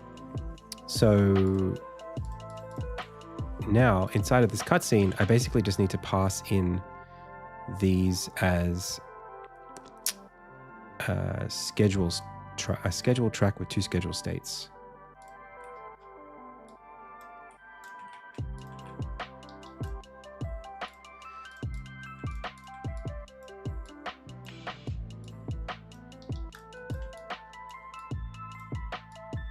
Like that.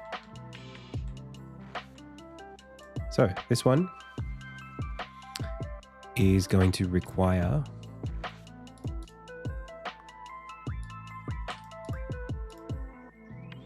this is arise and this is charge. Cool.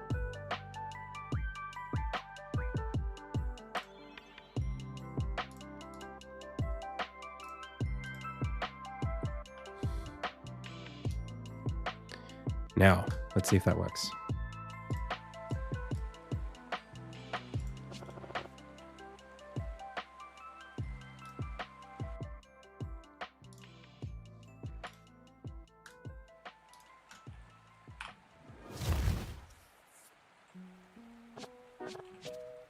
So open up the map, light up this one, boom. Can you take us over there? Nope. Lots of errors. Okay.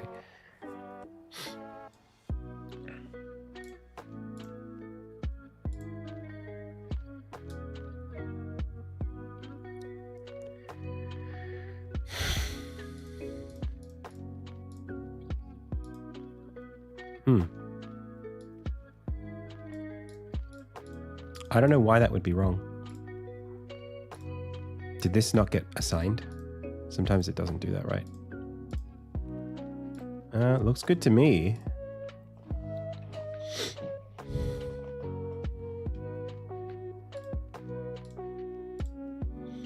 Maybe we just recompile again.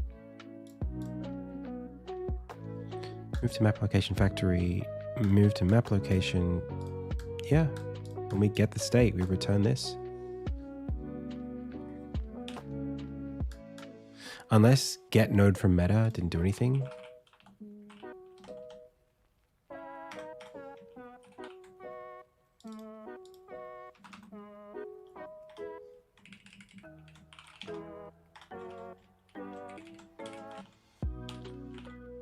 If we didn't find where we were trying to go, that might have broken it.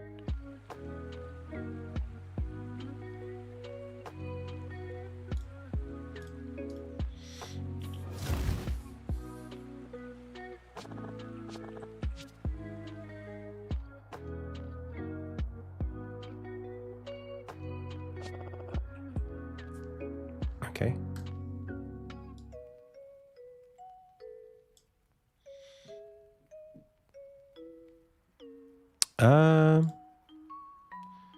Moving to node, blah, at meta blah, object reference not set to instance of object. Why is the tween not created? I mean, surely we have to enter before we start doing. That's just basics.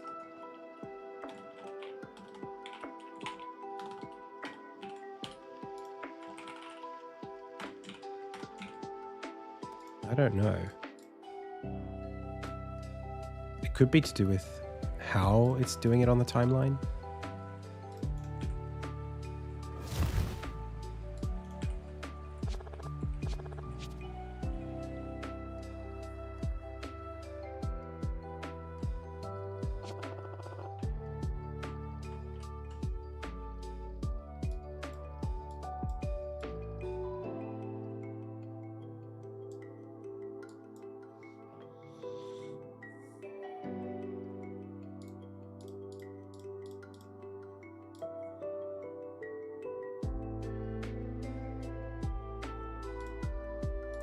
Wow, the entering never happened? That's crazy.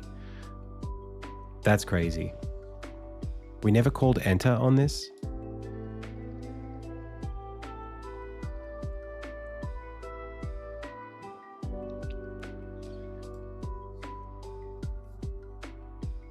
Okay, that would indicate that there's something wrong with the schedule clip behavior.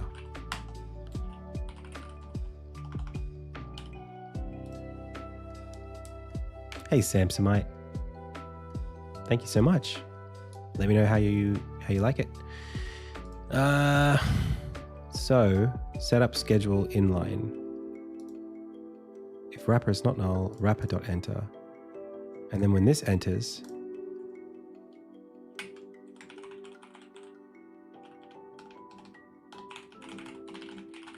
the schedule state container has an enter, and we set our state from queue, which sets it, which enters it. So then what is the problem? It could be that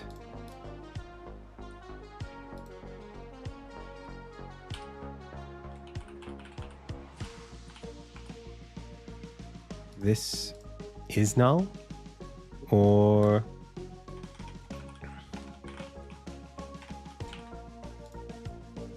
that's weird. It's not intuitive to me. I think I must be in the wrong spot, because this is pretty rock solid, this code.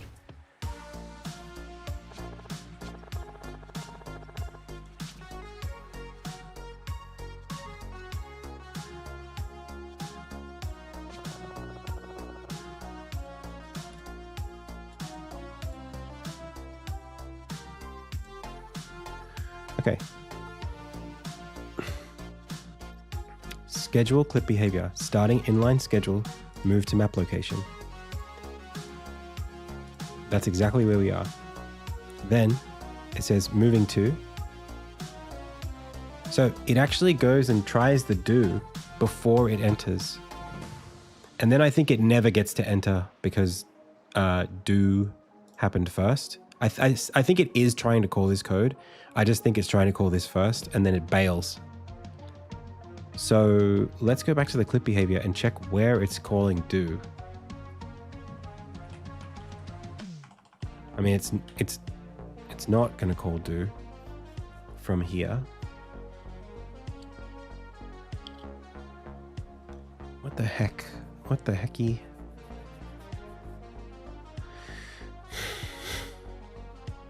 I mean, the wrapper is a schedule state container, right? If we go over here, we go boom. This is where we are. This is this, which is a schedule state container, which has a script, which is this. When we call enter here, what do we call? We call do here. I don't really understand how this could be wrong.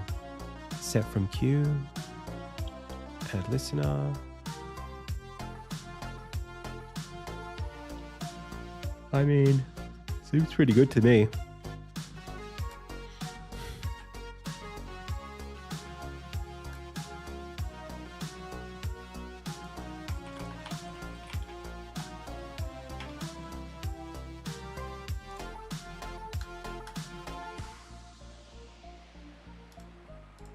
Keep poking.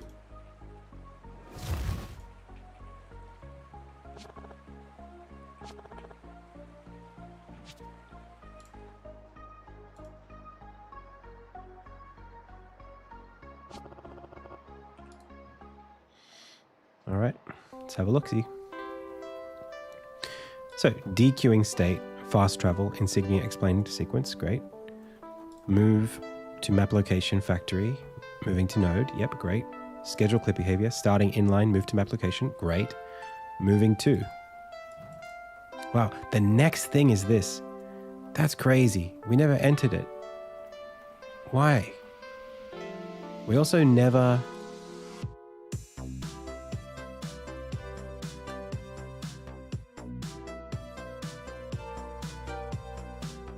Is it something to do with how we get state on the factory? Is something to do with this?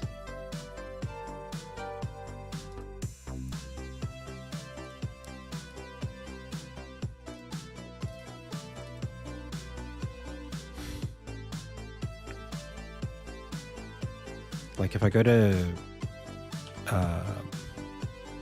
this one, this says override state, get state, returns new, and this returns a queue state with the states that we want.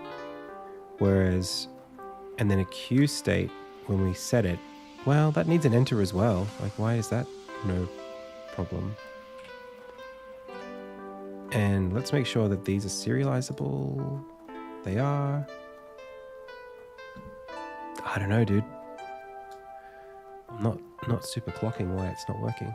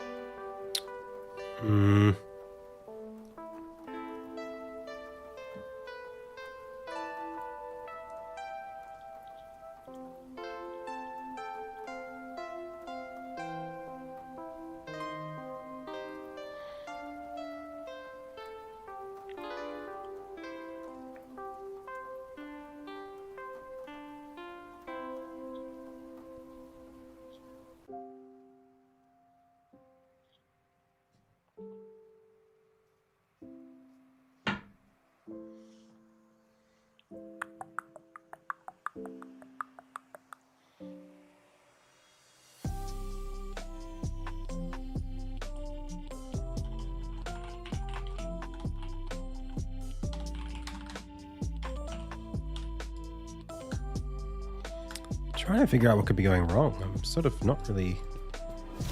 a bit of a loss.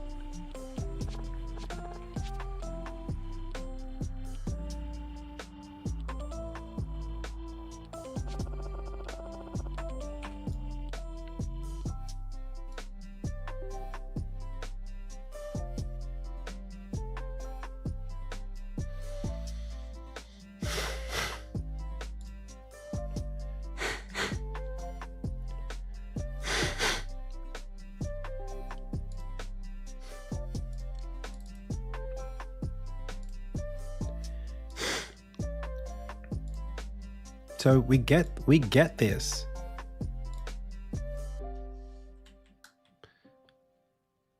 And then I guess q.count is 0 at this point. I guess we never actually do this. We never get to set this. So how do we... This is for states.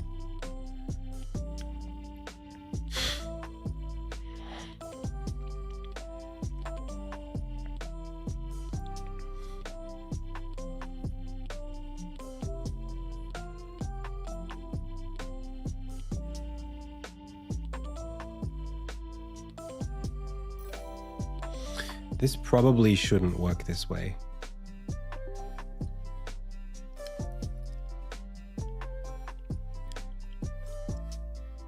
States probably shouldn't have queues.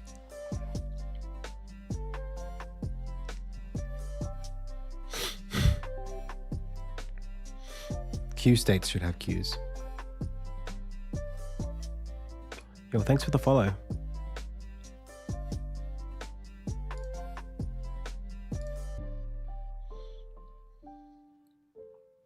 But then if I'm in schedule state container, let's just say we're going to do that.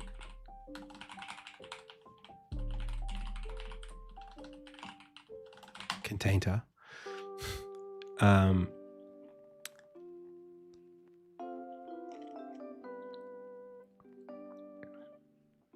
Schedule state get state from factory.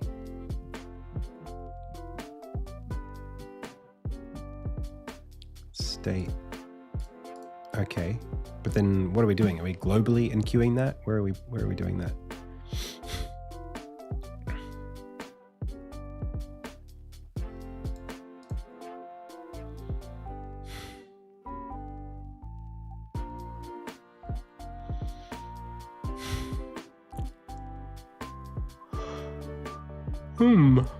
I don't actually know what's happening here.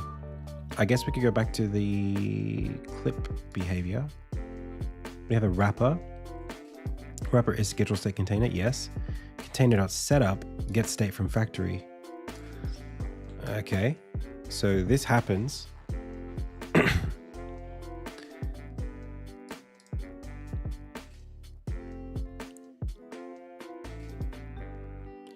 This set from queue is an interesting one because it's actually not the same as entering. If we wrap the thing, yeah, I think I know what this is.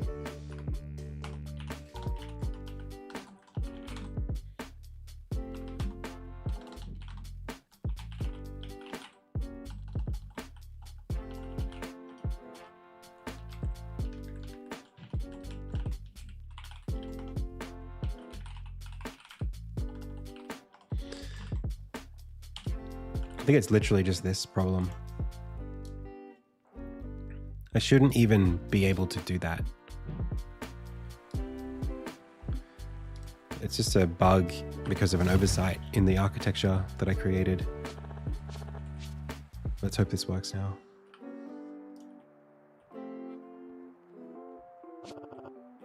Hey.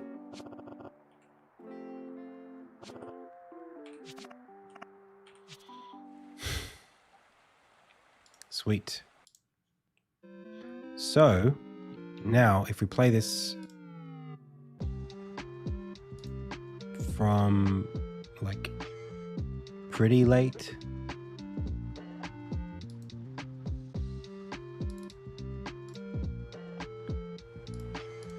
we might be able to do this.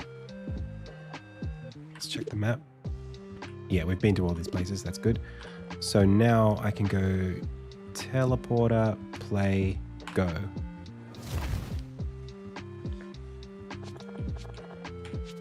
So now we open up the map.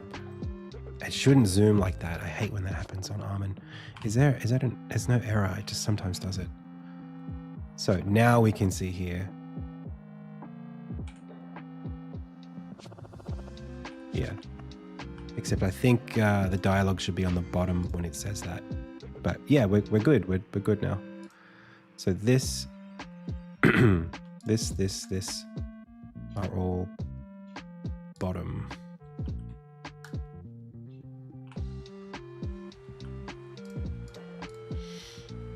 Alrighty. Again, one more time, please.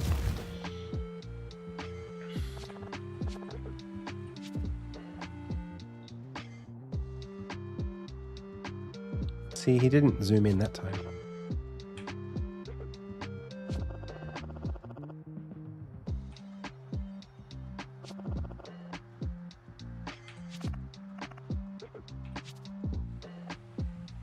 Cool. I also think like that last fade out should be slow. For some reason, it just feels a little too quick, the way that it exits out of that.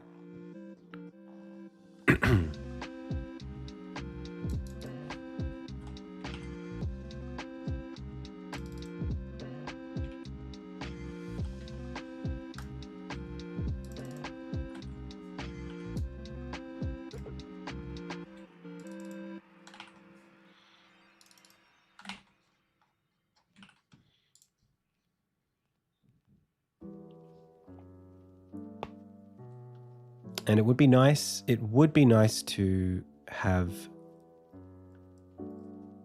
they'll have it.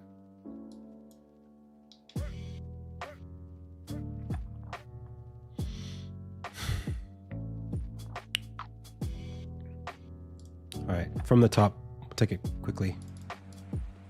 From the top, make it drop. Actually, hang on. When we do this, we should see the beacons there.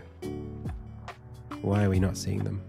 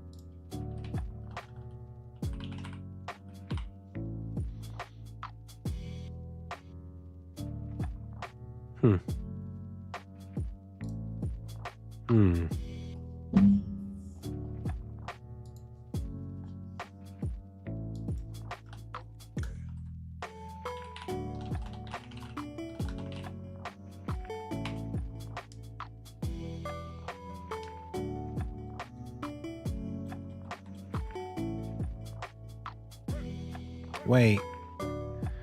Oh, I already have this. Show ability beacons. I think this might be an older one. Okay.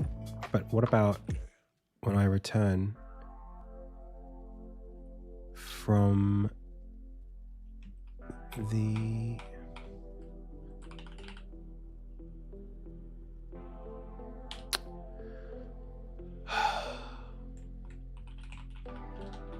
Where would I have put this? Maybe in the world graph?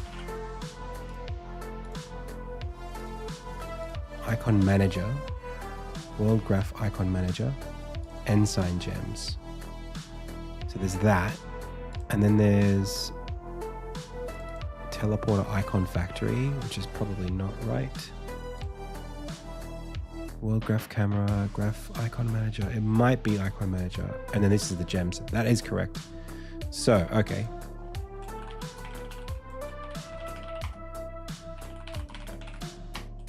Okay. Okay.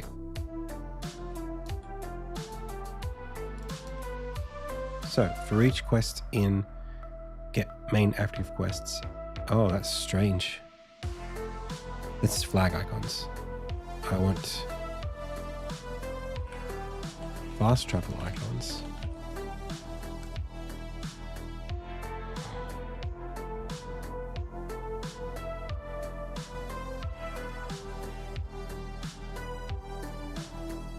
And then what's this? Show unlocked ensigns.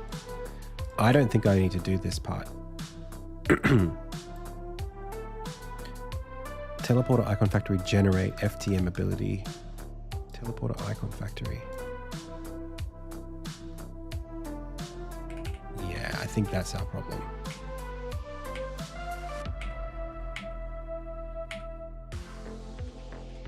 Yeah. So if I... Yeah. Yep. Perfect.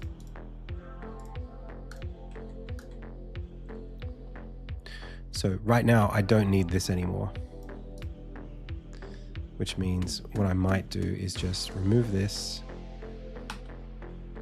and then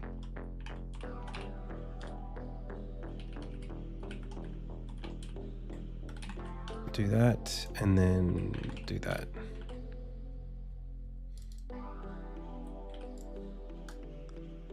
And then, okay, we still need the if statement. Well, basically just.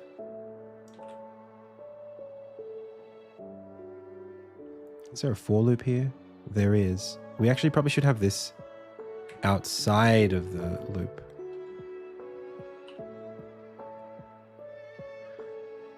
And now we just need to do if this is if we haven't unlocked it.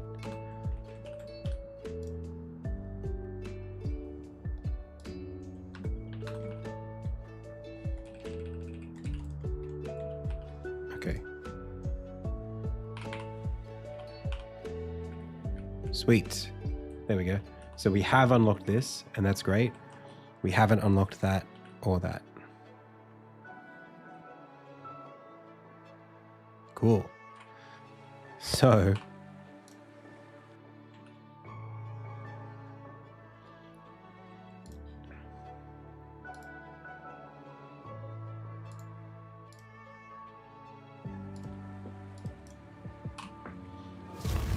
swoosh.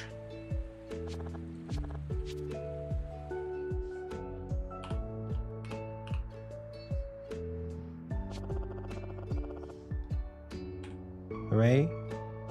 Oh, it's gone. What the hell?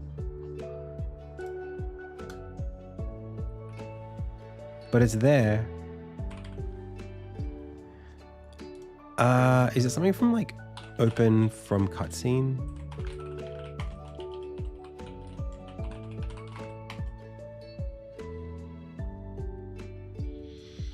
Yeah.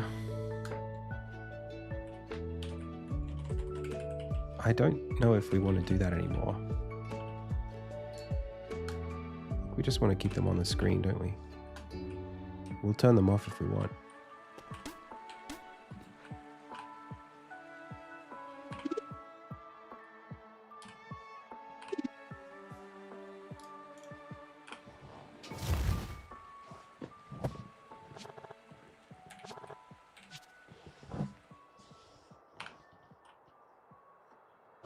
Huzzah. Yeah.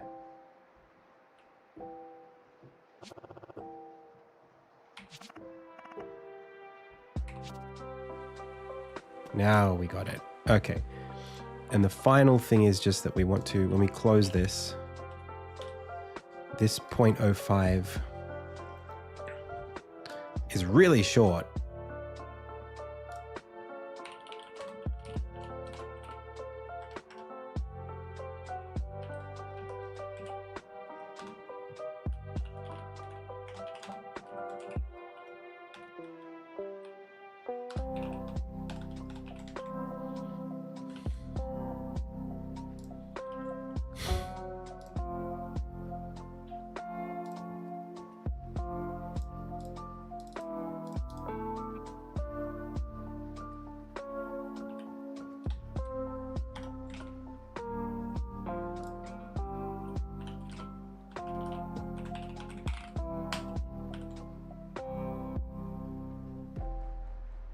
Okay. And then...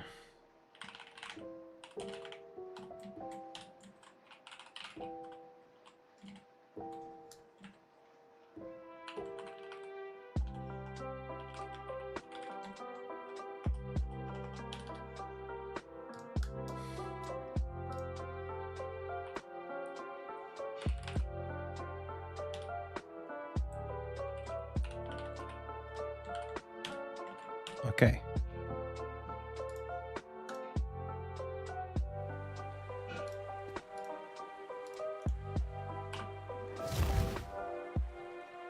So hopefully when this finishes, it'll fade out slowly.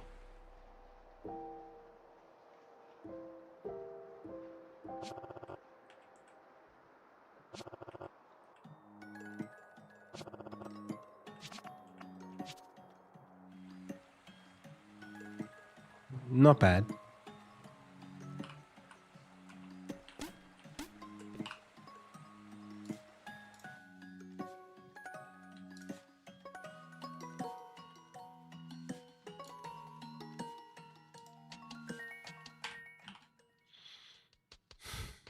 Does this have a speed? Oh, it does. Okay, well in that case.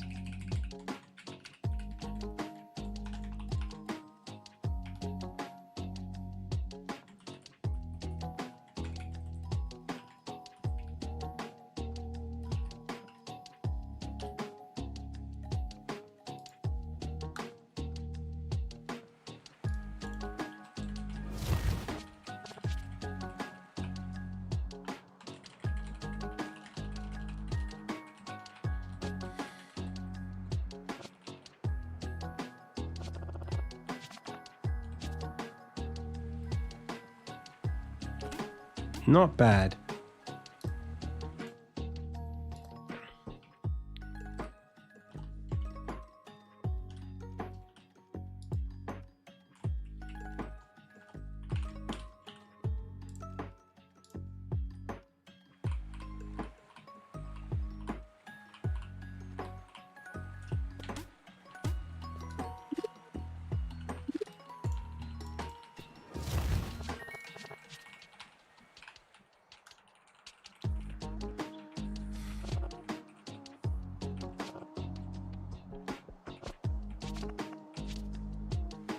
Nice.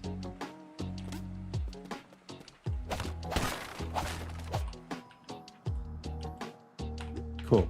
That's clear.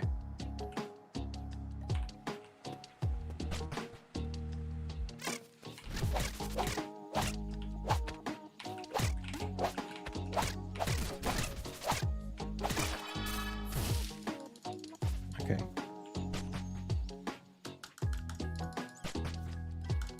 Now we go all the way home.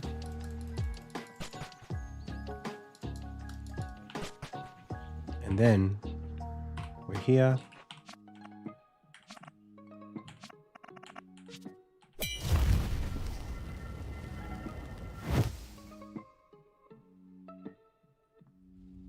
Good start.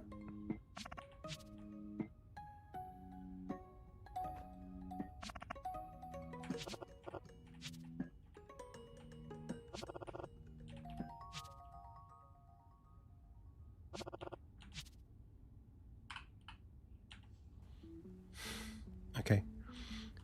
The exit for that was really fast. Okay, and then that needs to be re-imported. Cool. Almost there, almost there.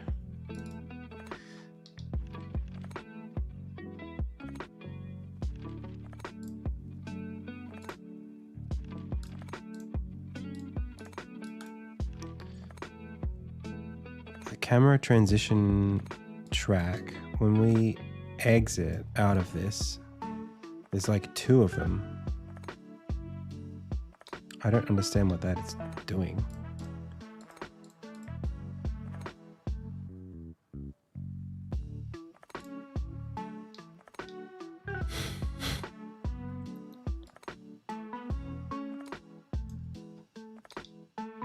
So, camera looks there, camera looks back, interest goes all the way over to there. And then this, I think it's this 0.5 that's a bit weird.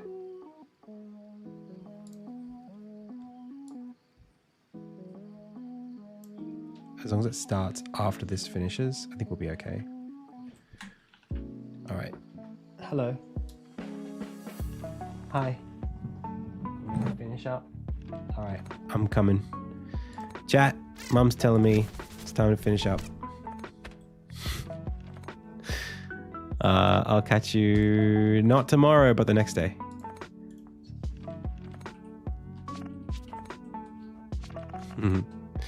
It's not my mum. It's my wife. Oh, that's lovely. Fading in and out. Okay, so there's this. Dude, that's so quick. What is that? This is a fade, right? Fade between. I wonder why that doesn't do that.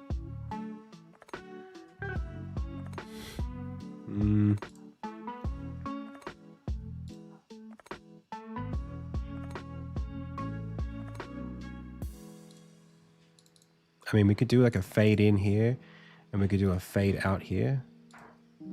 Maybe. Like that.